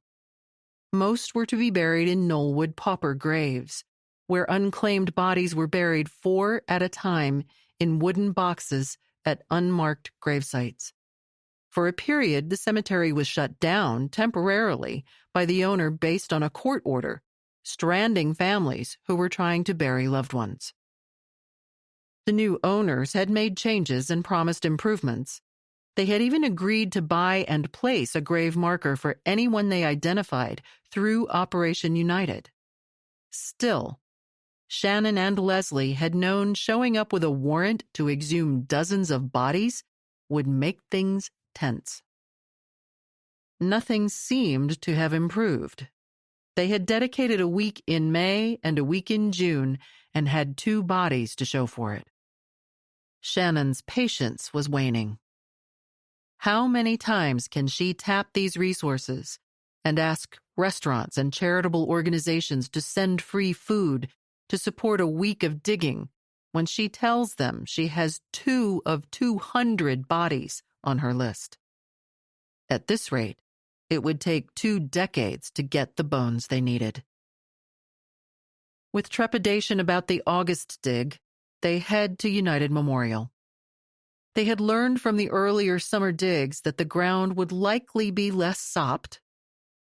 They know better who to bring, what equipment to bring, and how to succeed in the digs. Still, the cemetery maps are baffling. They end the week with 5 successes. That brings the totals for the first year's digs to 7. Back in the office, she knows she should be focusing on the next year's digs, but she's still stewing. You go out there with the mission to try to help something, and you're trying to do something, and you've got everything lined up, and everybody is there, and then you get that wrench thrown in there, she says. Annoyed, she even has to explain this. You go through the emotions of, this is someone's family, and how could people back then treat people like that? Angry, but undeterred, Shannon and the team vow to shrug off the cemetery challenges, adjust, and do better the next year. She ships the bone fragments that were found and packed by the forensic anthropologists off to the UNTCHI for DNA analysis. Months pass, but Shannon's phone never rings with news of the identity on the last season's digs. With trepidation and winter days upon her, she begins prepping cases for the next season. The COVID-19 pandemic arrives. Coordination calls shift to video, conference calls, texts, and email. While the rest of the country shuts down, police work does not. They need the momentum to continue. Shannon and Leslie return to more familiar, solitary days in their offices. Shannon's goal is to prep files and seek a court order to exhume another 25 bodies for the next dig season, and find all of them along with those who they did not find the previous year. The women are not going to let that slow start be the standard. Shannon calls in favors, gathers volunteers, and borrows equipment and supplies for the next summer. Despite the disastrous results, she tells people to clear their calendars for the summer weeks and brings the items they need to succeed. They shift away from a May start and dig in June, July, and August. Everyone is relieved when they find 26 sets of bones the second year. These cases are the low-hanging fruit, the cases where cemetery records were clean and the case files were clear. A third year is ahead, but still no word from the lab about a DNA match. Shannon heads to the warehouse. She needs a win. Then, suddenly, her phone rings. 4, she says aloud. She dials Leslie. 4. She practically yells into the phone. UNTCHI researchers have extracted 4 profiles that match existing DNA. They have names of people whose names were forgotten. Their years of planning are bearing fruit. Operation United is shining with its first successes. Within days, Shannon is making her first identification call. She asks a man to come to the station. There is a boy, now a man, who lost his mom the night he went for a sleepover at his cousin's house. But now, she is no longer lost. They have given Anita Wiley her name back. Finding Anita. Roses in hand, Antonio Wiley arrives. The fog in his brain is from trying to process the call that led him to the Detroit cemetery. Both a glorious and torturous call has brought him here. The drive through rush hour traffic is no treat in an automobile town with no mass transit. He has taken the day off from his sometimes 7-day-a-week job. But this cemetery trip was required, and it is welcome. In a 10-minute conversation at police headquarters, Shannon told Antonio where he could find the mother he had not seen in 33 years. With the moxie required of a police officer, she also revealed one other horrifying detail. Anita Wiley was brutally murdered. He sat down, and we gave him that notification. She recalls, pausing again, choosing her words with precision. She leaves pause between each word. He was very, very happy about it. She understands why he is happy. There are a lot of emotions, she says. This is X amount of years since he didn't know. Now, this is the first year that he really knows the truth of where his mom was, and he's processing all that stuff. Antonio has no doubt chased through every possible terrifying and sad option in his idle moments. He finally has the most important answer, one that hopefully will lead to more truths and a murderer. He has a chance to write the final chapters of Anita Wiley's story. They are together again. The murder investigation is to come, but first, Shannon wants to give the family a bit of time. It's a very emotional moment for families to be experiencing, and I don't want it to be anything about the case or the homicide or the circumstances, she explains. Everything at that moment is about what they now know and where their sister, brother, father, or mother is. Antonio heads west of his home, easily mistaken for one of the surrounding fields of soybeans or corn. A functional green and white sign tells visitors they have instead found the cemetery on Curtis Avenue, paradoxically located off Joy Road. United Memorial Gardens is mostly flat, converted farmland perfectly suited for its task. From the road, it might be mistaken for one of the surrounding fields used for rotating crops like soybeans or corn. Shannon calls ahead. She needs someone at the cemetery to place a marker for Anita's grave. It's by a fence. It's family time and personal. Shannon doesn't want someone from the police department there. All you gotta do when you get up there, you're gonna go to this site. There's gonna be some tags, she tells him. Read the tag. Somewhere in the sprawling 108 acres, Antonio is looking for a tree by a fence.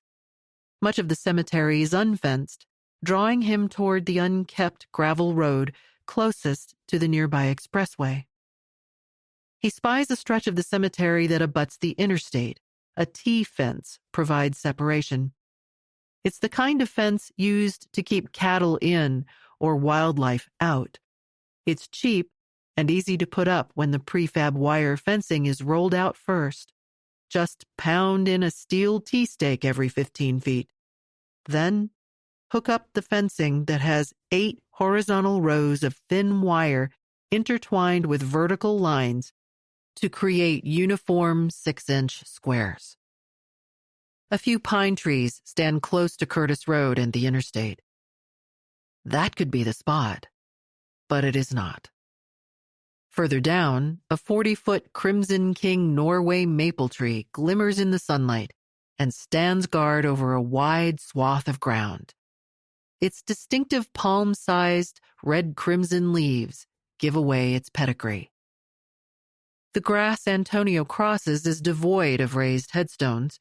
Close to the weather-beaten road, sporadic flat headstones identify mothers, fathers, sons, and daughters, most of whom had died around 1990.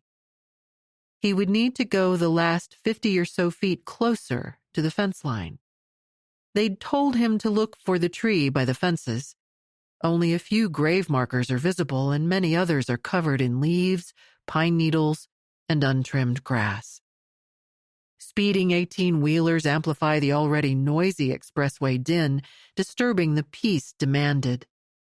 This is not the tranquil side of the cemetery. As he moves closer to the fence, the ground discloses more. He sees exposed dirt with scores of ants running across, and patches of dead grass remain, though it has been more than a year since digging had gone on there. Rocks, sticks, and ant hills disrupt the way. He can see a handful of red plastic flags, zip-tied to the cattle fence near the pines and maple. The 2-by-3-inch flags seem to be placed indiscriminately. Nearly all are blank, save one by the pine trees with the number 450 written in 1-inch tall numbers with a black permanent marker. The grave he was looking for needed a marker, but no one told him it was the impersonal marker number 450. He needs her to not be a number. He needs her name to be there. She has a name. 33 years is long enough. It is hard for him to believe that Anita Wiley is not just a nameless person buried in a bag among the hundreds of paupers' graves at United Memorial. He had only been 14 when it happened. Truthfully, he could not really say what had happened. He just knew his mother was not there when he moved on from that relentlessly uncomfortable age of 14 into his high school years. She was not there when the apartment phone got disconnected. She was not there when he had to leave their apartment. She was not there when he shaved for the first time or went on his first date. She was not there when he got his first job, bought his first car, found his first home, or held his first child. When Antonio spoke to police, he didn't really know much about if or when the police were called. He was only told they were. He didn't know if they had a file. He was a teen trying to navigate classes and learn about girls. He didn't remember very much. He knew it was 1987. He lived with his mother. She had given him permission to stay overnight at a cousin's house. She kissed me, told me she loved me, and would see me the next day. He later told a local news reporter. Then Anita Wiley left to go to the store and slipped into the darkness forever. Antonio returned the next day, but Anita did not. Every day, I just kind of hoped that would be the day that she would come home, he recalls. Days turned into weeks, months to years. Uncertain if police were doing anything to find his missing mom, Antonio carried on, living with relatives, and got on with his life. He kept the information to himself as best he can. Minors can't live on their own. But Anita Wiley did not carry on. Pieces of her were found months later, not far from their apartment. She had no identification, and the ME verified the cause of death as murder, strangulation. Another manila tabbed file stuffed with what was known about unknown black woman, number 1987. A lot of people had a lot of opinions about what they thought happened, but it didn't really give me answers. Antonio says. So, one day, I just decided to start over. stopping by a local fair to stop at a table with a sign that says, "Missing in Michigan." He doesn't know he is the only one who stops by that day. He meets a person from DPD. "I don't know if there is a file," Shannon tells him, but she assures him she will open a new one. She types the information he provides into her laptop and takes a cheek swab. Impossible to know at the time, she had just recently push-pinned Anita Wiley's information onto her Who Am I wall. It is 4 years before Operation United begins. Anita was the first identified, but 3 others followed from that first dig. Their files were more complex, and as with many cases, disclosing things prematurely risks interfering with potential murder charges. Family members might be involved, and it takes time to sort things out. But for now, they had the most important piece needed: a name. When she says she's got one, it makes your day, Leslie says. It makes that time away from your family worth it. To be able to give those remains back to that family member, to show the family that we in law enforcement haven't given up. Her close but small family has always been everything to Leslie. She had asked to be assigned to the FBI's Detroit office so she could drive home to the family farm whenever she wanted to see her folks. In the house they helped her buy, her father laid flooring and built a deck. She had dated some, but work always pushed aside personal time. But then she met Virginia Ann. Virg, as Leslie calls her, is also in law enforcement. They get the pressures of each other's jobs. They know about nights when you can't come home and don't have time to call to explain why. They marry in October, the fall before the first dig. It is a beautiful day in Michigan. A friend's country home provides the perfect setting as guests sit on bales of hay and the couple exchanges vows, each dressed in a long white formal. The memories are captured forever as the sun begins to set in the sky. They pose for photos by the wagon and then the fence and then the cornstalks.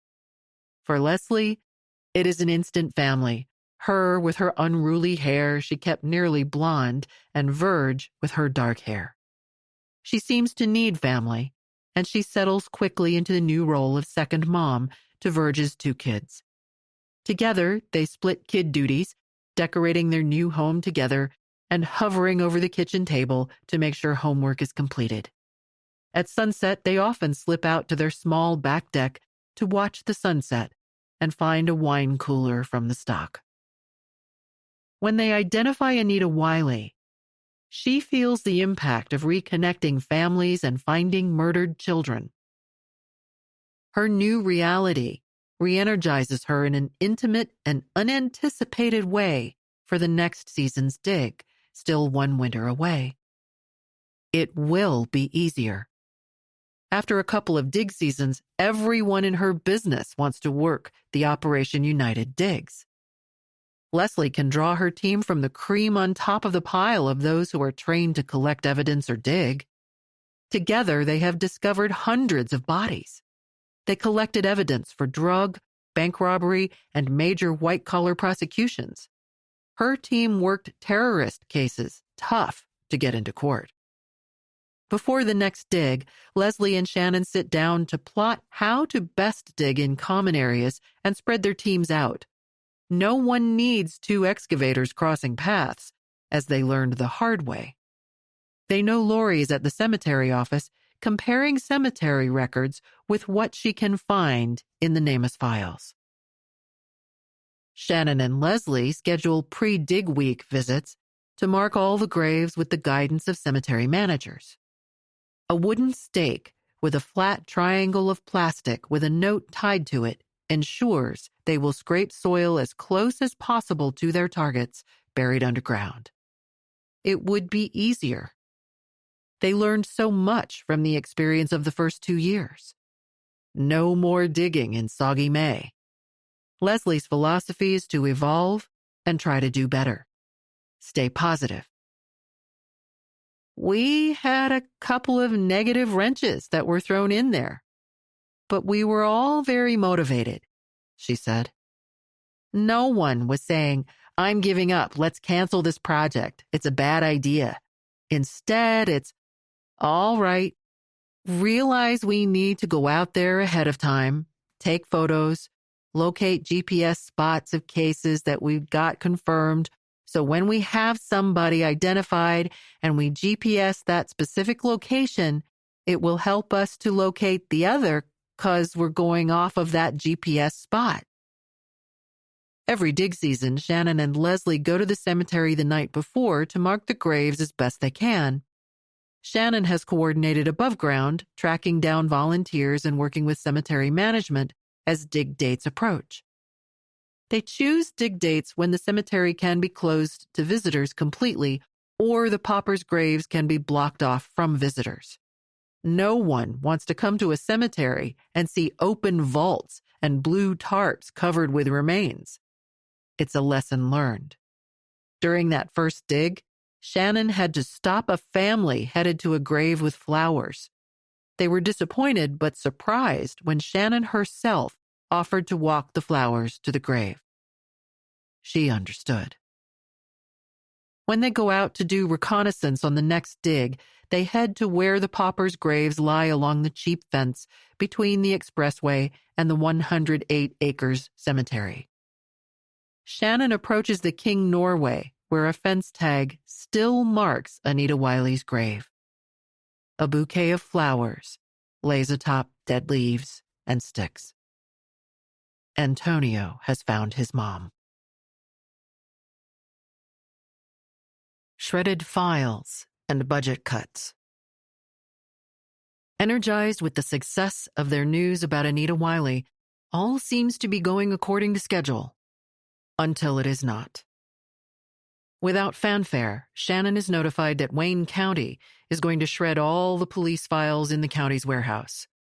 Officials have decided to abandon the paper file system that housed the historical DPD files, and all the old case files will be shredded as a cost-saving measure.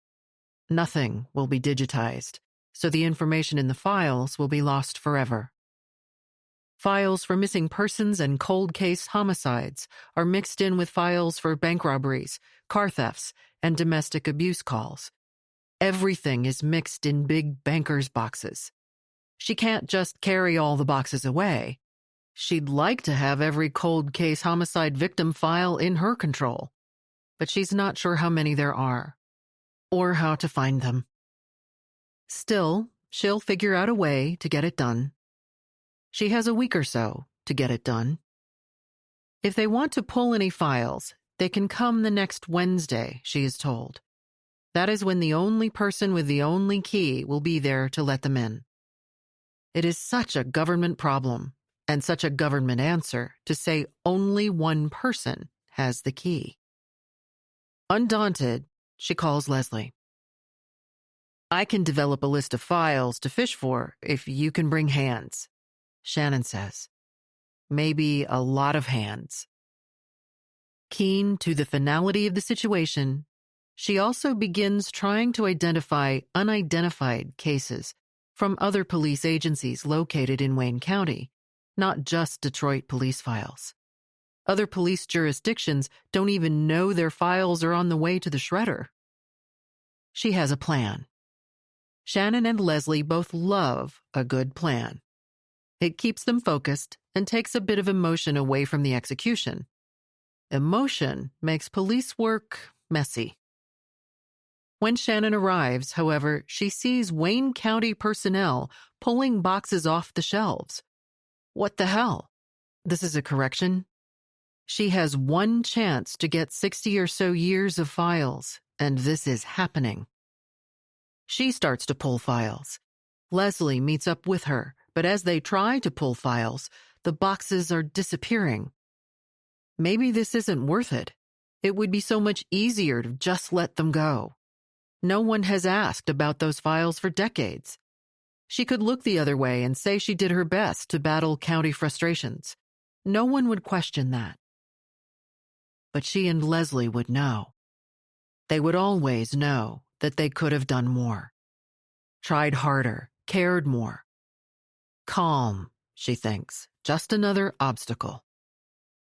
Leslie is there and tones out her entire 40-member team, asking for anyone who is available to come and help.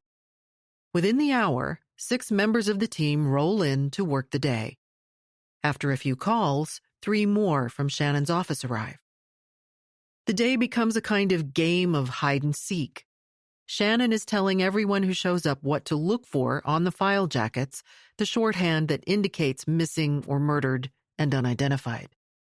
While Wayne County employees look for boxes to stack on their carts and take to the shredder, Leslie, Shannon, and other team members move strategically through aisleways, subtly interfering with their ability to move the carts around.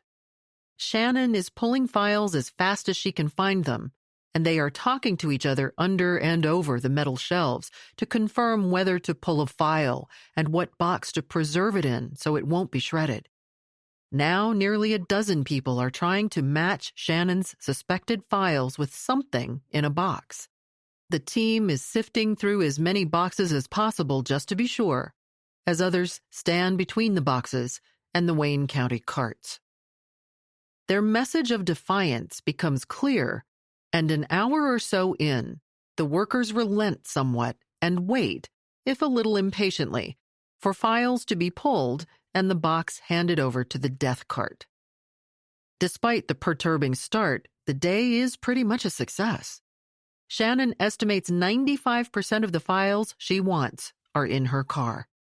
It might not be all the files, and they'll never know for sure. Are they leaving cold case murders forever unsolved because of the file destruction? Are the people who cry budget constraints simply people who don't care about those cold case murders? But they are satisfied. "Hold all the unidentified we could," Leslie texts to a friend. "Rest of files are getting shredded. So sad." These are the only records of any autopsy files, unless some of the copies made it into a DPD investigative file. Otherwise, they are lost forever. And Leslie says, "You never want to rely on that." Pedantic government rules are her bane. Now, all the remaining available files are in Shannon's overcrowded space, but at least they have been saved. When COVID-19 displaced everyone in the office in some way or another, Shannon had taken the opportunity to expand her territory to other pods and any available file cabinet or flat surface. Notwithstanding the warehouse scare, the digs themselves are becoming like well-oiled machines with less surprises and more predictability. 3 each summer for the first 2 summers. For the upcoming 3rd season, she wants to prep 60 or more cases and pulls out her spreadsheets to assess the status of Operation United. Shannon begins her work on files, hoping as the winter snow flies that she will be able to meet with the women for a day of information sharing where they go through all the files they have, develop a to-do list, and prioritize the next summer's dig schedule. She asks what day works for Leslie, Lori, and their teams to get together, to go through spreadsheets and the files nearly lost in the train crash at the warehouse. She already has several dozen sets of bone samples at UNTCHI in Fort Worth, Texas, for DNA testing. Why aren't they getting back results? She asks Lori, frustrated at the pace. It's just going to take time, Lori reassures her. But weeks before they are scheduled to review cases, she hears more frustratingly bad news. The UNTCHI partnership with the government is crumbling. It's true. The university announces in December that its 10-year management of NAMUS is ending due to funding limitations and significant program modifications directed by the National Institute of Justice, NIJ. Shannon has lost her source for DNA testing. It looks like Lori is out of a job, too. Shannon asks around, who else knows DNA who could do the testing? To find a DNA profile, a small bone sample is cut and a demineralizing solution is applied first. It takes time, but the amount of DNA needed to produce a visible profile is small. In fact, they only need to find out 1 nanogram of DNA to be able to take an image of the barcode-looking markers for comparisons with other markers. A nanogram is 1/billionth of a gram, or about 1/30th of an ounce. That's the same size as a human cell. But not just any lab can do it. DNA analyses are complicated, Jody says. It's not NCIS. After they acquire a sample, the true work begins as they look for identifying markers. Special reagents are used to extract and purify the DNA from that bone. Only then, if a profile is successfully obtained, can it be uploaded into CODIS and other appropriate databases. If a bone came into her university lab today, Jody guesses, she and her co-worker could have the DNA testing done in about 4 days, but only if they just dropped everything and did nothing else. Jody can't help Shannon by running the tests in her college labs, and neither can the offices where the other scientists supporting Operation United work, including Jane, the director at the Frost Center, or the 5 women running the Body Farm, Giovanna Vidoli, Joanne Devlin, Donnie Stedman, Lee Meadows Jantz, and Mary Davis. Their mission's focus must remain on research and training. She calls Leslie and asks if the FBI can run all the DNA. Some, Leslie says, but not likely all. There are limits on the number of samples the FBI can take, and they have their own priorities to manage. She's not sure the FBI laboratory at Quantico would be willing to take on all of the Operation United murder cases. Maybe next year's digs will need to be canceled. Weeks go by. The usual bleakness of Detroit's cloud-covered winter sky seems even darker. Shannon receives word not to send any more bones for testing. Maybe this is it for Operation United. Maybe her dream of closing 200-plus cold cases murder files will end at 4. Because she finds the time at work, Shannon continues to rummage through files, looking for new leads and isolating the cases that have nowhere to go without DNA. Leslie, too, hasn't given up. She files her funding request with FBI headquarters, hoping to get money for the next summer's dig.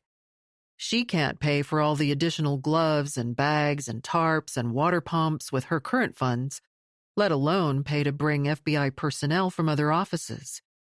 She stands on the sidelines and waits. More weeks go by. Then Lori calls. If the threat to stop testing was a ploy to get more money by UNT-CHI, she explains, it has worked. At least it has worked for now. A week later, NIJ officials announce publicly that UNT-CHI has accepted a new $4.3 million grant. But the bear has been poked.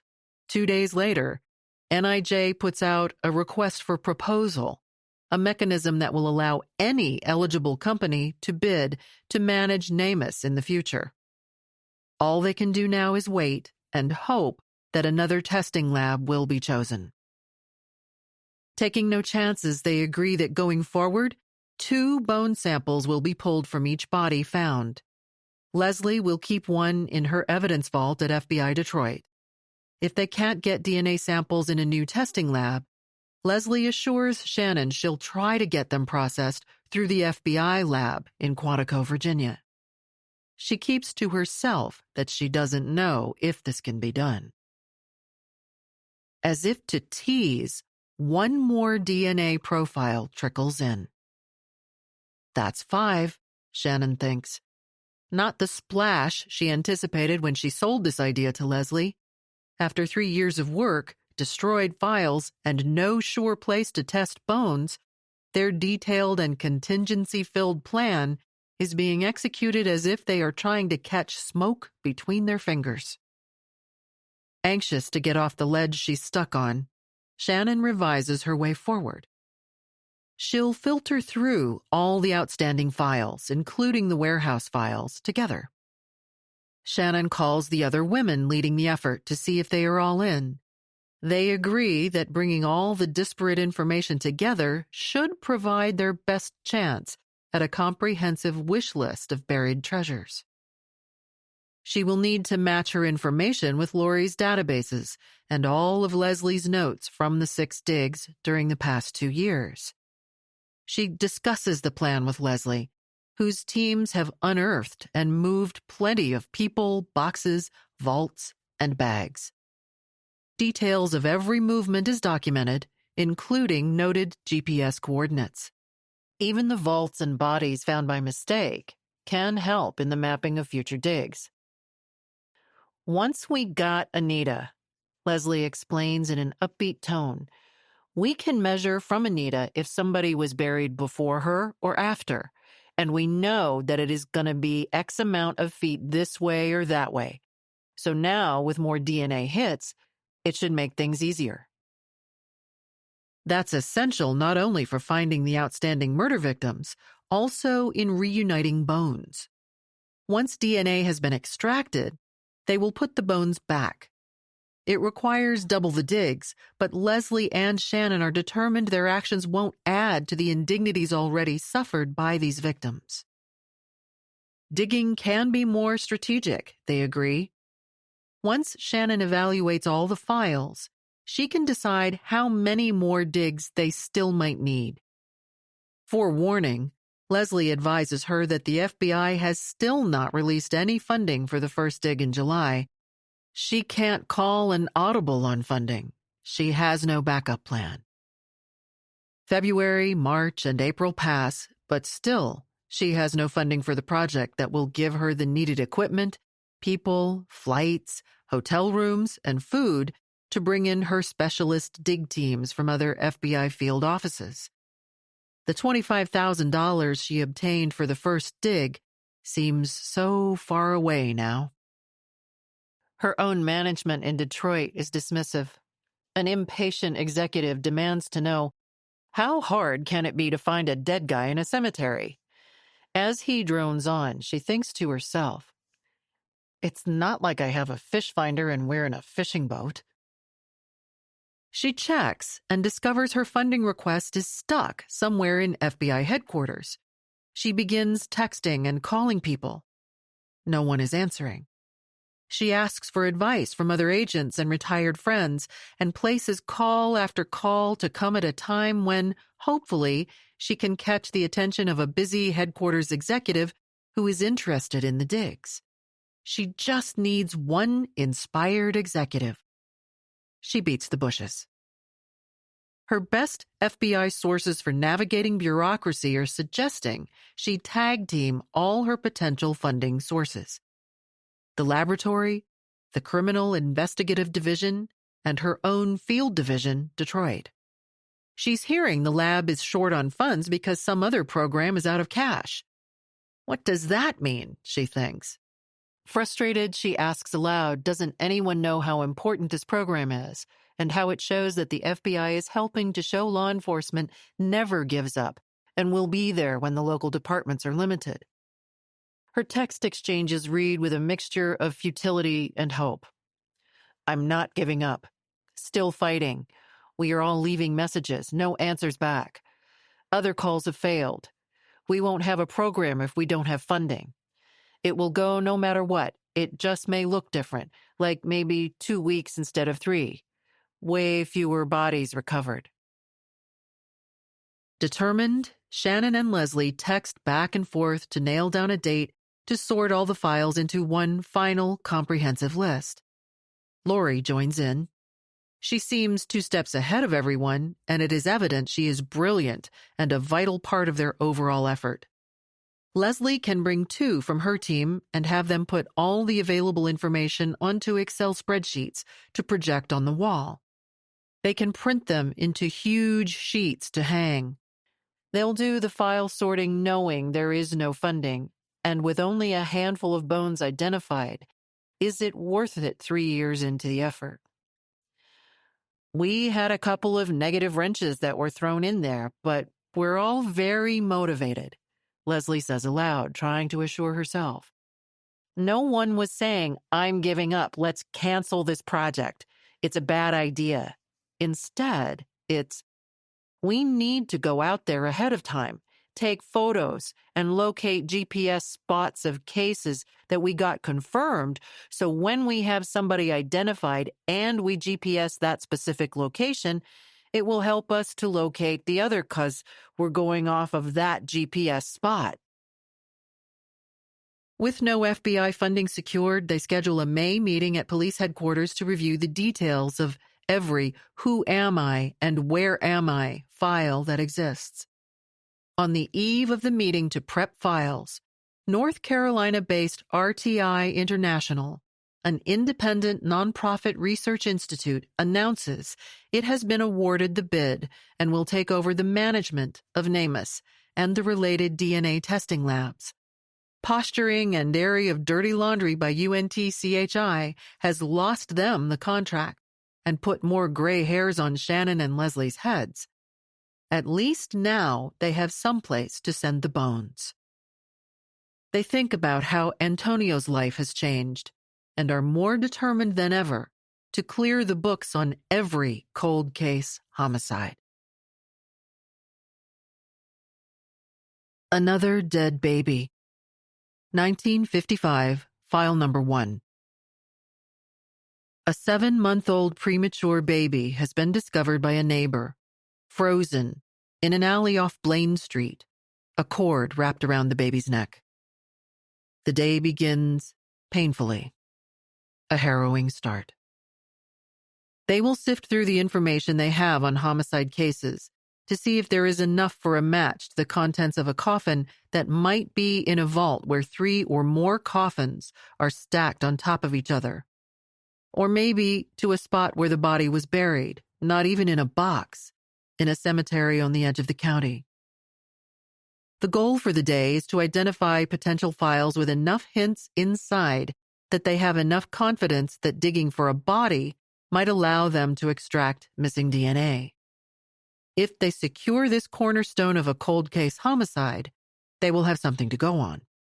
Then digging, testing, and investigating might prod a prosecutor in the Wayne County District Attorney's Office to consider charges, the first step toward a murder conviction. Those would be the home runs. They know a baseball fan would see many of their successes as hits with runners stranded at the end of the inning. That's okay. Every baseball player steps up secretly, hoping for that home run.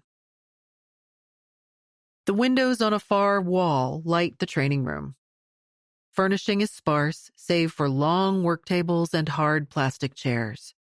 Carpet that is dark enough to hide foot traffic compels the silence required in a suburban library. They are off a corridor at Shannon's headquarters, just blocks from Lake St. Clair, where the Detroit River carries water between Lake Huron and Lake Erie. Cardboard boxes have been lugged in. A glow from the dim projector lamp points toward the wall where the windows are, but the room remains dark enough that entering it requires a movie theater adjustment for the eyes. A bit of sunlight allows them to leave the overhead lights off in the training room as Leslie's team projects an Excel spreadsheet up on a screen. The spreadsheet is designed to pull all the information together, whether from a paper file, electronic police files, or information found in records they have from NamUs, cemeteries, or the ME's office. Leslie's assistant has taken weeks to preload details from 110 files rescued from destruction at the Wayne County warehouse. Several tables away, Lori has spread her belongings across a large training table of her own. Her laptop lets her review cemetery records and search NamUs at will. In her corner, she will review these records to verify the possible burial locations of unknown children and adults. They are in the system and tagged with vague and impersonal names like unknown female baby number 3 or unknown male number 31. But file number 1 yields no hope for an easy day. No details in NamUs. Lori yells from across the room. No one seems to have reported a missing baby around that location in 1955. No one knows the NamUs system inside and out like Lori.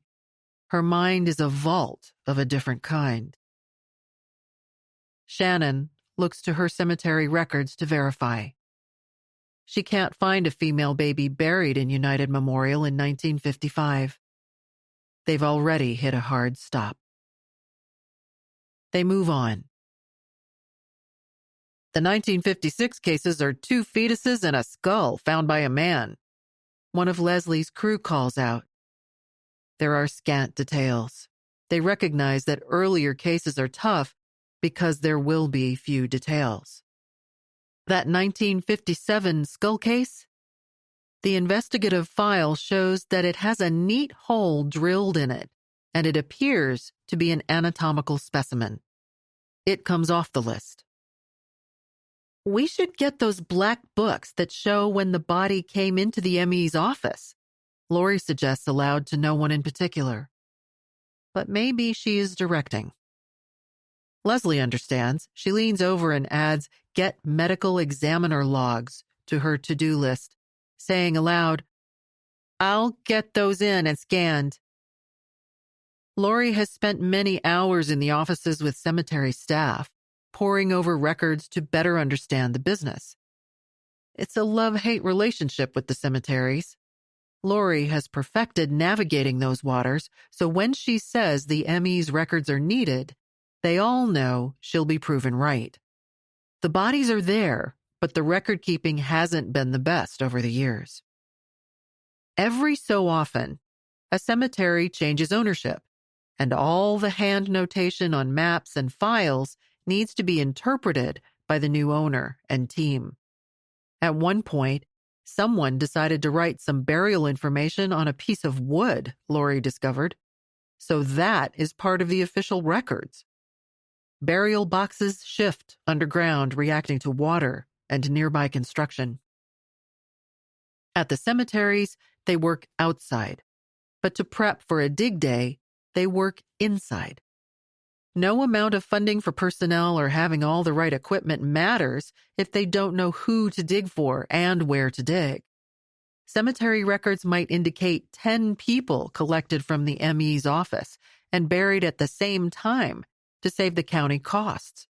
For the unnamed who might be buried, it all starts with that, with paper files. Shannon is thankful all the women found a day to meet for this essential but grim task. It helps to temper emotions. Leslie's team, Becca and Kelsey, are manning the electronic Excel spreadsheet and the backup resource, a paper copy printed on 4 sheets of 3-foot by 4-foot wide printer paper. Paper backup is good, Leslie says encouragingly. Beside her is the file box with the original documents. Leslie is keeping track of her to-do list. By day's end, it will include notes to reach out to several police departments on files determined to have been initiated outside Detroit, but in another department's jurisdiction and needing more investigative work. Shannon must track down missing information from the Detroit files. Those are cases that can't go on a dig list without more work. Shannon's other box of battered manila files, about 75, are already prepped for a dig. Another 30 were prepped for digging last year, but for a host of reasons, that didn't happen. The day's tasks include determining what unknowns in a cemetery may match a file and then evaluating the likelihood of digging that body up, including how to get around other caskets. Shannon has been prepping nearly 100 additional files that need to be considered. With others added through the day, the pair will be able to develop specific plans for future digs. While Leslie scans through the new information for each case on the Excel sheet, Shannon sits behind her, tapping into Detroit police databases. Damn it. Shannon exclaims loudly, but mostly to herself. Another dead baby. These are the ones that I want to find the most. And then I want to find the mother and... Sometimes she finishes the sentences. Sometimes she doesn't. They read a file about a buried 1-week-old girl who had frozen to death in 1990 and was malnourished when she died. Knollwood, Laurie reports. Great, Leslie and Shannon say together, knowing it is easier to dig there.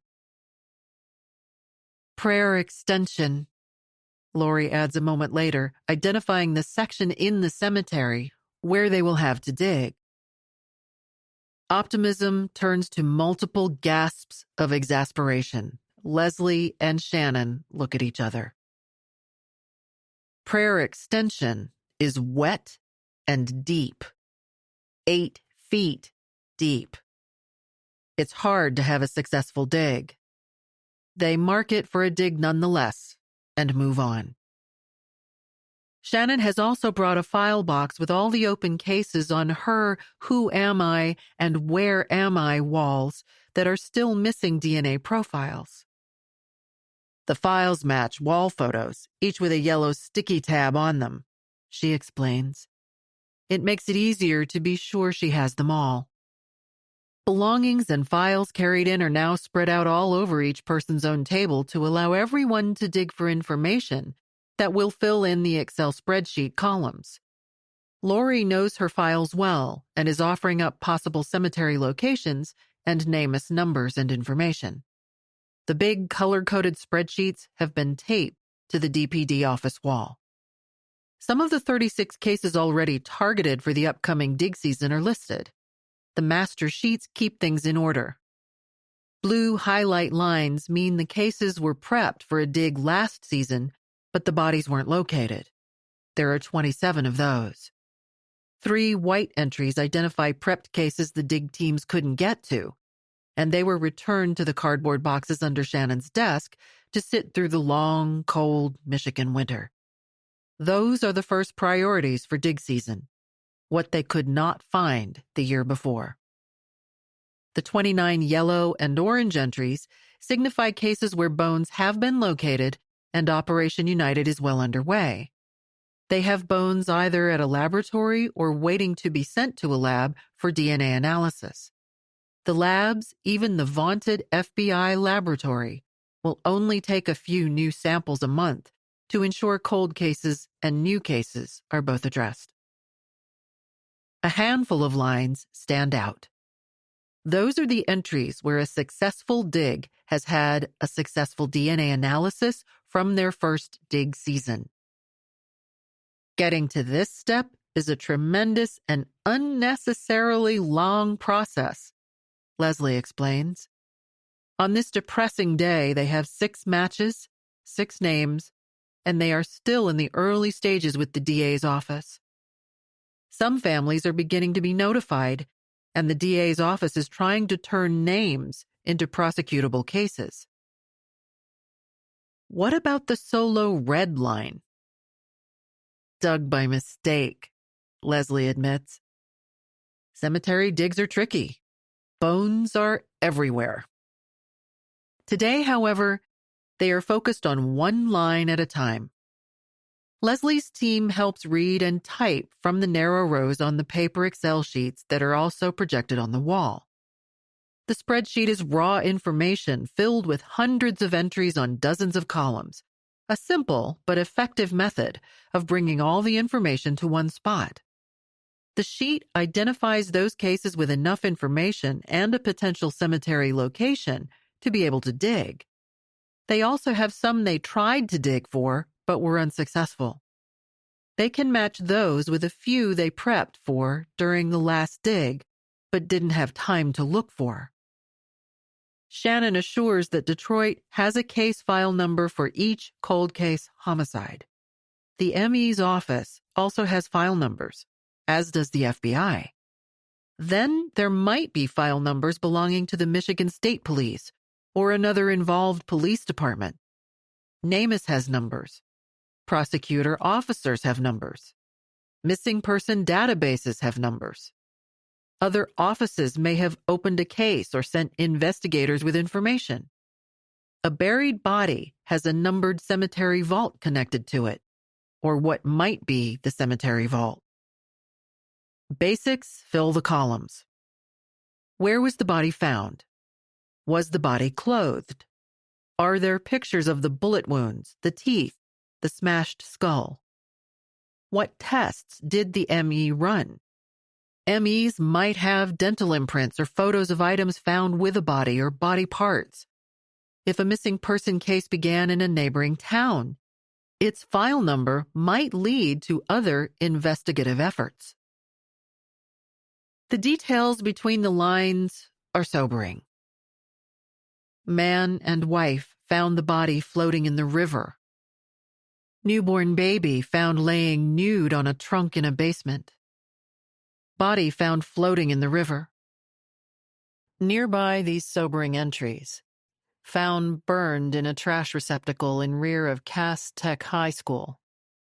Left leg was separated with foot still intact, but the tibia and fibula have been charred and burned. Decomposing baby found in a garbage can. Baby found in a box. Fetus was found partially burned in a trash can. Baby found in alley. Body parts found at the base of a 25-foot sewer blocking the sewer pipe. Concentration is key. Eyes are strained. Judicious use of words helps, as everyone who is poring over their own disparate notes and shouting out additional details. No one can afford mistakes. As the morning progresses, they struggle to find victories, but they find some. Because they are going through files in chronological order, a case opened after a murder victim is found may mean that the resulting ME's file and burial records might also be in succession. The converted casino that is police headquarters has a disproportionately large kitchen and could accommodate food for a wedding reception. No vending machines here, but the pandemic has conspired to limit any cooking on site. A food truck has brought in barbecued ribs and wings for the police and fire personnel in the building. Leslie can't eat ribs. Lori remains wired into the NamUs site and is off working in a corner of the training room, mining information from the system. Some of the cases have been updated to add a name where someone outside the group has validated an identity. Those cases will be removed from the list of potential dig subjects. They review 2 homicide cases back to back. A decomposed body of a man at the train station and another man found murdered and left for dead in a vacant dwelling. It turns out they were buried together, one after the other. Then they find a third unidentified murder victim, a man found in the Detroit River and buried at the same time. Translation: the team will be able to dig once, but potentially find 3 bodies. I like the 3 for 1, Lori says, revealing her Undertaker's grin. That's amazing, adds Leslie. We should give that a new team leader so they get 3 wins. We should give the Indiana FBI team that one. Often the conversation begins with bones in a bag or wrapped in tissue. They scroll down the master sheet, but there is no more information, which means it is moved over to Shannon's list to try to resolve. Baby deaths usually have few details to provide. White, colored, or Negro is listed, depending on the age of the file. Most babies were found naked, but wrapped in something nondescript. There are few clues to rely on. No teeth imprint or photographs, no scars, no hair. A baby's eye color changes and darkens when exposed to light, so even eye color may not be useful. The older cases are challenging. When they break for lunch, there are only 3 orange highlighted cases.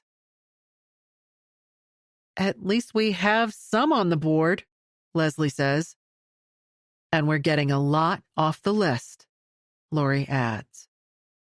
They discover 4 other cases are tied together and remove them from Leslie's sheets. One had a first name of Keith. In 2007, Keith's body was cut into pieces. Investigation resulted in the 4 different cases now being tied together. Keith's head was found in a bag on a porch. His jawbone was found elsewhere. His bullet-ridden and stabbed body, or parts of it, was found buried at 2 other locations. In 2013, DNA from body parts identified him through offender DNA, resolving the identity question, if not the murder. Offender DNA means the DNA match was found in a law enforcement database on criminal offenders. Who does that to a person and cuts them into 4 pieces? They'll try to find out, but not right now. Operation United is focused first on identification. Investigations must come later. When they walk the hallway past the carpeted waiting areas to the cafeteria, visitors surely are unaware of the nature of work that is taking place beyond the entrance. Babies, bodies, and bones. They are on a new year, 1958. Unknown skeleton number 1. They are mentally transported back to March 27, 1958. The case involves 2 boys digging in the dirt near a house in the suburb of Livonia. Back then, Livonia was more farmland and pastures than shopping centers and movie multiplexes. More like Leslie's childhood farm than the Livonia she lives in today. The 2 boys found a few bones, and then more. They are human. Police discover a small girl's ring on the skeleton. The body appears to be that of a teenage girl, buried nude. But as they look at more markers, the reports suddenly turn to details that seem to also describe a 30-year-old male. They can't find a cemetery ticket that might indicate where the body was buried. The records aren't clear enough to put it on the cemetery list. Lots of details, but not the right ones. Leslie volunteers to stop by the Livonia police to see if they have any more information and if they want to join back in to help solve the case. It's one more item on the to-do list.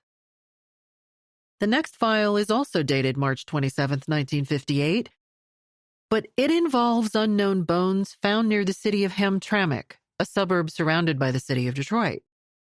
Police received an anonymous call stating that a child had been burned up at 9816 Hindle Street. Arriving police officers are compelled to break into the house to gain entry. They don't find anybody inside, but they do come upon ash and bones in an ash burner. The ME's notes further illuminate that the remains appear to be those of a 28-week-old baby delivered early, when the mother was about 7 months along. The ME concludes that infant number 2452 was burned to death by the mother who had delivered it herself, secretly, then looked to discard it. It's not enough to go on for a dig now, but maybe with more investigative work, Shannon can make progress on the murder investigation that flailed 60 years earlier. Shannon, too, ironically, is focused more on the low-hanging fruit. Someone calls out the date of April 24th, 1958.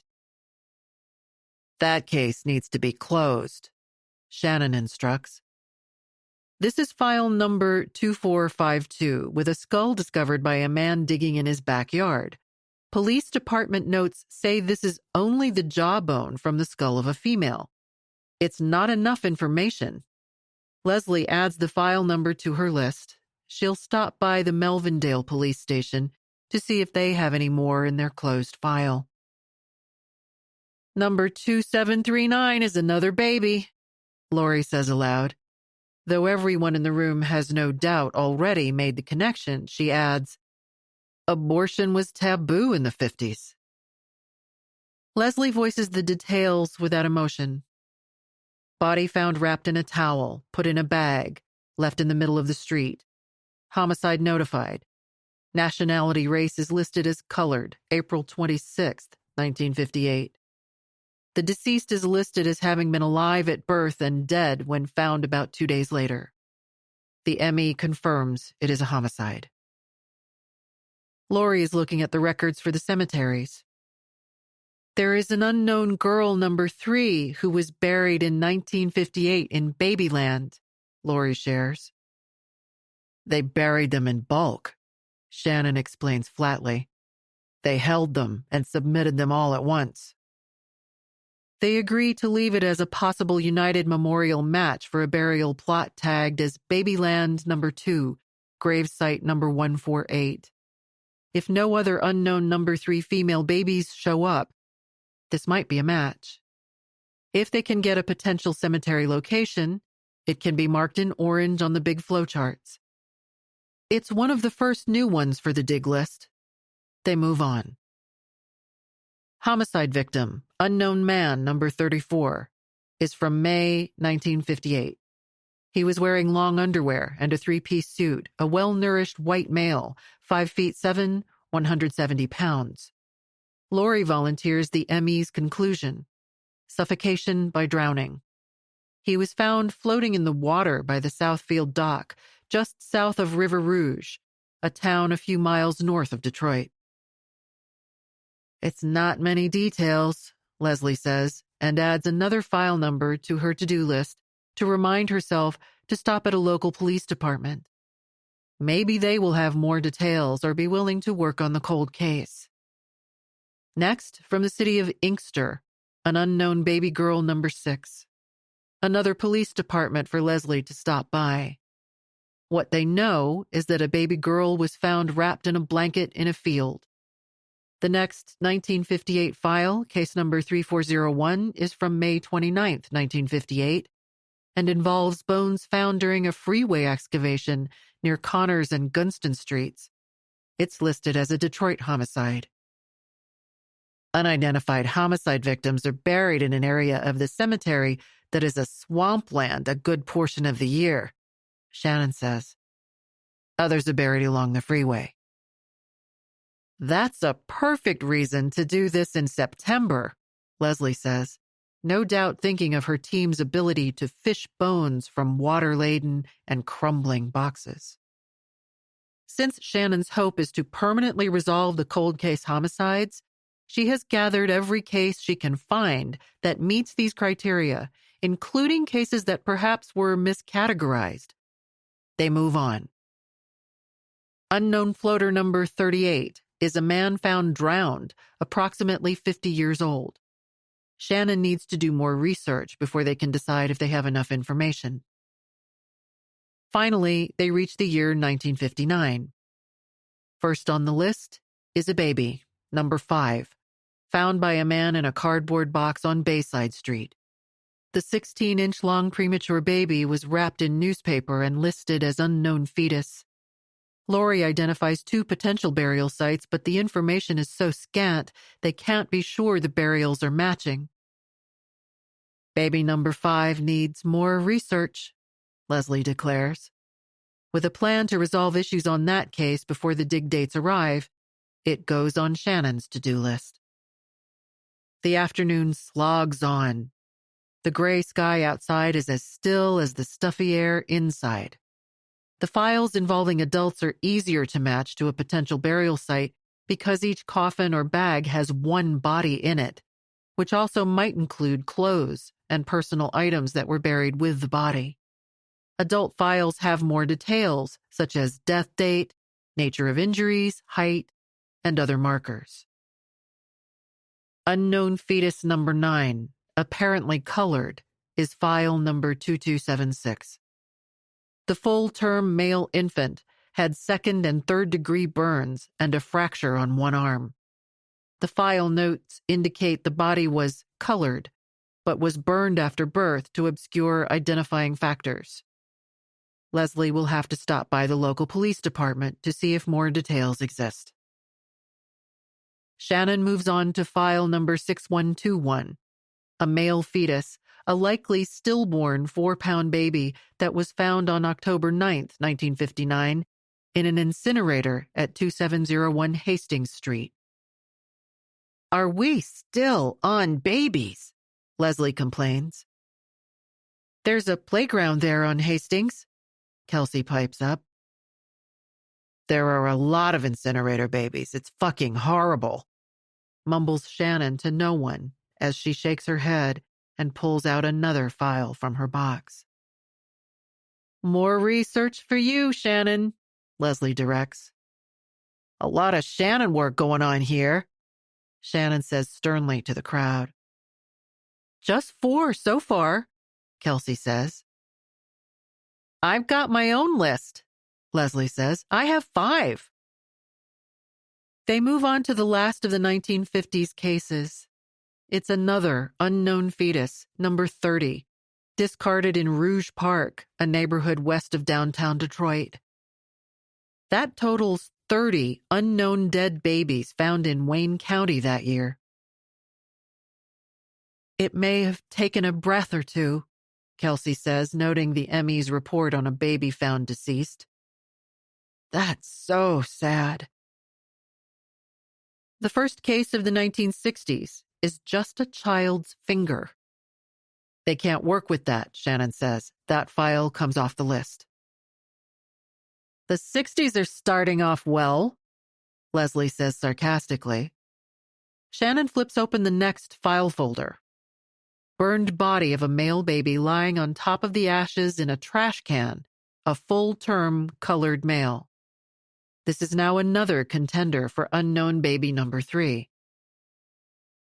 "That could be the United Memorial Babyland number 2, 148 location," Leslie says, loud enough so Lori can hear across the room where she pores over electronic records, books, stacks of paper, and files. Leslie remembers the unknown in that location from the year before. Lori says she sees burial records with 3 babies called unknown fetus number 3. "Shit," Leslie says. That doesn't help.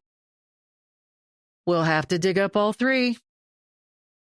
The next 1960 case is a skull, found in December in an alley off Whittier Avenue.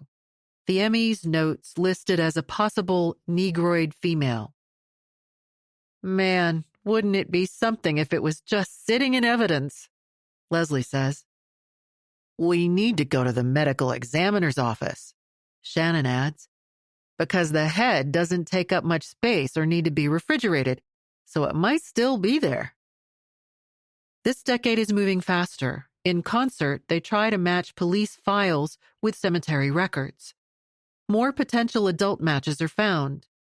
March 1961 has a third unknown fetus number 3 in the cemetery records.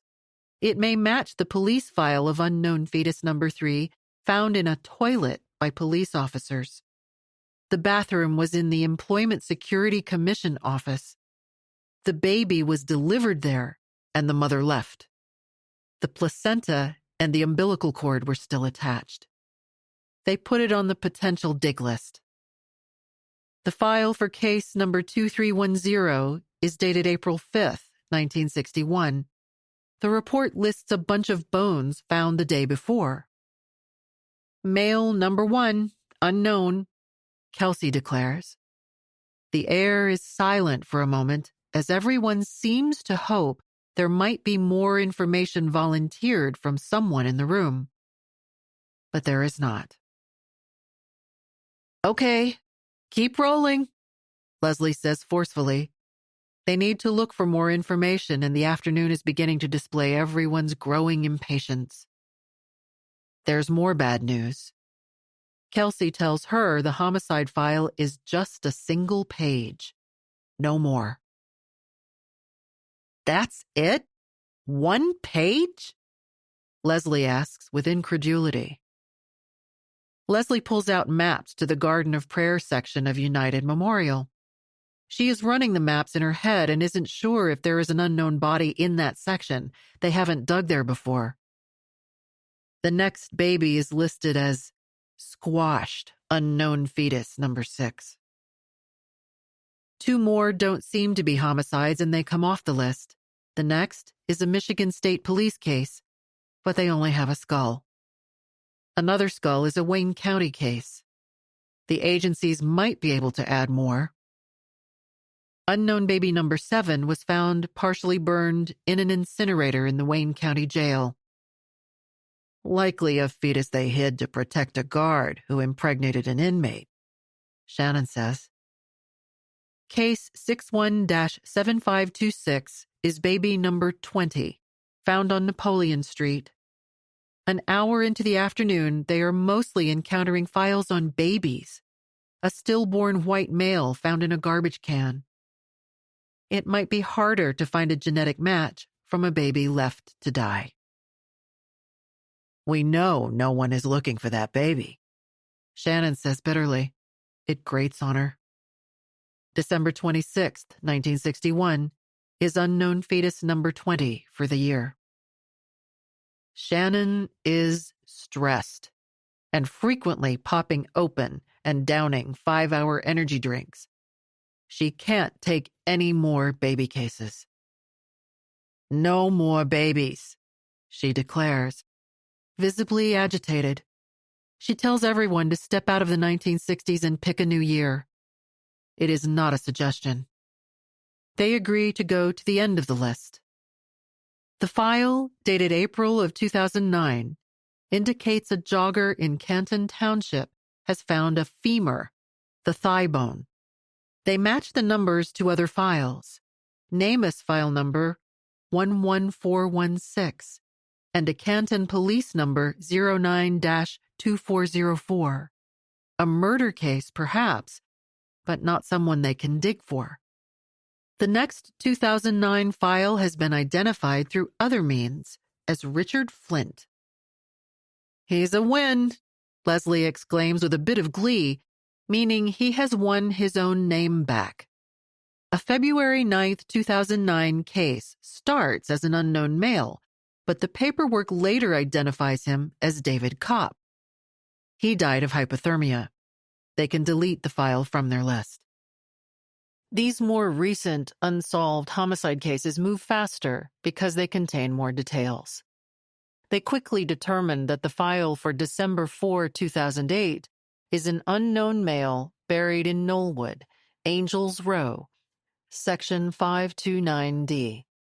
The matching NamUs file is 11695. He died in a vacant apartment at 440 Peterborough Street. NamUs records indicate this is a possible identification to Donald Harold Resco, white male, Lori calls out. The police file offers a birth date of 2 November 1933 from a piece of identification found at the scene. The case was assigned originally to homicide detectives for some reason. Shannon needs to double-check to verify that the case should be closed or whether they need to pull the body to obtain DNA. As expected, the day's work is creating more investigative work for Shannon. Then comes the case of the dead guy who somehow ended up at the bottom of an elevator shaft that was flooded. There is the baby discovered when it fell from the ceiling at a funeral home. There is the man found in the field with 2 gunshot wounds to his right shoulder. Wait, I've got a position number, Lori yells. She has matched this case and several others to potential burial sites. The next baby file sounds familiar to Kelsey. Is this already in blue? Leslie asks, wondering if they have worked this file already and tried to dig for the body. They turn to each other. But when matching the information, it appears to be a different baby girl buried in Knollwood in 2011. We're oranging that one, Leslie says, indicating they would add it to the list of bodies to dig for. Becca pulls out her orange highlighter. File 07-11353 has 6 gunshot wounds and a missing head and hands, but the DNA is on file, so that comes off the list of potentials. By 2:00 p.m., 19 orange markers jump from the sheets, and another 25 cases have the word delete inked next to them. A few have been resolved by another agency or organization. Others are such small parts, the tip of a child's finger, that it's not likely to be a successful dig. They are working backwards through the last of 1993, and they know that the cases are getting tougher to solve as they get older. There will be less orange on the page. Lots of the burials prior to 1993 are at United Memorial, where the markers, boxes, and ground are so much more challenging when trying to produce a successful dig. Bodies are buried deeper, the land has a high water table, and the bodies aren't in cement vaults. And they are back to so many more babies. Maybe it is just as well that Shannon is now preoccupied on her phone, because dwelling on the cases would likely plunge her back into her morning funk. She is still responsible for missing persons cases every day, as well as several other tasks, including the duty to respond to officer-involved shootings. 2 shootings in the morning have given way to a triple shooting just after lunchtime. Between text messages and emails, she's trying to find a missing file on a potential dig, one where a man's foot was found at the bottom of a river in a block of cement. By 3:00 p.m., the banter disappears as the list of ME and police files projected on the 8-foot-wide screen gives way to giant close-up photos of baby remains found in dumpsters, sewers, and alleys. The black and white autopsy photos weren't part of the standard ME records in the earlier files. Sadness is heavy in the room. Some look away. The baby death marked as number 1971 has massive body trauma, with pictures that verify the baby was in a bag, tossed, and then likely run over by a car. The details limit any assumptions about the critical location information. Sometimes cemeteries drop unidentified babies into the same space as an unidentified adult, laying them at the adult's feet. It's not allowed, but it's done. By 4:00 p.m., Shannon has lost the phone message war and left the room to the 4 remaining women, at least temporarily.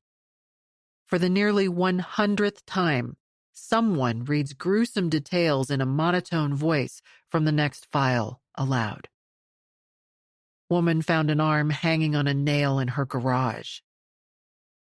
They know they are nearing the end of the day, so they must get through the remaining files. It has taken so much time to coordinate their schedules, they won't have a chance to get this group of women together again soon. Someone reads, baby found in a box behind cemetery, potential abrasions on side of head, death likely asphyxia. As a group, they agree to pass. Perhaps it is just exhaustion kicking in from the up and down adrenaline-filled day. They agree there is no evidence of severe trauma. No one ruled the case a homicide. Instead, the baby was placed in a box and dropped off in a cemetery. Shannon returns. They are collectively reasoning aloud to help get through it, as if it will propel them to the day's end faster. I don't think anybody's looking for that baby, somebody says. Nobody's looking for any of these babies, another adds.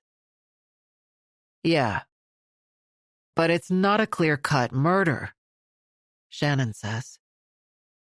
Now, nearly all the remaining 24 or so cases are from the early 1960s, and the information is limited. Babies are described in 1, 2, or 3-page reports. Shannon's pile of cases calling for further investigation has grown, and those baby cases may never be solved. No one is looking for these people anymore. They must be the ones to do it. All the women are thinking it, but they can't share their conversation aloud. There just isn't time. A long day is ending with the same dreary winter weather that escorted everyone to the building at daybreak. More lines on the Excel sheet have been highlighted with orange. The projector's off button is pushed. They begin to clean up the day's trash of food wrappers, abandoned paper notes, energy shot containers, and more. Pens, papers, laptops, and water bottles go back into boxes, and Leslie's team takes the precious paper posters off the wall to roll up. They take stock of the project's successes to date. They have received word that they have a DNA match for a half-dozen previous digs, including Anita Wiley. They have more than 24 sets of bones acquired for potential DNA analysis, if they can get them to a lab. Today, they have found 19 cold case homicides they are ready to try to find in a cemetery. With winter frost still a possibility, they know that the day's work won't result in digging for months. Till then, Shannon hopes Leslie will find the needed funding, and Leslie hopes Shannon will recruit the right mix of available people and materials for a dig. It's been a sad but successful day. Grimace and Cheetos. Karen, one of the team leaders, walks her team to their first dig site. Their first task is to stand by and wait. They have been assigned an excavator and operator, Brian, who carefully maneuvers his big rig over to the team's first dig location. With the precision honed by his years of working around utility lines, Brian delicately stretches out and positions the teeth of the bucket. It's his first swipe of the day, and it's just moments after 9:00 a.m. A pink card secured to a wooden 1x2-inch stake guides his placement above the grass that has finally turned green from the summer rain and sun. The teeth move 1 inch into the ground, preparing for the first swipe back toward his cab. By manipulating the 4 main control levers, he swiftly peels back slightly more than 6 feet of what looks like fresh rolled sod in one motion. It's the beginning of what will likely be 8 hours in the black leather seat. So far, so good. The team leader tells him to keep going. He is looking for a pine coffin below, but more dirt needs to come off first, and all of it needs to be neatly stacked beside the hole so that it can be put back at some point. He needs to go down several feet, but still be wary of hitting and damaging the top of a concrete vault. Methodically, Brian scoops up some deep brown Michigan earth. Rocks and torn-apart grass pieces come along with it as Brian empties the bucket into a huge, bright blue tarp beside the deepening hole. Once his initial work is done, they'll move a tent over to cover the site and obscure any views from prying eyes in the air, whether news media planes or drone cameras. Another lesson learned from the 2019 dig. Shannon is particularly sensitive to who is watching. Early on, news cameras caught caskets being lifted out and put beside holes, disturbed family members of loved ones in caskets in the way of the intended targets, sued the city. There is no other way to exhume a body that is 3 or 4 caskets down. It doesn't make it more pleasant or otherwise matter that a court order allows the moving of caskets to exhume someone below, or what remains of a casket. 7 PPE-clad members of Karen's team hover around, silver duct tape sealing their white coveralls to their yellow boots and blue gloves. Some hold the 4 assigned long-handled shovels. The tarps are covering several grave sites with copper-looking headstones that were long ago inset into the ground. Some of the markers identify grandmothers or fathers. Above and below ground, they wait. The team will work together for the week, and the first day is a bit of a reunion for some, and a get to know each other for the rest. 2 of Jody's students are on Karen's team, their youth concealed from distinction by their Tyvek. The students are quiet, but the experienced FBI agents, Detroit police officers, and others exchange curriculum vitae while they wait their turn.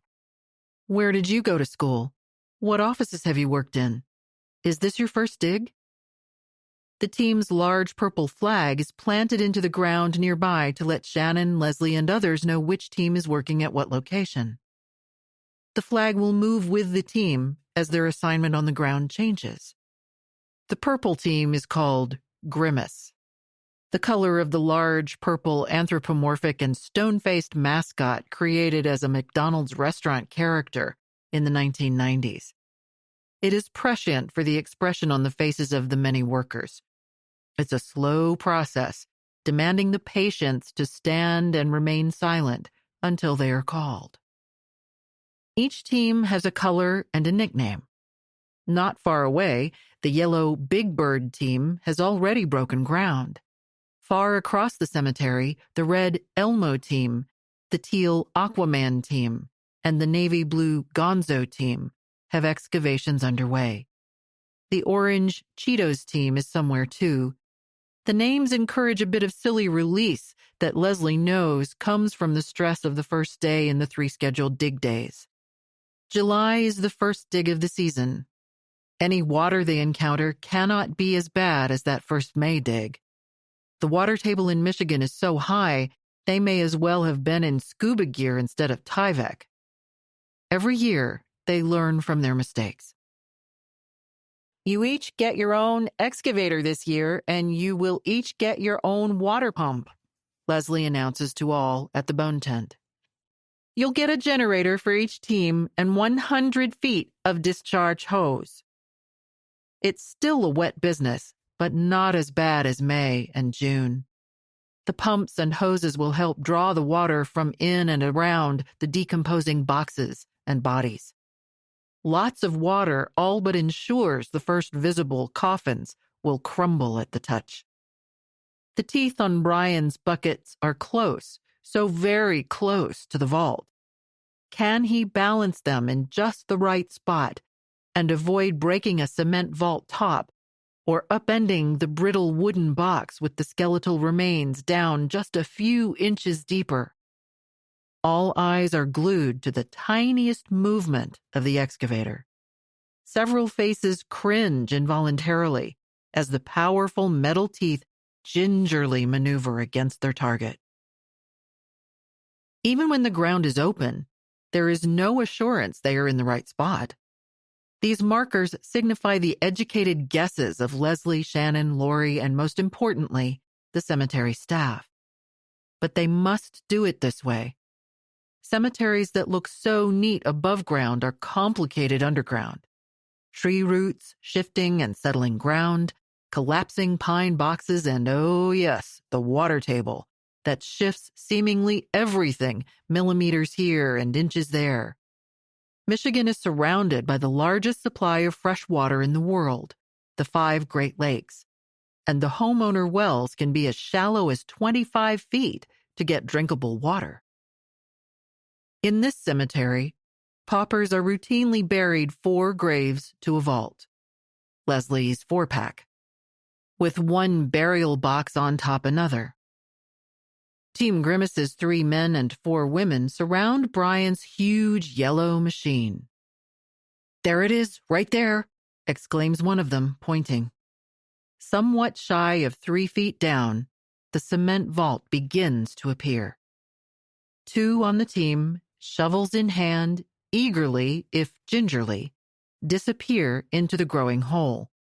Their crinkling, sweat-producing suits make it a bit more of a challenge than it should be. Standing on top of the vault, they are now the surgeons. They follow Karen's directions to shovel small amounts of dirt at a time from the top. "Tag, yay!"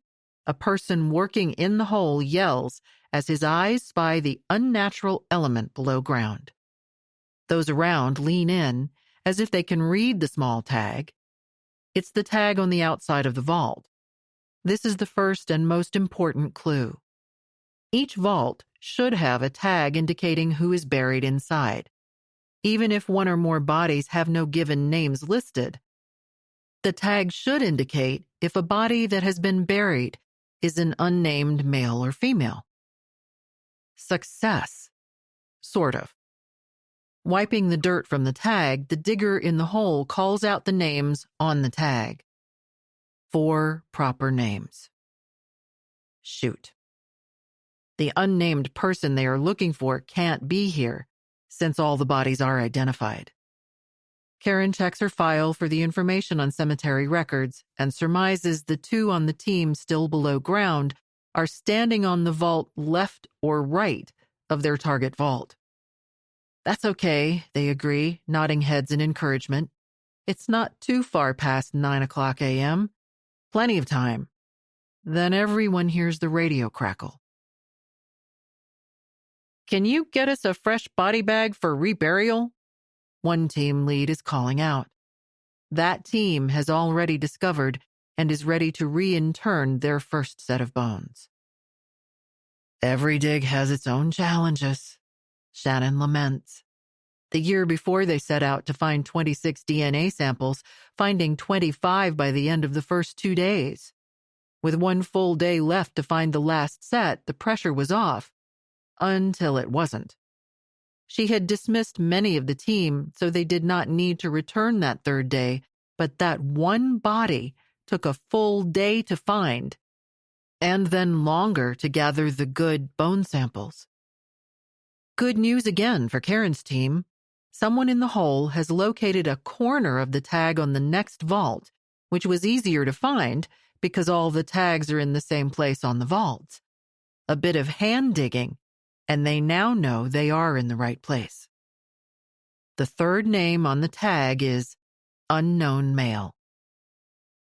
Brian has been watching from his nest.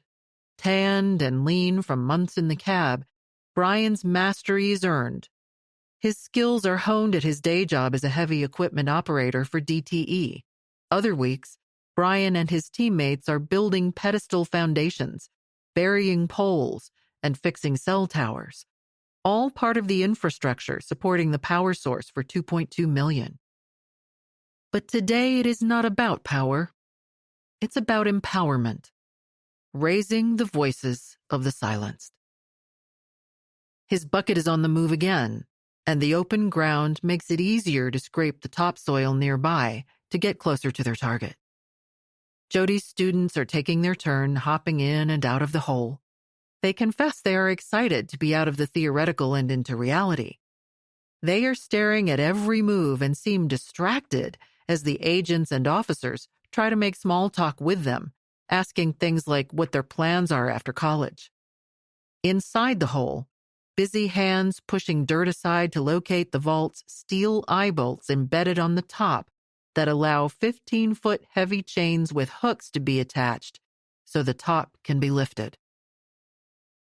Soon they are digging by hand to free the area around the top of the vault. It's hot work, even on a cooler day, and they spot each other often. Someone hops out and remains focused on the vault, unaware he is standing on a corporal from the U.S. Army who died in 2012. Loving husband, father, grandfather, and great-grandfather. 2 more out. 2 more in.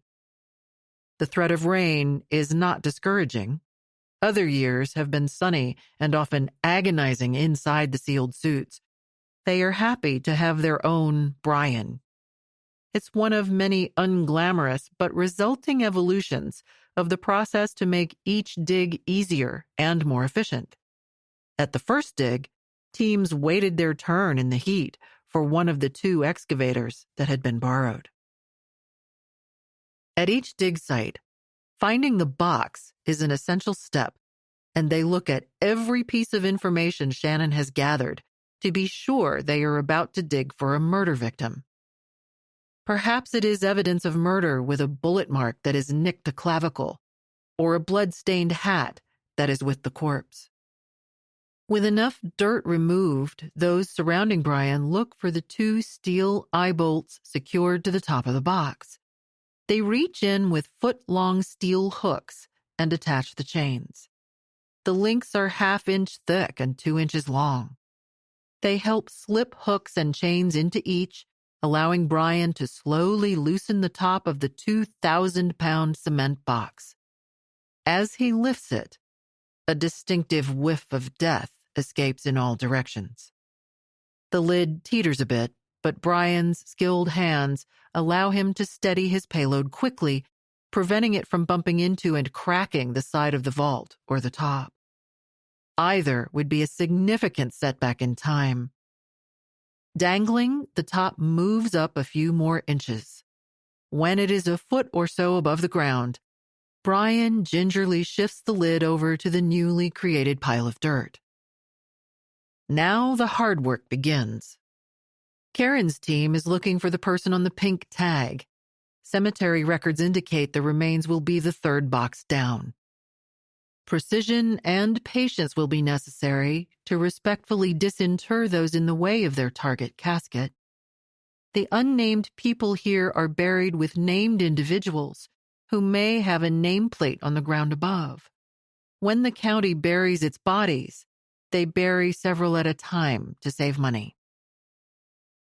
Mixed in with the unidentified murdered victims are people buried with their true names, whether Bill Johnson or Sally Williams. They are in the paupers section simply because they died when their families weren't around or when the family could not afford a burial. Still, those boxes have names on them. It seems wrong to disturb those caskets with a name, but even to make that observation is a bit of a slap in the face to people buried without a name. Karen's team is fortunate. Their hole is not filled with too much water. Across the cemetery, another team is fighting lower ground and has found their skeletons are in caskets swimming in murky, smelly water. Their discharge hose is stretched out 100 feet in a direction where no stakes with pink cards foretell a hopeful dig spot for the day. The hose is hooked to a generator, and eagle-eyed workers are sucking out what they hope is only water from the hole. The chance of pulling out an intact casket looks increasingly slim. Nearby, donated orange Home Depot paint buckets are filled with supplies each team might need. Another team leader is waiting for Jody to stop by and muster all her skills to find the right bones that may net some DNA. Even when it's dry, it's a challenge. The year before, team members could stack 2 boxes on top of each other for support at one dig, a sign of dry boxes. Not really today, since the boxes are too soggy and might collapse onto one another. Jody has joined the waterlogged team to find the treasures. Jody juggles a radio in one hand and a pen in the other. In the nook of her elbow, she is cradling a clipboard made of aluminum with a 9 by 12 by 1 inch storage box attached that opens with a flip of the lid. She is dressed in Tyvek too, not expecting to go into a hole. The top half of her suit is not yet pulled up and taped, and the gloves she might need are inside a plastic bag secured with 2 strips of gray duct tape just above her left knee. She reaches into the far end of one box. She seems unaware that just inches beyond her foot, the flat copper headstone memorializes the wife and mother, Doris, buried in 2001. It is not a day to be overly sentimental. In her element, her hands move as if she was looking for a matching sock in her dresser drawer. She pulls out one bone. Not the right one. Then another. No, not that. Then another. This one has the white stuff that is the consistency of papier-mâché smeared all over it. The goo adheres to her gloves, her pants, and anything else it touches. She has more reasons than the pandemic to wear a plastic face shield. They know the technical name for this stage of decomposition, but rarely use it when someone can just say it is covered in goop. She gingerly inserts the bone in a clear plastic bag that looks like a Ziploc freezer bag for leftovers. The bag has been marked with the details of the case before it is sealed for future access by someone in a lab sometime in the future. When water and bacteria are present, bodies are more likely to decay, sometimes producing adipocere, a waxy or soap-like substance referred to as corpse wax or grave wax. Many of them just call it goop. This process is called saponification, a process that turns body fat into adipocere. This day, the humidity is rising with the temperature, and Leslie and Shannon are riding between teams in golf carts, sucking down bottles of water. The year before, it was 95 degrees. A few samples have made their way to the bone tent. Lori is escorting and keeping track of the need for Jody and other forensic anthropologists. Shannon's goal for this dig season is 25 matching sets of bones. Sets of bones are needed because the protocol for this dig is that any forensic anthropologist is supposed to look for 2 different bones from each body. That improves the odds of finding DNA and allows samples to be sent to different labs if needed. 25 unidentified murder victims are on the court order, but Shannon has done the paperwork to prepare for many more if the digs go quickly and she can expand the court order. They took out 26 sets of bones from Knollwood the year before, Leslie notes, so she is a bit surprised when Shannon settles on 25 for the dig. They both know that Leslie and her other resources may not be available in the future, so they are working as effectively as possible. This is just a process for Leslie. There is little she hasn't seen. When asked by a volunteer what she expects will happen when a vault is open, she explains in one long run-on sentence as if it will occur in minutes, not hours. Sometimes you pull up a 4-pack and the dead guy you want is number 4, so you have to bounce up 1, 2, and 3, and hopefully there is a tag that survives, and you can unzip the bag and start fishing around for the bag of organs that they shove back into the cavity, and sometimes you can tell if it is male or female. She pauses and adds, "Cemeteries hate it." She pauses to watch Karen's team at work. They are finally in the right vault and need to get down to the 3rd casket. Team members carefully position straps around the bottom of the first light brown wooden casket to maneuver it up and out of the vault. They are going to take the box up. The 2 men leave to decontaminate their covered bodysuits. Another team member sits on the student's side holding chains. They hook all the chains together. The first box seems solid and comes out of the hole intact and is set on top of another person's gravestone. The name on the box tag makes it a bit too personal, as the accompanying foul smell leaves a brackish taste in the mouths of everyone nearby. The digger starts and the big bucket is swung over the water-filled hole to try to pick up the second box. The chains are positioned, but the D-ring slides along the chain. It isn't tight enough. Despite the danger of getting hit by the bucket, a team member jumps in the hole and grabs the chain by hand. Brian takes the cue and moves ever so slightly again and again to make the chain taut. "You can do it," they encourage Brian, yelling over the sound of the excavator. It takes most of an hour, but suddenly the second box is up and stacked near the first, perched not far from the pile of dirt on the blue tarp.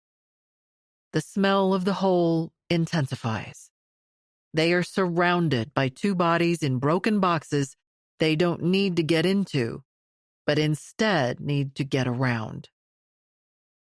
"There is a nameplate over here," someone yells about the next box down. "Tag," another yells, literally meaning he has located the tag. He reads aloud, "Unknown male. I think we found him."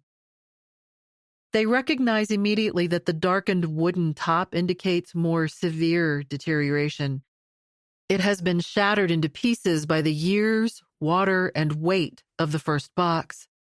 Whether it can be moved is in the hands of the team working together with straps to lift it from the vault. Jody stops to see her students, handing out pictures and a stick to use to keep gloves clean. You need to take pictures of the dental arches, she tells them. Look at the dental photos in the autopsy, she urges. Can you see the photos of the teeth? The radio crackles again. A forensic anthropologist is needed at another site. Lori whisks Jody toward the location, her floppy hat waving with the movement of the golf cart. As the morning hours fade, Karen's team is still looking for their first success. The yellow team has moved to a third site, or is it the red team? It's not a competition, they remind themselves.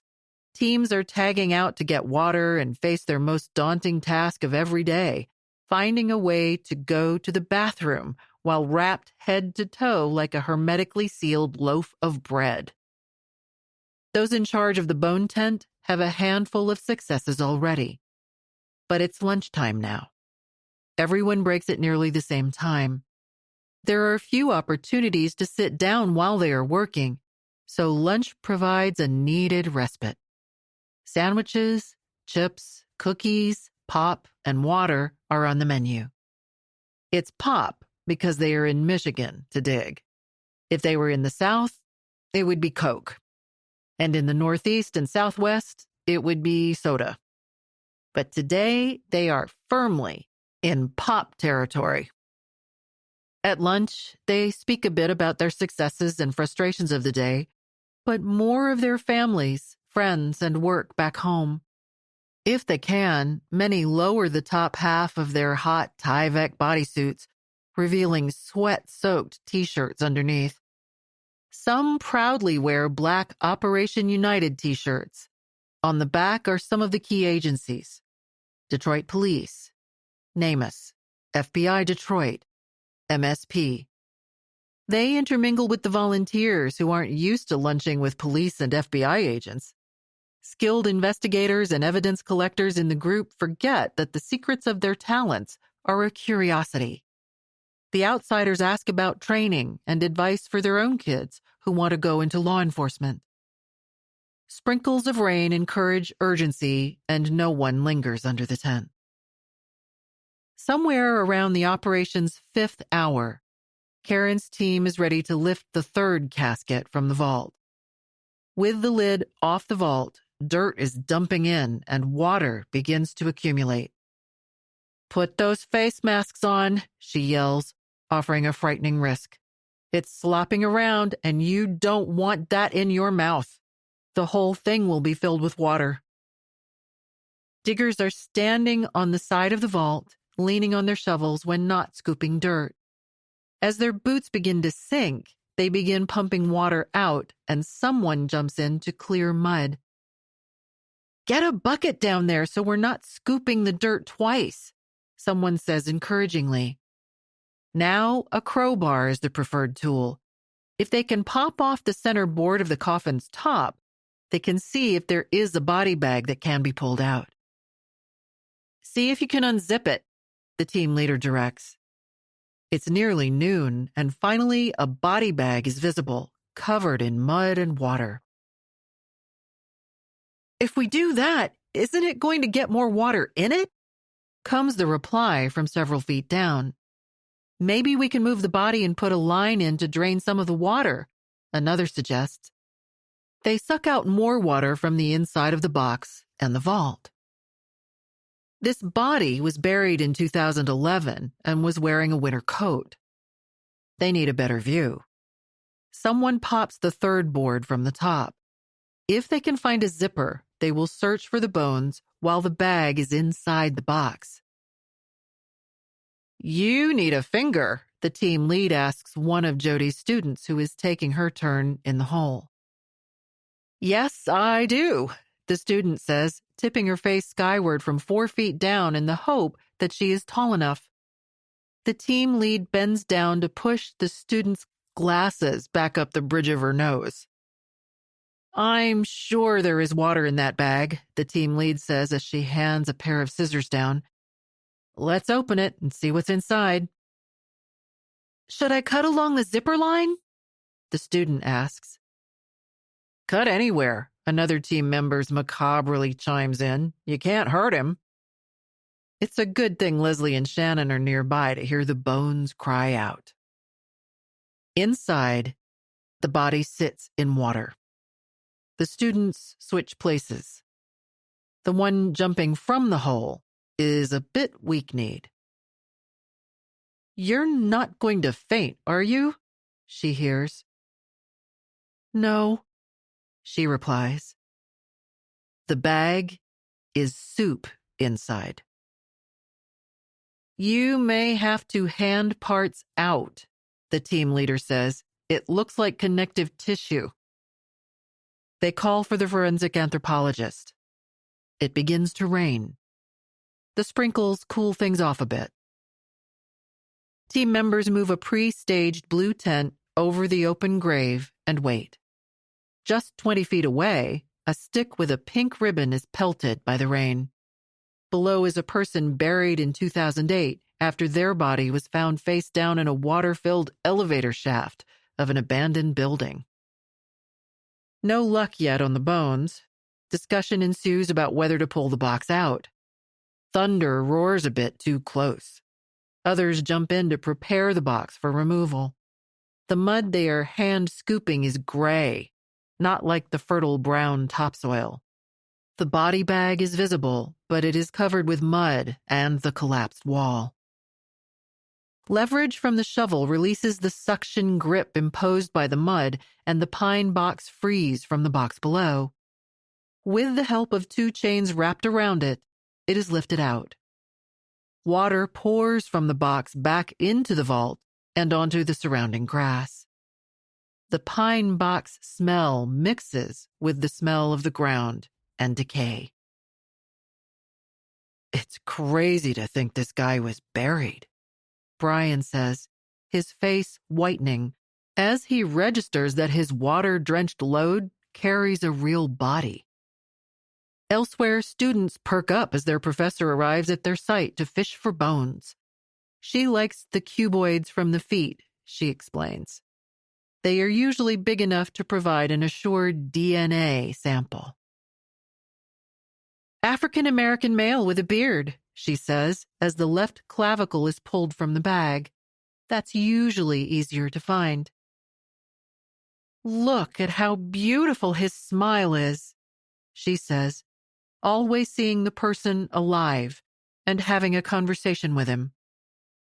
The information on another murder victim indicates he was buried with a beige and teal sweatshirt, blue pajama pants, and a black jacket with white stripes. She is nonplussed about the other autopsy details: homicide, burned, and found behind a closet door that was held closed by a cord. That's called homicide, she says to the students. He was 140 pounds and 6'1", so he's folded in the box at the bottom. His age is marked from 60 to 85.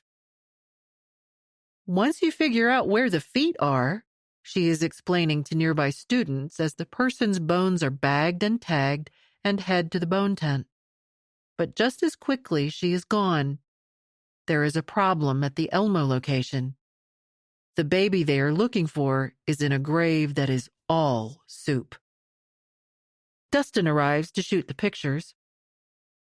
Jody says to do a full dental and says you'll know what that means, someone tells him. The rain has leaked down into the boxes that were lifted out to get to the target coffin. The gravel and pothole-filled roads are now muddy water hazards to walkers. Now they need to verify they have found the right body. Each person is a crime victim, and sometimes that means finding the skull first to find the expected bullet hole or two, or perhaps a snapped neck or severed mandible. In her metal clipboard box Shannon has provided, Karen reviews the few details covered. Some files have dental records that make it easier to look for a person with a missing or crowned teeth. This man was buried in a tweed jacket. Some personal possessions were buried with him. A quick survey assures them their findings are true. It's finally Karen's time to call out on the radio for the help of a forensic anthropologist. Excitement fills the air, despite the even more nauseating smell about to be unleashed. But first, Jody needs to finish her work with the Aquaman team, so they wait. "Okay, buddy," Jody says, talking directly to the bones she is fishing through. She looks back at the paperwork. "This guy was huge. This is the strangest autopsy I've ever seen. Oh my gosh. Whoever was doing the autopsy cut the whole breastplate." She reaches in to find 2 different bones and pairs them together for one successful search. She lifts off the entire breastplate, necessitating that she put it back. "Look at the skull," she exclaims in surprise. "Oh my gosh," her student says, leaning in further over the box. "Where is the top of his head?" While they wait their turn, the Grimace team begins digging their next grave. The tags all indicate known Barrys, Edith, Lamont, Laverne, and so they are in the wrong spot. But still, it helps future digging. They realize they are next door to the body they need, and soon they are making progress on their second body. The wait seems interminable. Finally, Jody appears, laughing and talking to everyone. Jody is a shining light wherever she goes, and unknowingly compels those around her to listen and watch her every move. She is ever the teacher and says aloud what she is doing.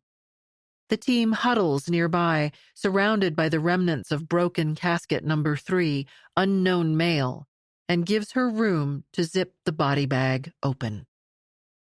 Like a skilled surgeon, she reaches into the bag. Bigger bones favor a positive DNA finding.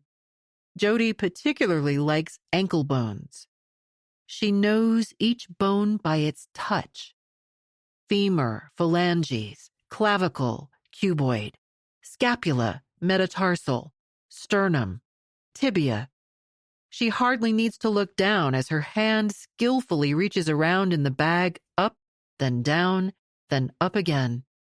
Skeletons might start out looking like a Halloween decoration, but the comparison quickly disappears when water enters the box, the ground shifts, and decomposition and other factors come into play.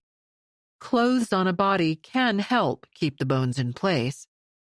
It takes her only minutes, 10 at most, to find what she needs.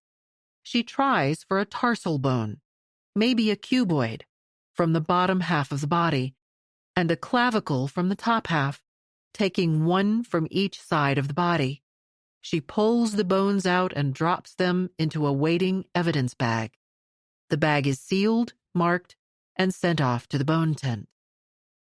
It's very anticlimactic. We don't know if the DNA extraction will be successful, whether a DNA match can be found for the unidentified murder victim, and if that might solve a crime.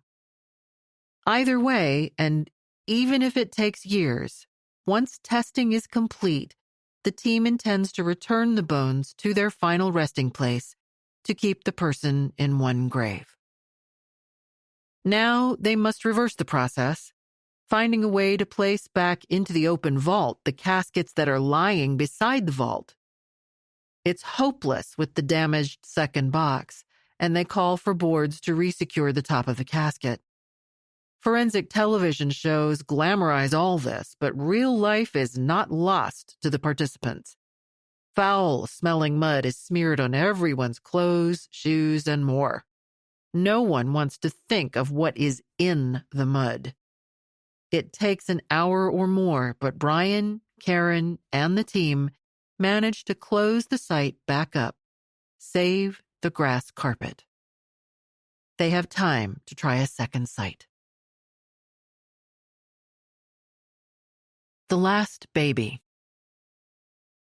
Radios announce news of another find. At still another location, they have pulled a partial skull and mandible out and placed them on a blue tarp. The 6 or 7 white teeth displayed are a sharp contrast to the bone that has that brownish-gray hue of decaying wood. A photographer is on his knees, his gloved hands wrapped around his black FBI-issue Nikon. His mask-covered face is an equidistant handful of inches from the jawbone and the grass. Once they open a grave, Leslie explains, they want to get anything not already in the investigative file. They will avoid going back down again, if possible. Other teams are doing well, which is good because it looks like the sprinkles will give way to real rain soon. The Grimace team's new site is more forgiving, but as the afternoon hours reduce to a short supply, another team has hit a perhaps insurmountable snag. Lori and Shannon have on their list the hope of finding a murdered baby. Looking for babies is its own challenge.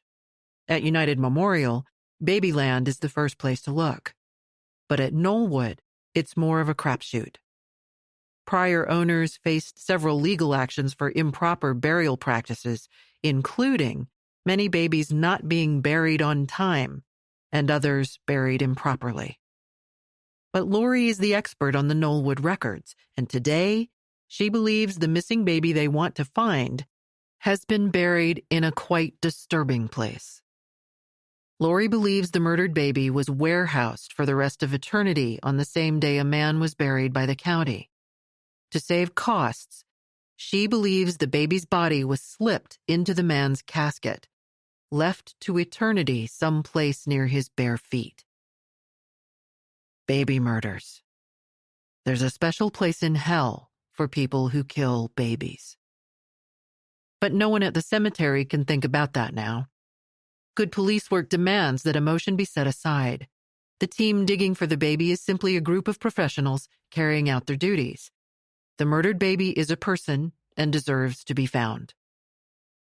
Lori's best calculation is that the murdered baby might be found in a shared casket located further west in the cemetery.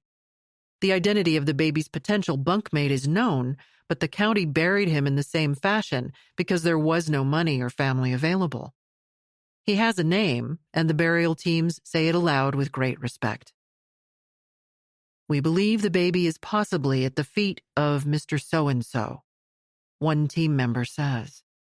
But if his soul is listening, the buried man might be crying now. Surely, he thought, his burial was the last of what must have been many indignities that led him to this final resting place. But if his spirit can detect it, he is in for so much more before today's sun sets. The team is popping up his casket, as Leslie would say. Mr. So-and-so, we'll call him Joe Dan Smith, is unfortunately intertwined with the day's objectives. A 79-year-old white male buried in the 1950s. While the color-coded teams continue to work toward their final successes of the day, the baby hunters get underway. Lori has pinpointed Joe Dan Smith's location, and the grass and dirt is moved with relative ease from the golf course-looking patch of land, smack in the middle of their digging area. It could be quick, but it is not. The grave is filled with water. No problem. Pump, hose, drain, wait, repeat. Joe Dan Smith's box is located as the water level seems to recede. Women may lead, but sometimes the men's strength helps with pulling big chains across a box to hook it up to supports on the excavator.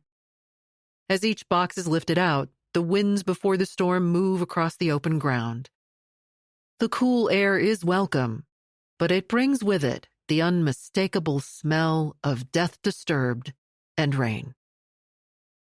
It's weird you can't see anything. It's legitimately soup. Anyone could have said, but Sue did say. They are pumping water out at the rate of an inch every 1 minute from around the coffin with a goal to lift the body bag out and put it on a board. Find me a baby, Sue declares as the crew pries off the last top board. But his casket, too, is filled with water.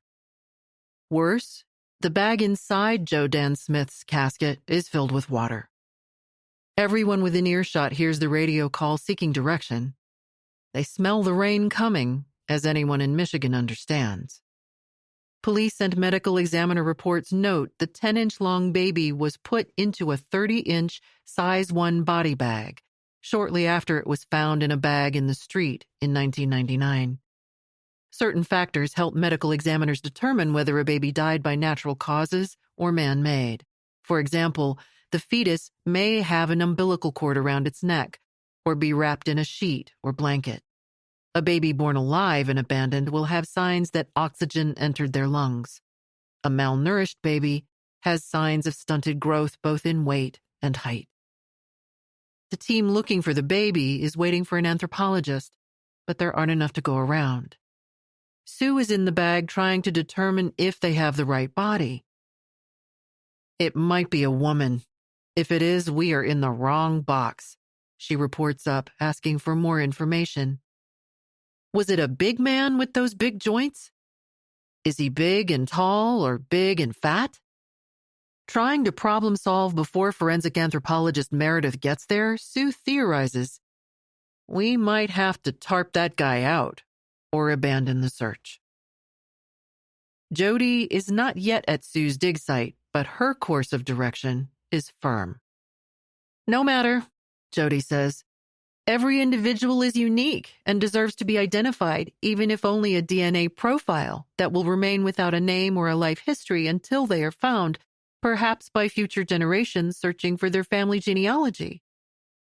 Shannon and Leslie had begun their odyssey with a goal to reveal every family member's final chapter. But Jody's reason for being out in the grass this day is personal in a different way. To those who ask, she explains, haltingly. Giving them a name, connecting them to family. Her eyes wander as if she'll see the right words in the sky only with sufficient concentration. To let someone know where their loved one is. That's crucial, she adds with finality. Her speech is generally quick and modulated, making the last bit sound so uncharacteristic. She can't find the right words or words with enough meaning to explain why these digs are so important to her. But then she does. I was 28 years old, she begins. I was in a motor vehicle accident and had a closed head injury and lost my entire episodic memory. The car accident took away all her early memories, permanently. Yes, just like in the movies, she explains, only this really happened. She doesn't volunteer it, but she doesn't hide it either. She's become a little rusty at explaining the whole ordeal. She initially offers snippets to satisfy the curious and explains for the 1,000th time what episodic memory is. Explicit, long-term memories such as where you attended first grade, who was your favorite person you dated, or where you were when the September 11th, 2001 terrorist attack occurred. I lost, yes, the whole first 28. I would say, okay, the first 30 years of my life, because I don't really start making new memories until 8 or 9 months after the accident, and then they are patchy until a couple of years in. So I really started university when I was 2. So, when I was 30. It's why her beloved overstuffed office of books and mementos shows few signs of a lifetime of memories. Though Jody has dedicated her life to finishing the stories of those who have been silenced, in a bit of cruel irony, her own story will never be finished.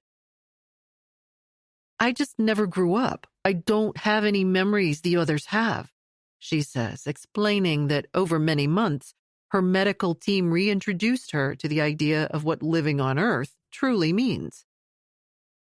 By the time I was making new memories, they'd already introduced my parents to me as my parents, and my brother as my brother, and my kids as my kids. If they had given me 6 kids and said, "These are your kids," I would have said, "Okay." I wouldn't have any children if the woman who had my body before me hadn't had those kids. She's detached from that woman who used to live in her body, but is clearly grateful for the groundwork she laid. The woman who had the body before me, as she calls her, had a degree in business. The accident changed her life trajectory in an unfathomable way. Her expression changes with a sudden realization. I've not yet lived more years as this Jody than the other Jody. The Jody she does not know was born halfway between Detroit and Buffalo, New York. She offers unsolicited clarity. That's on the Canada side, as people in the area say. She only knows this, she explains unnecessarily, because she was told so. Besides learning about episodic memory, she learned there are several types of memory, a sometime inexact science itself. She came to understand some of what she was retaining was her own implicit procedural memory, the motor skills she uses without thinking, such as tying shoes, playing a guitar, or juggling. Whether she missed 30 years of her life or a murdered baby survived only 30 hours after birth before freezing to death in a park, each life must be accounted for, she stresses. Her own recovery and the science behind it allowed her to make sense of what happened, even when it made her sad or frustrated. She wants that even for the babies. Science helped her comprehend how she could survive, yet only retain seemingly random parts of that Canadian-born business graduate. She knows how to eat with a fork, but she doesn't know her own children. It's very difficult for me. I mean, I'm much better now, but it's very difficult for me to know what's learned versus what people innately know. I have all this functional memory that's not connected to anything. I didn't realize that humans couldn't just type on a keyboard, she says. I had no idea that you had to learn to do that. I couldn't teach my kids to drive because I had never learned, but yet I drive. There are all kinds of things that I can do, like knitting. I didn't know that you had to learn to knit. I just know how to do things. Although she is in a challenging field of work, it is the accident that helped her get there. The accident injured her left temporal lobe, leaving her aphasic, unable to express or understand speech. My brain swelled up inside my skull and my cerebral spinal fluid came out my nose and out my ear and, that sort of thing, she says in a clinical tone. I wasn't able to talk, and then when I did speak, even though I knew what I was saying, it was just blah, blah, blah to others. When therapists began telling her she needed to adjust to her disability, and people began to speak to her as if she wasn't smart enough to understand, Jody says she was so angry she took matters into her own hands. I decided I was going to go to university and show everybody there was nothing wrong with my brain, she says, laughing a bit as she confesses how she managed to get into Western University in Ontario. I used the grades that the woman who had my body before me got for her business degree. Talk about imposter syndrome. To her, she was a 2-year-old. With her only frame of reference being the medical personnel around her, her experiences prompted her to begin a course of study as an occupational therapist. But when the university discontinued the program, she had to find a new direction. Finding a new direction is quintessential Jody Barta. She is often heard telling someone that the word no is just an invitation to find another way to do something. She focused on the courses she enjoyed the most, anthropology and genetics, convincing the university to award her a Bachelor of Science degree in both.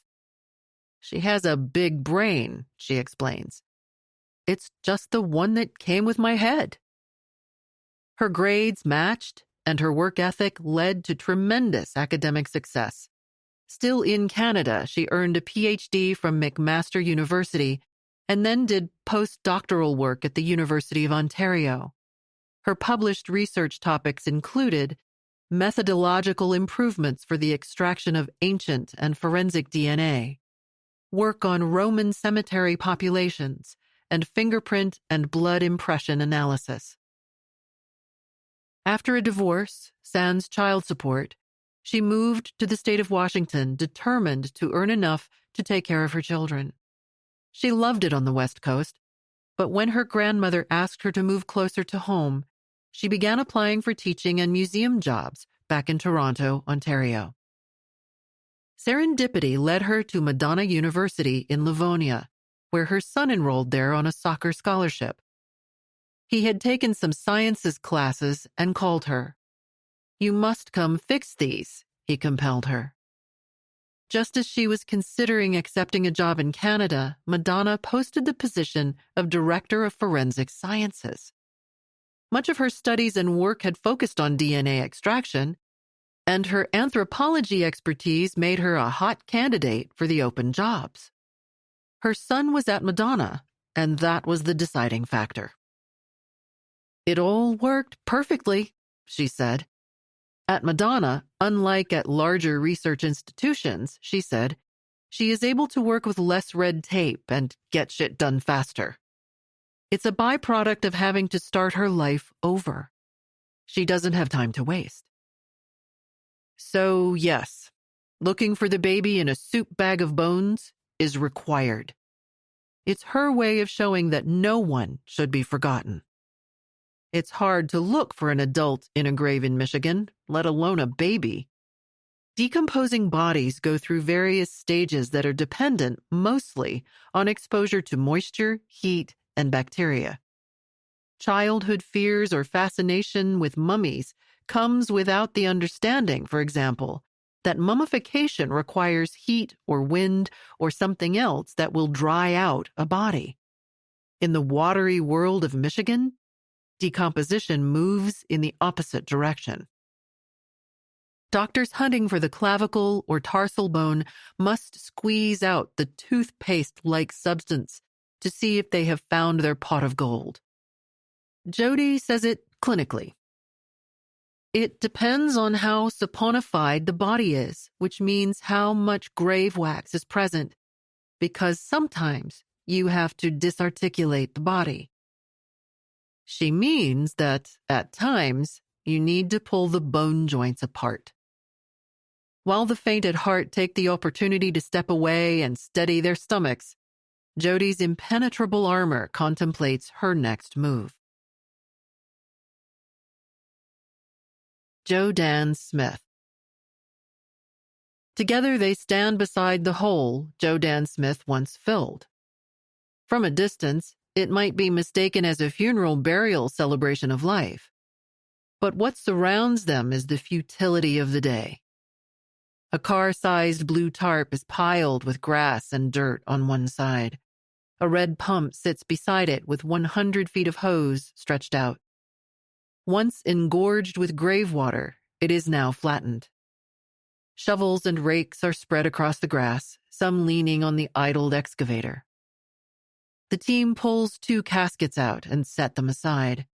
It's clear why Shannon, Leslie, and Lori must plot out the digs for the day. It's bad enough they are working on top of dozens of marked and unmarked graves. They can't have teams working on top of each other, too. They have found Joe Dan Smith, but the baby bones they need are elusive.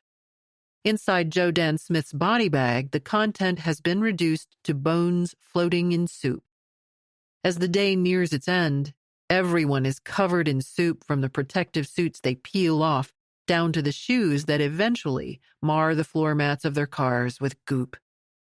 It's a sickening thing to think about if they let their minds wander while driving. But for now, they all need to keep their armor up. They've been waiting an hour for one of the anthropologists to come to the red tent to look for bones. Finally, near 3 p.m., Jody and Meredith join Sue to provide their advice on next steps. Sue begins, pointing to the body bag of bones and liquid. "This is," she says as if introducing him at a summer barbecue, "a delightful man, but not relevant." "I'm sorry," Meredith says with sincerity, addressing the deceased by name. "The red team has not been able to find the baby so far, and my working theory now," Sue explains, "is that maybe the baby is in the grave next to this person, where another man is buried."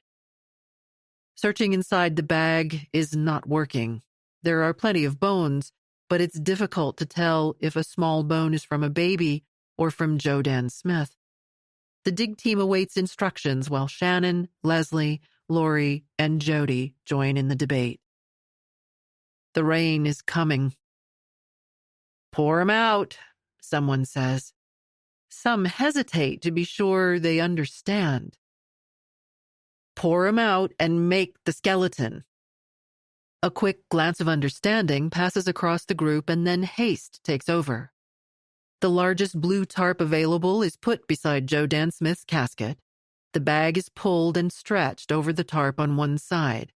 Together, team members unzip the body bag, open it, and pour Joe Dan Smith out in the direction of the open surface. Bones and liquid rush from the bag. Gravity efficiently pulls the soup across the blue plastic in small rivers before slipping off the edge and seeping into the grass. They catch the edges to be sure no small bone pieces slip out of sight.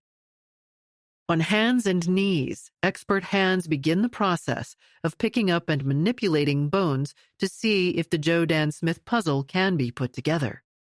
They begin to pull one bone at a time. An intact skull is a good start. Fewer pieces to find. Mandible? Check. The person doing it has a co-worker occasionally putting an ice pack on his Tyvek suit. They'll rebury him in another bag, safe and sound. They wave their hands over the top of the bones to spread them out, as if they are shuffling a deck of cards before gathering them up to deal poker hands. It's as Jody described. All the bones are white. Some are easier to pluck from the mess: ribs, sternum, scapula. The shape of the cervical, thoracic, and lumbar vertebrae helps locate some or most of the spine. Time will tell. About 80% of the body's 206 bones are in the head and chest area. So it's harder to pull out all the smaller bones from the arms, legs, hands, and feet. The rain had slowed as soon as it started, but now sprinkles begin to fall, and the anatomy test begins.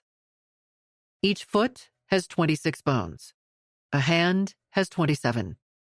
The baby was only days or weeks old. No one can remember or has time to recheck the file again. Babies have as many as 300 different bones, several that fuse together as they grow. The size of the bones won't be measurably different. If two bodies are in the mix, they should be seeing some bones that don't seem to fit into the puzzle that is Joe Dan Smith. The bones of Joe Dan Smith come together to show arms and hands, and then legs and feet begin to emerge. The effort is like a class exam. As Joe Dan Smith's white bones come into view like a rudimentary Halloween decoration on the blue tarp, they are still not finding bones that look like they could be from a baby. Lori was reasonably convinced they had the right grave. No one wants to dig up Joe Dan Smith or anyone else for no reason. Bodies from the morgue are buried in groups, and if the baby and Joe Dan Smith were buried the same day, it seems likely the baby should be there too. Still, they are not seeing signs of the baby. A skillful team member continues to identify every bone located. Jody offers a different explanation. Maybe they will never find the bones because the baby's bones were so small, so porous, that they simply disintegrated. Audible sighs blending surprise and exasperation come from those who are hearing the theory about babies for the first time. It's as if the baby never existed. They'll have to try another tack tomorrow. For now, everyone needs to rally to get this cemetery closed and shift their operation in reverse. Someone is rolling up the drain hose, knowing it will be used tomorrow. Grave water and soup drip from the end as it is coiled. Equipment is hauled across to be locked up in trailers. Every site worked on must have GPS coordinates taken to help with future digs, since bones removed must eventually be replaced when returned from the lab. A new body bag is called so everyone can quickly scoop the remains into it, leading to another unavoidable indignity for Joe Dan Smith. He is packed back into his new home and then into his damaged but salvageable casket. The remains on the blue tarp are shoveled and poured back into a new body bag and into the cavity where Joe Dan Smith's casket came from. One of the excavator operators working on that side of the cemetery climbs into his seat to finish the job. Shannon and Leslie have released most of the others for the day, but this gentleman is a full-time employee at the cemetery and very skilled in moving about their charges. He manipulates the caskets back into the ground and slides the dirt, scoop by scoop, into the hole. Around him, tired team members use rakes and shovels to fill the hole and smooth out the ground. It will settle over the next year and leave a divot if they don't mound the dirt up on the site. The tent has been packed. The tools need to be washed down. The cleanup and decontamination crew is waiting for these last stragglers. Everyone who is suited up must return to the decontamination crew before being dismissed for the day. As one would do when dressing and undressing a child, an HMRT team member reverses the morning ritual, first spraying down the outside of each person. Then they carefully cut away the tape and peel off gloves. The top of the Tyvek suit is peeled all the way down to the yellow booties. They cut the binding around the ankles and pull the suit away. All are discarded in pop-up trash barrels. The same crew uses fire hoses to wash down the shovels, rakes, and other equipment used that day. First on the scene, last to leave, Leslie and Shannon survey the successes of the day and plot out what the teams will look for the next morning. Each dig is a 3-day dig event, and they want to take advantage of every hour with team members. They may never be able to get this larger group together again. A cloud hangs over them as the realization is ever present that these digs are likely the only opportunity they will ever orchestrate to both give these murder victims back their names and maybe hold a murderer accountable. A steady rain has begun. With goop still all over their boots, they climb into their cars to drive home. They need to be ready for tomorrow. The numbers game. Each year becomes easier than the past. Each dig week is less stressful than the last. Leslie begins assigning the same people to lead teams. She knows them, and they know each other's capabilities and how to work with the spirit and soul of the cemeteries. As the cemeteries become pockmarked with evidence of past digs, Leslie and Shannon use simple math calculations to more accurately find where one vault ends and the next is located. They are avoiding unforced errors like the first years, when they simply dug up the wrong person. Hunts for the more recent murder victims means bodies are in easier-to-locate cement vaults. Finally, 5 years after Shannon first challenged Leslie to help her find the faces on her walls, their last dig will exhaust Shannon's primary box of files. The cemetery grass is growing again. Leslie's tools have been put away. Her team has turned to other FBI priorities. Jody is back teaching. As Leslie's counterparts from other FBI offices depart, other dig volunteers return to their departments, universities, and offices. Excavator operators are again securing Detroit's electric and other infrastructure needs. The forensic anthropologists no longer have a field experiment waiting for their students. They will have to come up with other ways to continue to bring their programs to life. The digs were a first-of-a-kind operation for the FBI, an organization that dates back more than 100 years. Many search teams have dug and found one or a few bodies left by criminals, and some have conducted exhumations in cemeteries, but never on this scale. From the start, Leslie could not have known that in the end, this would be her largest and most successful leadership undertaking of her FBI career. Here, each exhumation may be the key to identify a homicide victim and give them a chance to locate a potential murderer. They all confess that it's been a bit mind-blowing, but as always, good planning got them where they are. We had no playbook, Leslie notes, recalling the dozens of times her team has been called up through the years to help the FBI or local law enforcement handle a body or body part. Leslie's methodical ways have served her well to help keep the project funded, ensure that the right personnel are on scene, and to make sure the powers in her Detroit office at FBI headquarters and the FBI laboratory are happy. Several law enforcement agencies from across the country have reached out to ask if she thinks they can undertake similar efforts. Yes, she tells them. Use the playbook we have forged. She confesses she would love to see other communities identify all the people buried in their paupers' graves and, hopefully, close hundreds, if not thousands, of cold case murders. Help the families heal, she implores them.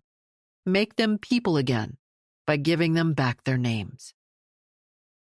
As the Detroit project shuts down, Leslie gets a call from Philadelphia Police Department, PPD, asking if her FBI team can help with a smaller but similar effort in the city of brotherly love.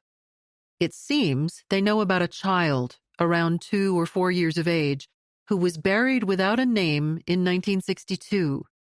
Another infant boy was buried in 1983. 3 men and 3 women were buried between 1972 and 1984. All are cold case homicides. The 8 victims were unidentified when buried in a small field in the northeast part of the city. She has the playbook now and is sharing it willingly with PPD and other departments that are asking for assistance. Together with PPD, they determine the bodies are buried in a long-abandoned city cemetery.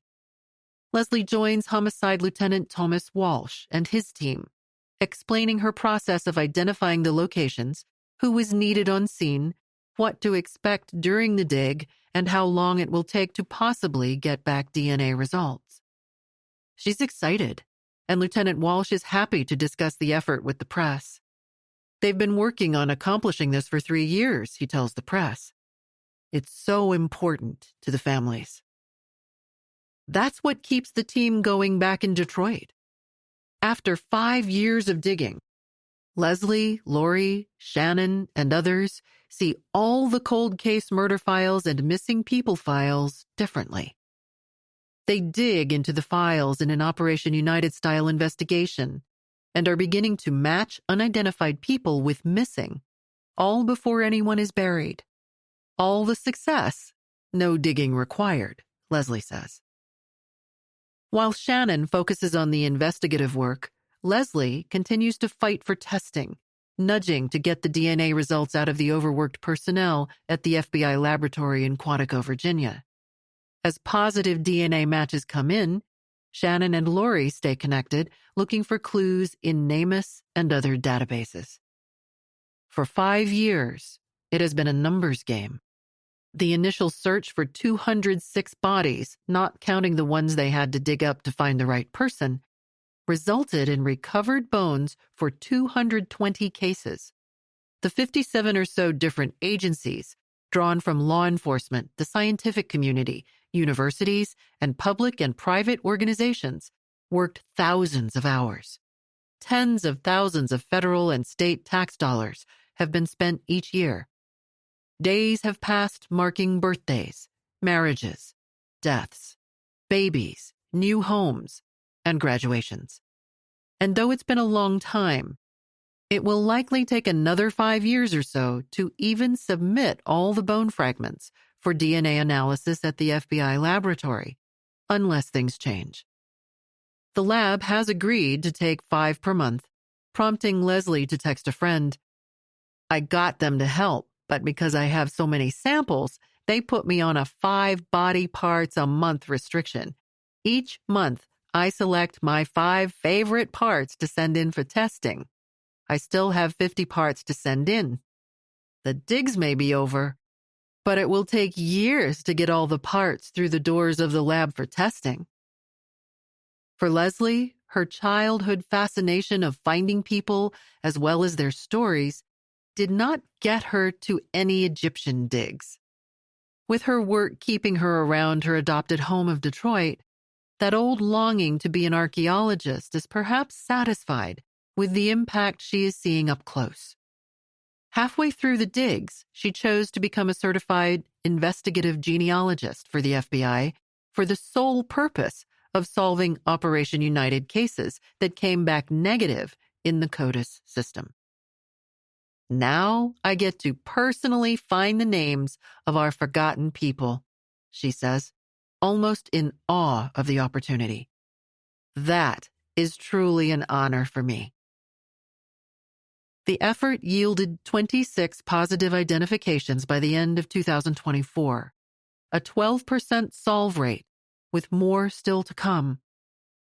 It is at that moment, when a hit comes back, that the idea anyone is just a number disappears, and humanity returns. One of the first DNA hits successfully returned the name Kareem Jabbour Laws to this world. Kareem's relatives discovered him missing, but didn't know for 15 years he was a number in a box buried 6 feet underground. Born in Detroit in 1972, he disappeared in 2005. His family knew he wasn't someone who just skipped town, as police might have thought. They suspected foul play. Kareem's family had been looking for him through every channel they could find. They listed him as an endangered missing person right from the start. They posted pictures of the 32-year-old black man with a Playboy bunny tattooed on the left side of his upper chest. His left ear was pierced. In fact, Kareem is still listed as a missing person on at least one of the websites of the many profit and not-for-profit organizations trying to help families, including one called the Charlie Project. This site identifies Kareem and offers 2 photos, including one showing his brown hazel eyes hidden behind rose-colored glasses and black hair covered with a cream-colored beret. The notes indicate Kareem disappeared after a house fire and has never been heard from again. This is the nightmare families can't wake up from. Families live in a void, knowing nothing about the fate of their relatives. Meanwhile, law enforcement has moved on to handle more pressing matters. For the laws, they collectively wondered, checked sites, and listed his vital information wherever they could, but no leads ever emerged. Then, 15 years later, the laws got a call from Shannon. He had been killed, then burned, she explains to the family. They found the body behind a garage. He'd been decomposing for 3 months. Kareem's brother, Caron Law, told a Detroit Channel 2 reporter. They let us know that he had been there for years. That was good in a sense, because we believed he was out there somewhere. Shannon asked Caron to come to her office. She explained that his brother's murdered remains were found behind a garage the same year he went missing, discovered near the current Third Hope Baptist Church at Apolline Street and Plymouth Road.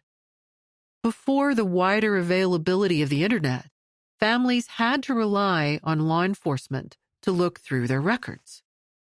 Families did not have access to details in police reports, such as interviews with potential suspects, neighbors, and witnesses.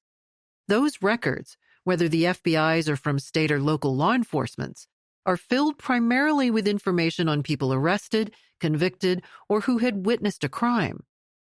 DNA would be available only for some, and then only consistently for investigations initiated in the past few decades. The dearth of resources early on has shifted to an abundance of internet opportunities for those looking for the long missing, whether runaways or murder victims, such as GoFundMe campaigns, social media sites, and more. Every year, the names of the missing are added to databases and websites of both for-profit and not-for-profit sites, encouraging the crowdsourcing of information.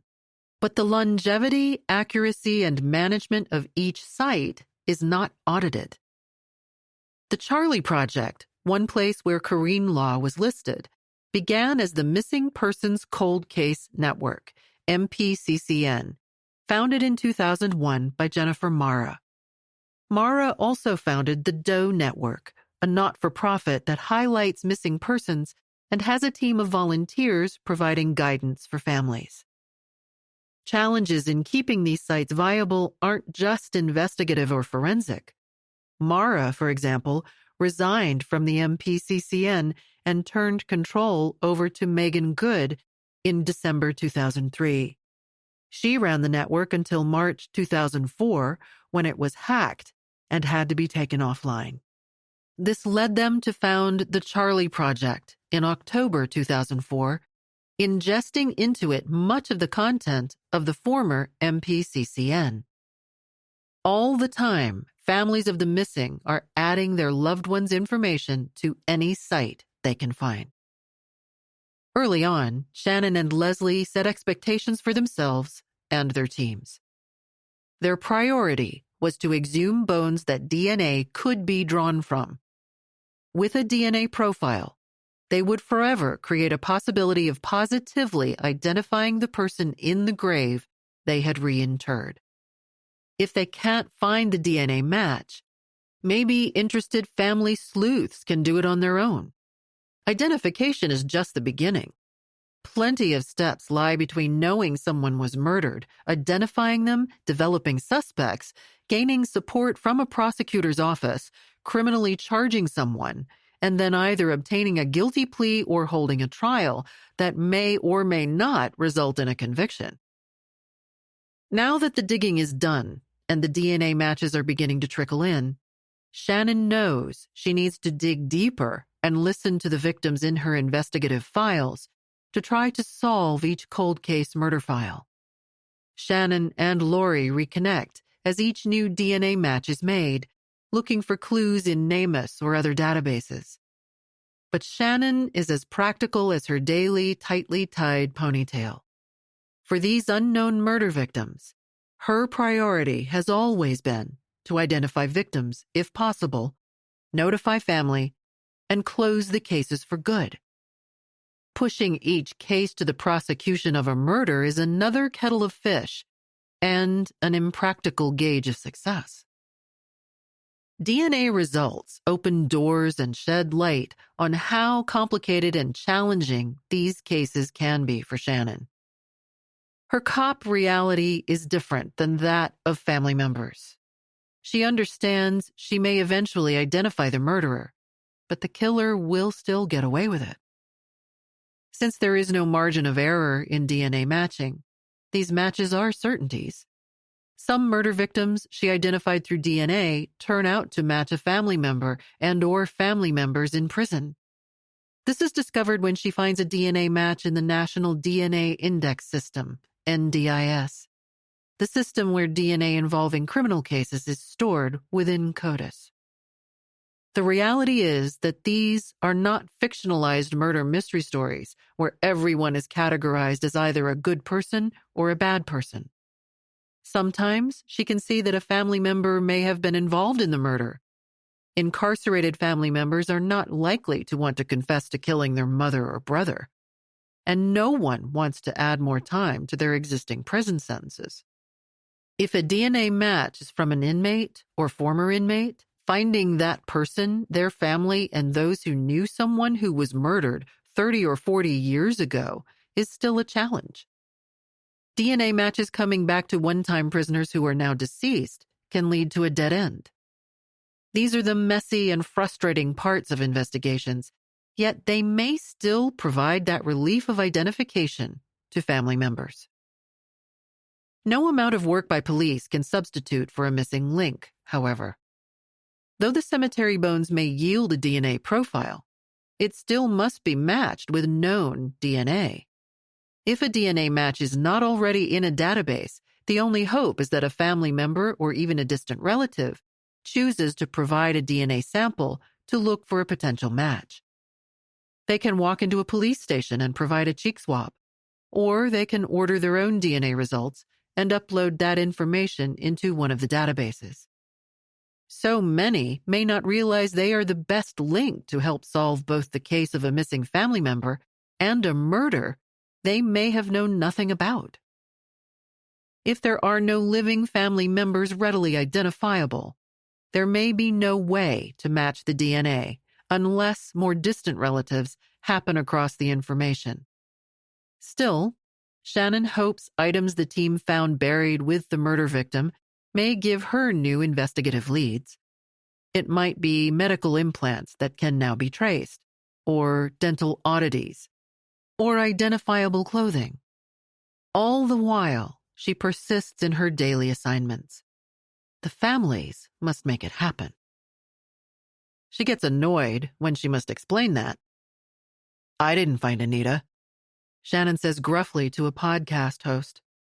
She is talking to Tanya Mosley, Anita Wiley's half-sister, who is now a celebrated and award-winning broadcaster. Tanya is also Antonia Wiley's aunt, someone he met for the first time when they were both adults. 3 years after the DNA connection was made during Operation United, Antonio sat down with Tanya to discuss his mom and explore their mutual lost family member.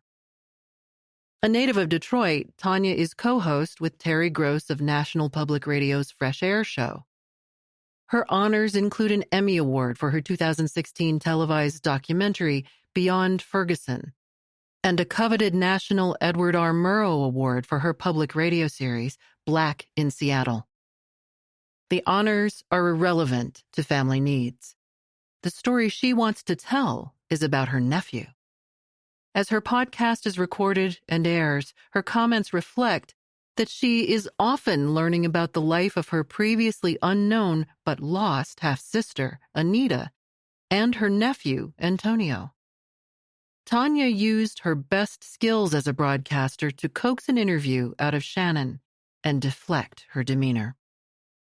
"I didn't find Anita," Shannon repeats. "I want to make that very clear. Antonio never stopped looking, and he did everything that he could do on his side. And because of his determination, he is the reason that Anita is now not in an unmarked gravesite. She is not now known as Unknown Woman 1987. She has a name." The emphatic nature of Shannon's tone likely prompted Tanya to title her 2024 podcast, She Has a Name. In his whispered and measured tone throughout the podcast, Antonio has found a way to tell not only his mom's story, but his own story. This is his story, too.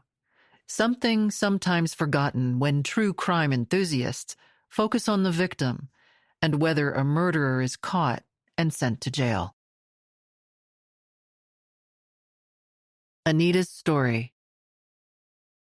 The story of her murder and Antonio begins long before, along with the family and friends who surrounded the murdered mother. Anita was only 14 when Antonio was born on November 9, 1975. A child herself, she was now a mother. To many, she was one of those throwaway people, half-sister, Tanya says with disgust. Tanya was born 5 years after Anita to a different mother. In her short life, Anita endured and persevered through more than most do in a lifetime. Anita's mother, Caroline, was 16 when Anita was born, and 2 girls and a boy followed in succession. Their father had moved on to a new wife and a new life. He did that a lot. Antonio's arrival made a half-dozen in the home, but only for a while. When Anita's mother died, it changed their world. A minor herself, Anita was responsible for her child and 3 siblings. She turned to dealing drugs to meet the family expenses. Anita's sister Val was a few years younger. With loving notes of admiration for her sister, she shared some of the details with Tanya. Neat, as they called their older sister, was industrious. She was keeping them fed. At times, she had all of them helping count cash and package drugs. She was keeping the house together. But Anita's move toward using drugs sent her on a path to self-destruction. Though family members recalled she had a nice boyfriend at one point, she also had the attention of someone else who did not treat her well. She was feisty, Val said, but her time in the 1970s and 1980s saw unprecedented struggles for Detroiters trying to scrape out a living and care for their families. At the time, the Department of Justice called Detroit the most dangerous city in America, and it earned the unwelcome title of Murder Capital of America after 714 people were killed in 1974, a sharp contrast to 252 by 2023. Thousands of buildings had burned during the 1967 riots, displacing more Black residents and prompting further white abandonment of the city. Dueling drug dealers made life dangerous for everybody there. All the street rules were changing about who could deal where and the hierarchy of dealing, Tanya learned from her now familiar family members. Anita also began carrying a gun. As Antonio entered school, Anita was convicted in 2 drug cases, but sentenced to probation, allowing her to keep Antonio home with her. Detroit had changed, become more dangerous, and safer territory lured her south to Ohio, sometimes to where Antonio's grandparents, Leo and Linda, lived.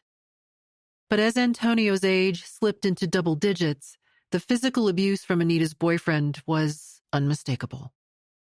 Antonio stayed many nights at his grandparents' while Anita was away. At times, she would show up with black eyes and bruises all over her body, Val told Tanya on the podcast. When Antonio was 11 or 12, Anita came home with a boot print on her chest.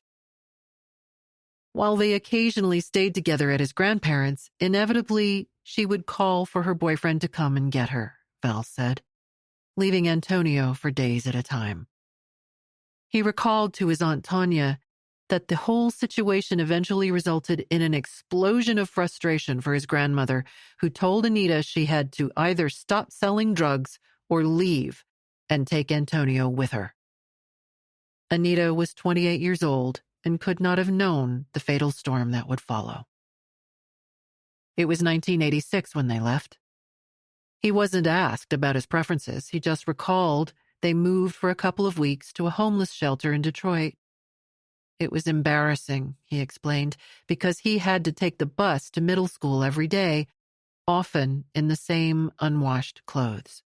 But 2 weeks later, she secured a small apartment for the 2 of them on the west side. It could have been a new chance, but she had habits and friends that did not change. Most days, Antonio said, he would come home to an empty apartment, find something to eat, do his homework, and continue trying to learn how to navigate his life. From time to time, on the days she was gone, Anita would call the house landline telephone later in the afternoon to check on him, but only spoke briefly. She wanted to make sure he was home from school. She never said where she was or when she would be home. He knew she was struggling with drug use. He had seen the bruises, too, and managed the familiar pattern of her disappearing and then returning. Then, one sunny day in 1987, Antonio asked his mom if he could spend the night at his cousin's house. She was in a good mood, so he knew he could ask. She just had a moment to hug him, to say she loved him, and to plant a kiss goodbye before he was out the door of their apartment. "Remember," she told him, "we all we got." He couldn't have known it was the last time. No one could have known. Coming home to an empty apartment the next morning, he waited. Hours turned into days, and days turned to months. He took care of himself, selling what he could and believing that any moment his mom would return as she always had. He never told his teachers that his mom was missing. They could tell something was wrong, he said. They even accused him of using drugs, which he was not. Antonio waited. His 15th birthday came and went. After that, in the recesses of his mind, he knew then she would not return. Though it had not rung for a while, the house phone eventually was disconnected for failure to pay the bill. It was a crushing blow to Antonio, feeling he had lost the only way he had ever been sure his mom could find him. Out of ideas, he walked to a payphone at Chicago Boulevard and Dexter Avenue. There were houses and businesses in the area then, not the endless vacant and abandoned lots that line the streets now, looking up at a big brick Salvation Army building that still stands. Where 25 houses lined the street in a block then, only 4 or 5 remain. Nothing from his past there seemed to survive except the pavement and his pain. His dad was working as a tool and die setter for Ford at the time. Remarried and making a new life for himself, his dad's new family didn't know what he had been dealing with. They took him in. He recalls with affection how he was out walking one day with his father's wife and stopped in front of a church. Suddenly, he was overwhelmed with emotion and began to cry for the first time he could recall in his life. The tough facade crumbled away. She told him everything would be okay. A year later, he moved to Cleveland to live with family there. Val, Anita's stepsister, said she was the one who filled out the missing person report. Now 16, Antonio thought about how he could finish school and make some money. His mother had taught him how to count, sort, and store large amounts of cash, he told his aunt on the podcast. So he thought holding the drug dealer's stash was a low-risk, high-value proposition. $2.5 million at 5% compound interest, he said, as if he was talking about the favorable rate he could get at his credit union. Mom told me God bless the child who has his own. She said, "You gotta take care of yourself." But his mom didn't teach him how to successfully skirt the law. By the time he was 20 and already a father, he was sentenced to 15 years in prison on drug charges. Typical of state charges, he served 6 years. But Antonio had been industrious his whole life, and jail wasn't going to change that. While in prison, he earned his general education degree, helping him get his first legitimate full-time job when he was released. He went on to earn a bachelor's degree in business administration from Central Michigan University. Soon, he had a new life in Detroit, a good job, and a growing family. But Detroit is a big little town, and what happened to Anita Wiley was never far away from his thoughts. He named his daughter Anita. He drove the streets he once spent time on with his mom: Joy Road, Livernois, West Davison, and Lawton. He remembered meeting with the FBI at one point, seeing if they could help. He recalled they were dismissive. His girlfriend's mother had heard about the Missing in Michigan program, where the Michigan State Police were trying to collect cheek swabs to look for DNA matches. That's why he visited the Missing in Michigan tent that spring day in 2016, meeting Shannon for the first time. For Antonio, that was just one more effort. But then the call came.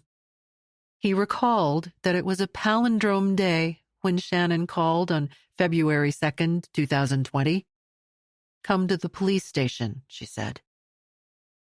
It was joy and pain, he recalled in a conversation with his aunt on the podcast. At police headquarters, he was characteristically stoic until he stepped into the elevator to leave. As the doors closed, "I melted," he said. "I haven't cried since I was a kid, but I definitely cried that day." It was the second time in his life.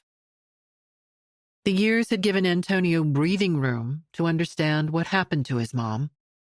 As a child, he felt alone in his struggle, but as an adult, he believes she is a symbol for more complex problems and the idea that some lives are expendable in society.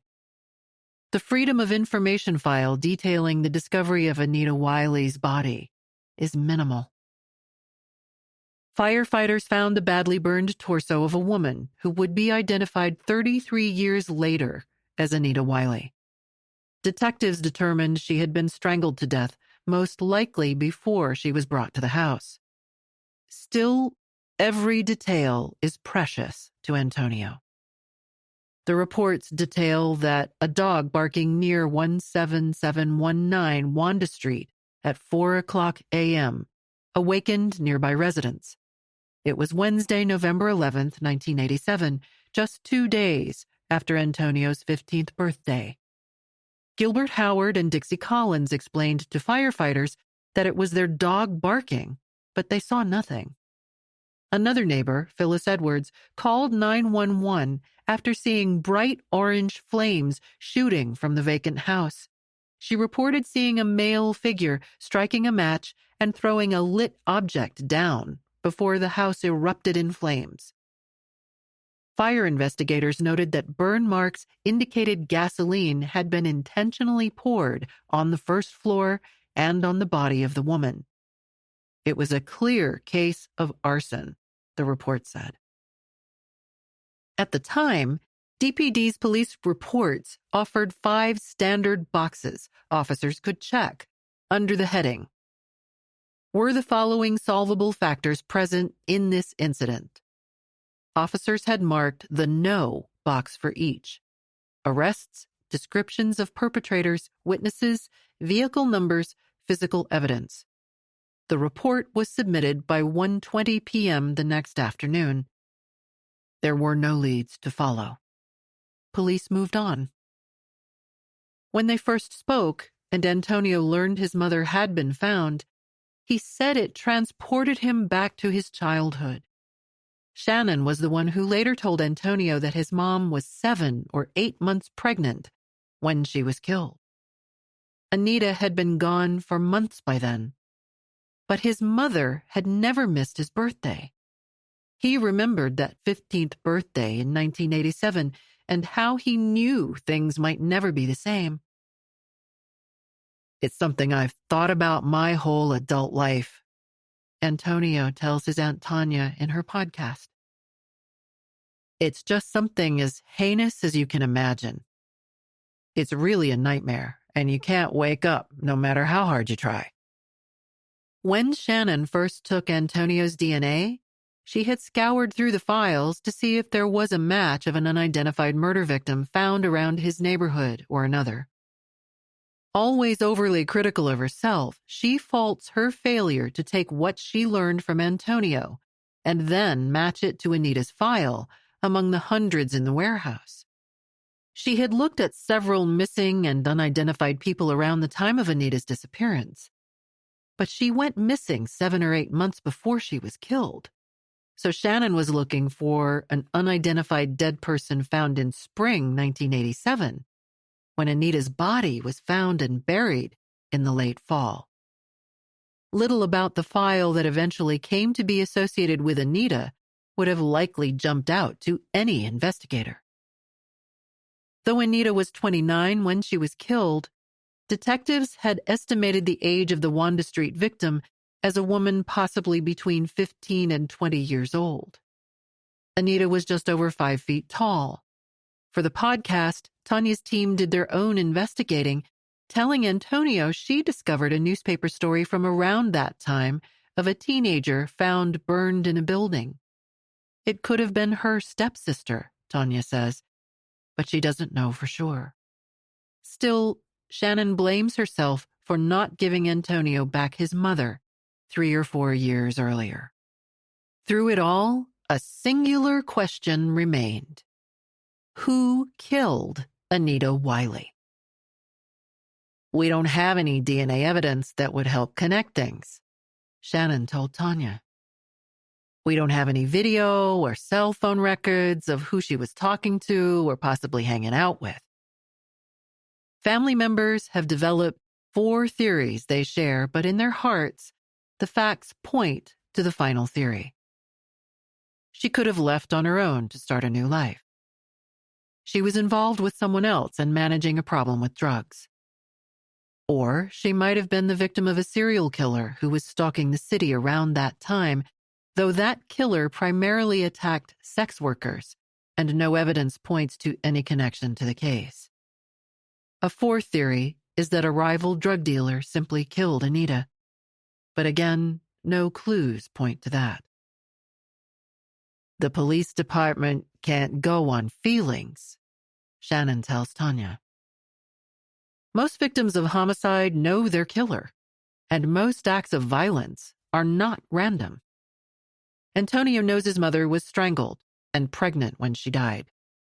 The Shelter for Abused Women and Children reports that 1 in 4 women will experience intimate partner violence in their lifetime, and of those, up to 68% will suffer near-fatal strangulation at the hands of their partner. The WINGS program in Chicago reports the #1 cause of death among pregnant women in the United States is homicide by an intimate partner. The most likely scenario? Everyone knew Anita was being beaten by the person she was seeing. Her money was tight. Her recreational drug use was becoming a habit. It was Leroy Lyons who had left a boot mark on her chest and beat her so badly that she fled with Antonio to her little sister Val's house in Cleveland. The relationship hadn't started out violently. Leroy and Anita met around 1982 after he served time for robbing a bank, Tanya learned. They were selling drugs, and romance likely sparked at that time. It was a bit frustrating to some in the family. Antonio's memories are fuzzy, but other family told Tanya they knew Anita was living with a man named James at the time, a person that Antonio viewed as a stepfather. As James faded from the scene, Leroy spent more time at their place. They went to his place too, a house that had locks, bars, and doors that could only be opened from the outside. Though Anita fled to the safety of Val and her husband Frank's house, she would sometimes call Leroy to come and get her to go back to Detroit. They returned together, staying at the shelter and then the apartment. What led to her being found in the abandoned, burned-down house in 1987 may never be fully explained. The fire and police reports show that neighbors saw 2 men walking in and out of the abandoned Wanda Street house for a week before it burned. Some neighbors thought the men were taking salvage out of the house, but another neighbor reported seeing a man in the window strike a match and drop it to the ground. The flames followed. Tanya wanted to know more, but she discovered the neighbors have since passed on. Their only lead is Leroy Lyons himself. His very public life story shows the violence that enveloped his world, in violence directed toward those he might have pretended he loved. Leroy was a person of interest, Shannon stresses, not a suspect. But Val is sure it was Leroy, and many in her family think so too. Law enforcement learned that Leroy and his brother, Preston Lyons, murdered 2 of their own family members in November 1987, just days after Anita was strangled and burned nearly beyond recognition. In the brothers' trial for the double murder, prosecutors noted that Preston was the enforcer for his drug-dealing brother, Leroy. Their victims? Leroy's niece, Antoinette Bates, and her boyfriend, Christopher Clark, who they accused of trying to steal some of Leroy's money. Clark's body was found in the trunk of Lyon's father's car when firefighters responded to a call about a burning car. Bates' body was never recovered. In the few years after the murders of Anita, Christopher, and Antoinette, but before his murder trial sent him to prison for 2 concurrent life sentences, Leroy and his wife were charged with criminal negligence in connection with the deadliest house fire to ever occur in Detroit. Newspapers as far away as Los Angeles wrote about the couple charged and later acquitted after 7 children, all under the age of 9, burned to death when they were left alone in a building secured with security bars and locks that could only be opened from the outside. It's one of the many stories Antonio, Val, and others recall in their theory that Leroy is to blame. Antonio believes the circumstances of his mother's death point to an intimate relationship gone badly. This isn't a "I love you and can't live without you" crime, Antonio told his Aunt Tanya on one gripping episode of her podcast. This is a jealous rage. This is calculated. This is murder. Leroy is alive and in jail for life for the double murder, Tanya learns. Still, law enforcement and family alike recognize that a serial domestic abuser has little incentive to confess to Anita's brutal death by strangulation.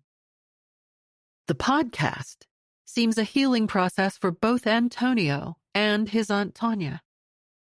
They laugh a lot, and she tears up some, appearing to realize they are both grieving for Anita anew. Tanya gave him a reason to share his story, a story he hadn't even told his 5 children. For years, he said, he glossed over and used generalizations to deflect questions about his mother. She died of cancer, he recalled telling one child. He couldn't find the words. Now he had permission to tell the story at his own pace, in his own space. But none of that is closure, he said, a word that people often use. We've all heard bystanders use various descriptions to characterize how those left behind should feel and what they might want. What does healing look like? Do you want justice? They are asked. Do you feel closure? Antonio has found his peace, but closure is an illusion, he says. In God's eyes, we already got it, he says calmly. To him, there is no beginning or end to the story of Anita and Antonio. He sees the life they had and the life he continues to live. He was raised to be civilized, he explains, and his cautious and careful management of his story and his world has allowed him to thrive. He returned to United Memorial Gardens not too long after he first placed flowers on his mother's grave by the fence near the crimson Norway maple. Now it was time to introduce his 5 kids to their grandmother, Anita Wiley. He shared not only the details of her life, but also details of his own life that had been locked away for 33 years. Now they celebrate her homegoing. On a bright Sunday in March, Uncle Frank and Aunt Val gathered with Antonio and his family. Everyone was looking down at the stone. Anita Wiley, 1958 to 1987.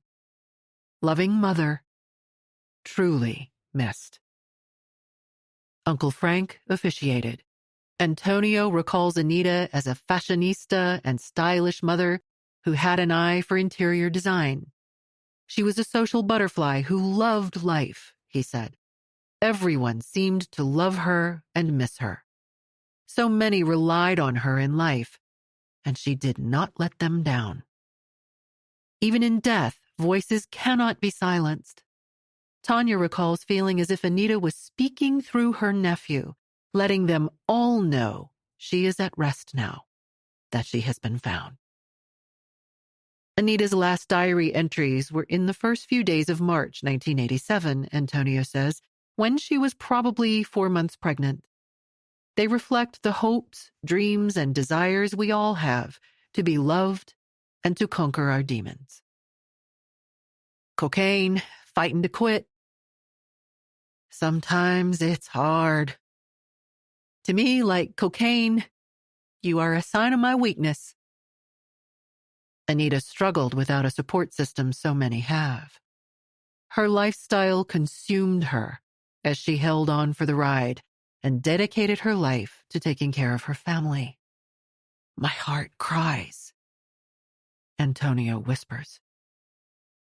His one regret, he tells his Aunt Tanya. I wish I could have saved her. But just like he knows his mother didn't abandon him, he'll never abandon his mom. They'll be back on August 3rd, if not before. That's Anita's birthday. The cheese stands alone. As intense as the planning for the digs has been, the DPD never created a parallel publicity campaign to find DNA matches in the community. There was one time when the DPD's media office released a one-paragraph announcement, but it was laden with law enforcement language. Members of the media ignored it.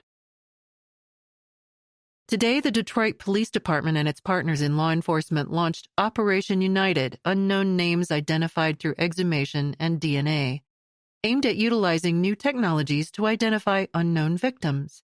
With the advancement of technology and DNA, this operation will focus on victims of homicides dating back to 1959 that currently do not have DNA on file.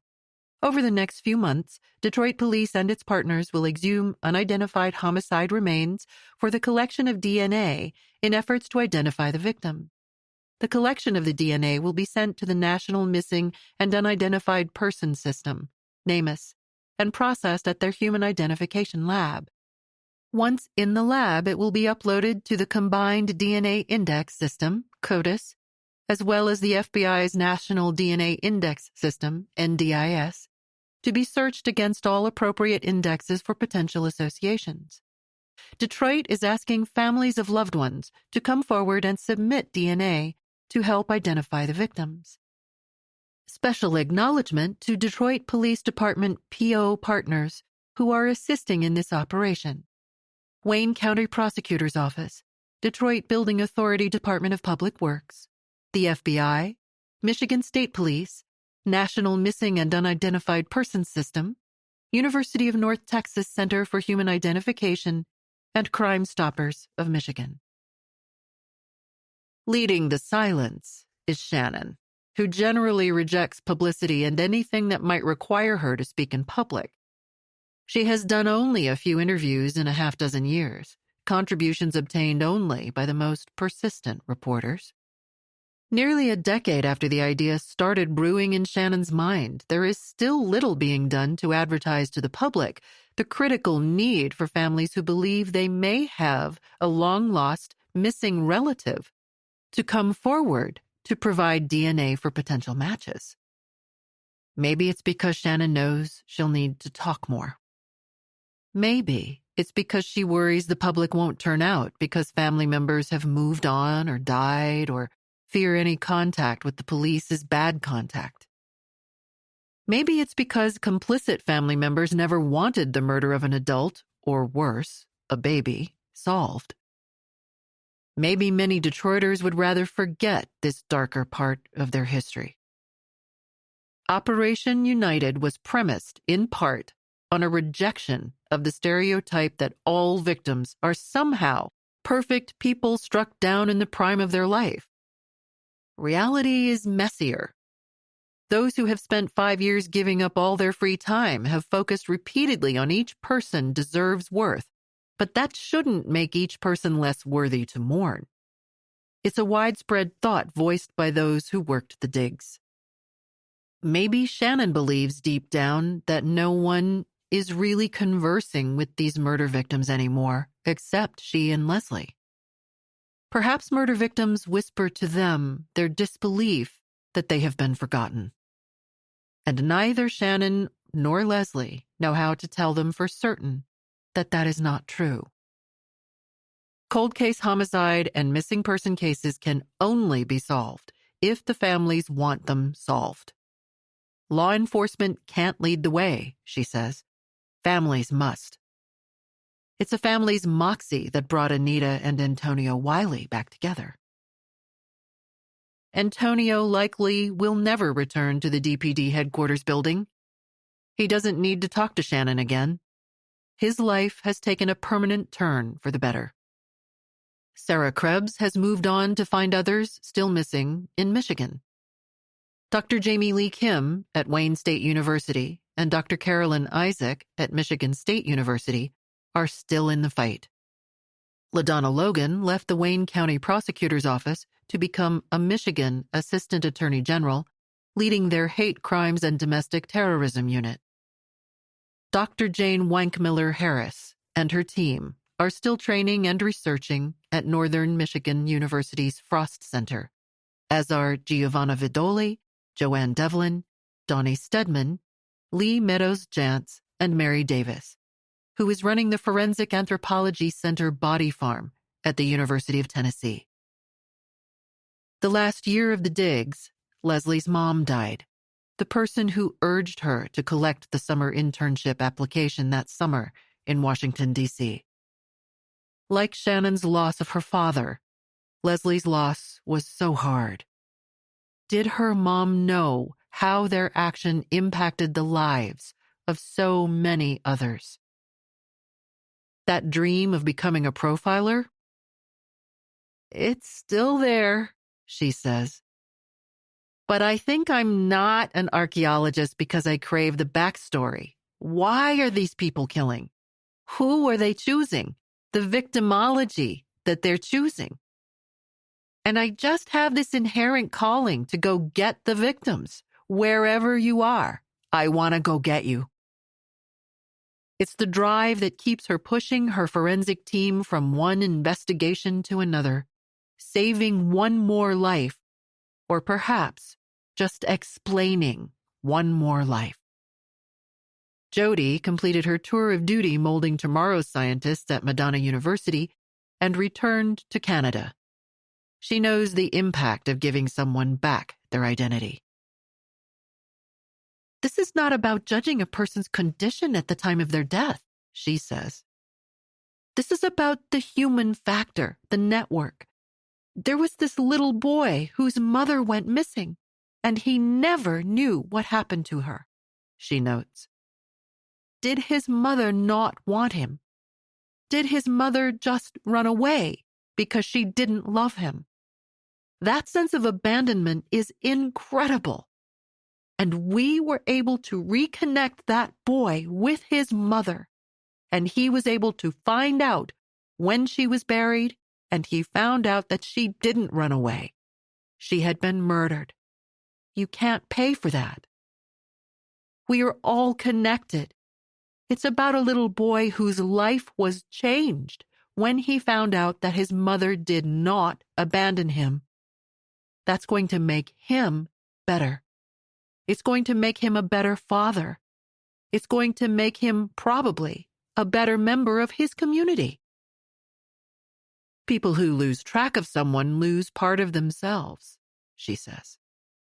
There are still people looking for those people, Jody says. People have a little piece of their heart that this, potentially, one day, that person might walk through the door. So until there is closure, and we can say, yes, we know where your person is, that person will live forever, be in a place of their heart, till the day they die, waiting for them to walk through the door. Pulled by hundreds of heartstrings, Shannon remains the lone key to finish the work. She knows the public's interest in solving these murders is fleeting. Solving 200 or so murders one at a time is the only way they can be worked. Every so often, they get word of another DNA profile match. They have a few dozen already. No victim is forgotten to Leslie and Shannon. They work apart more now, with few reasons to connect during the busy days. But both are still talking with the victims so few can hear. Shannon knows her role. Each file begins where the victim lived and worked. What kind of relationship do they have with family members? What can she discover about where they were living and whether they were living risky or vulnerable lifestyles? Were they, unfortunately, in the wrong place at the wrong time? Each person was given a name at birth, but became a number when they were murdered. A growing number have become people again thanks to a seismic group led by dedicated women who knew how and were willing to talk to the dead. Even as you hear these words, scientists, including inside the massive FBI laboratory at Quantico, Virginia, are working to extract DNA from the bones Leslie and Shannon have provided. Shannon plans to spend the rest of her career truly solving murders and closing files. One file jacket at a time. She can't shelve them as if they were misaddressed letters being tossed into the dead letter box at the post office. Huddled over her desk, in her tucked-away corner, Shannon remains surrounded by boxes and papers tacked up on her walls. Her desk is just as messy as it was a decade ago, before the cemetery lawsuits, the pandemic, funding battles, equipment failures, mistaken casket raisings, battles with her supervisors, and undesired media attention. She will never quite be alone again, as each new match provides a name for each murder victim. Now many have names, whether it be Gerald, Susan, or Roger. There are still faces looking back at her from those walls, and she sometimes is heard talking to them.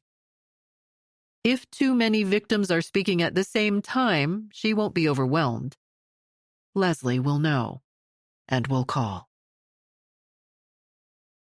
The morning my mom died, Leslie recalls, Shannon called me. She said she had a feeling something was wrong. We're just always connected.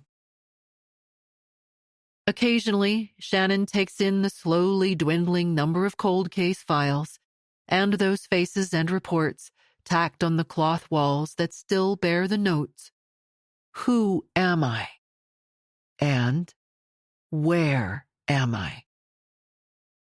Shannon intends to find out.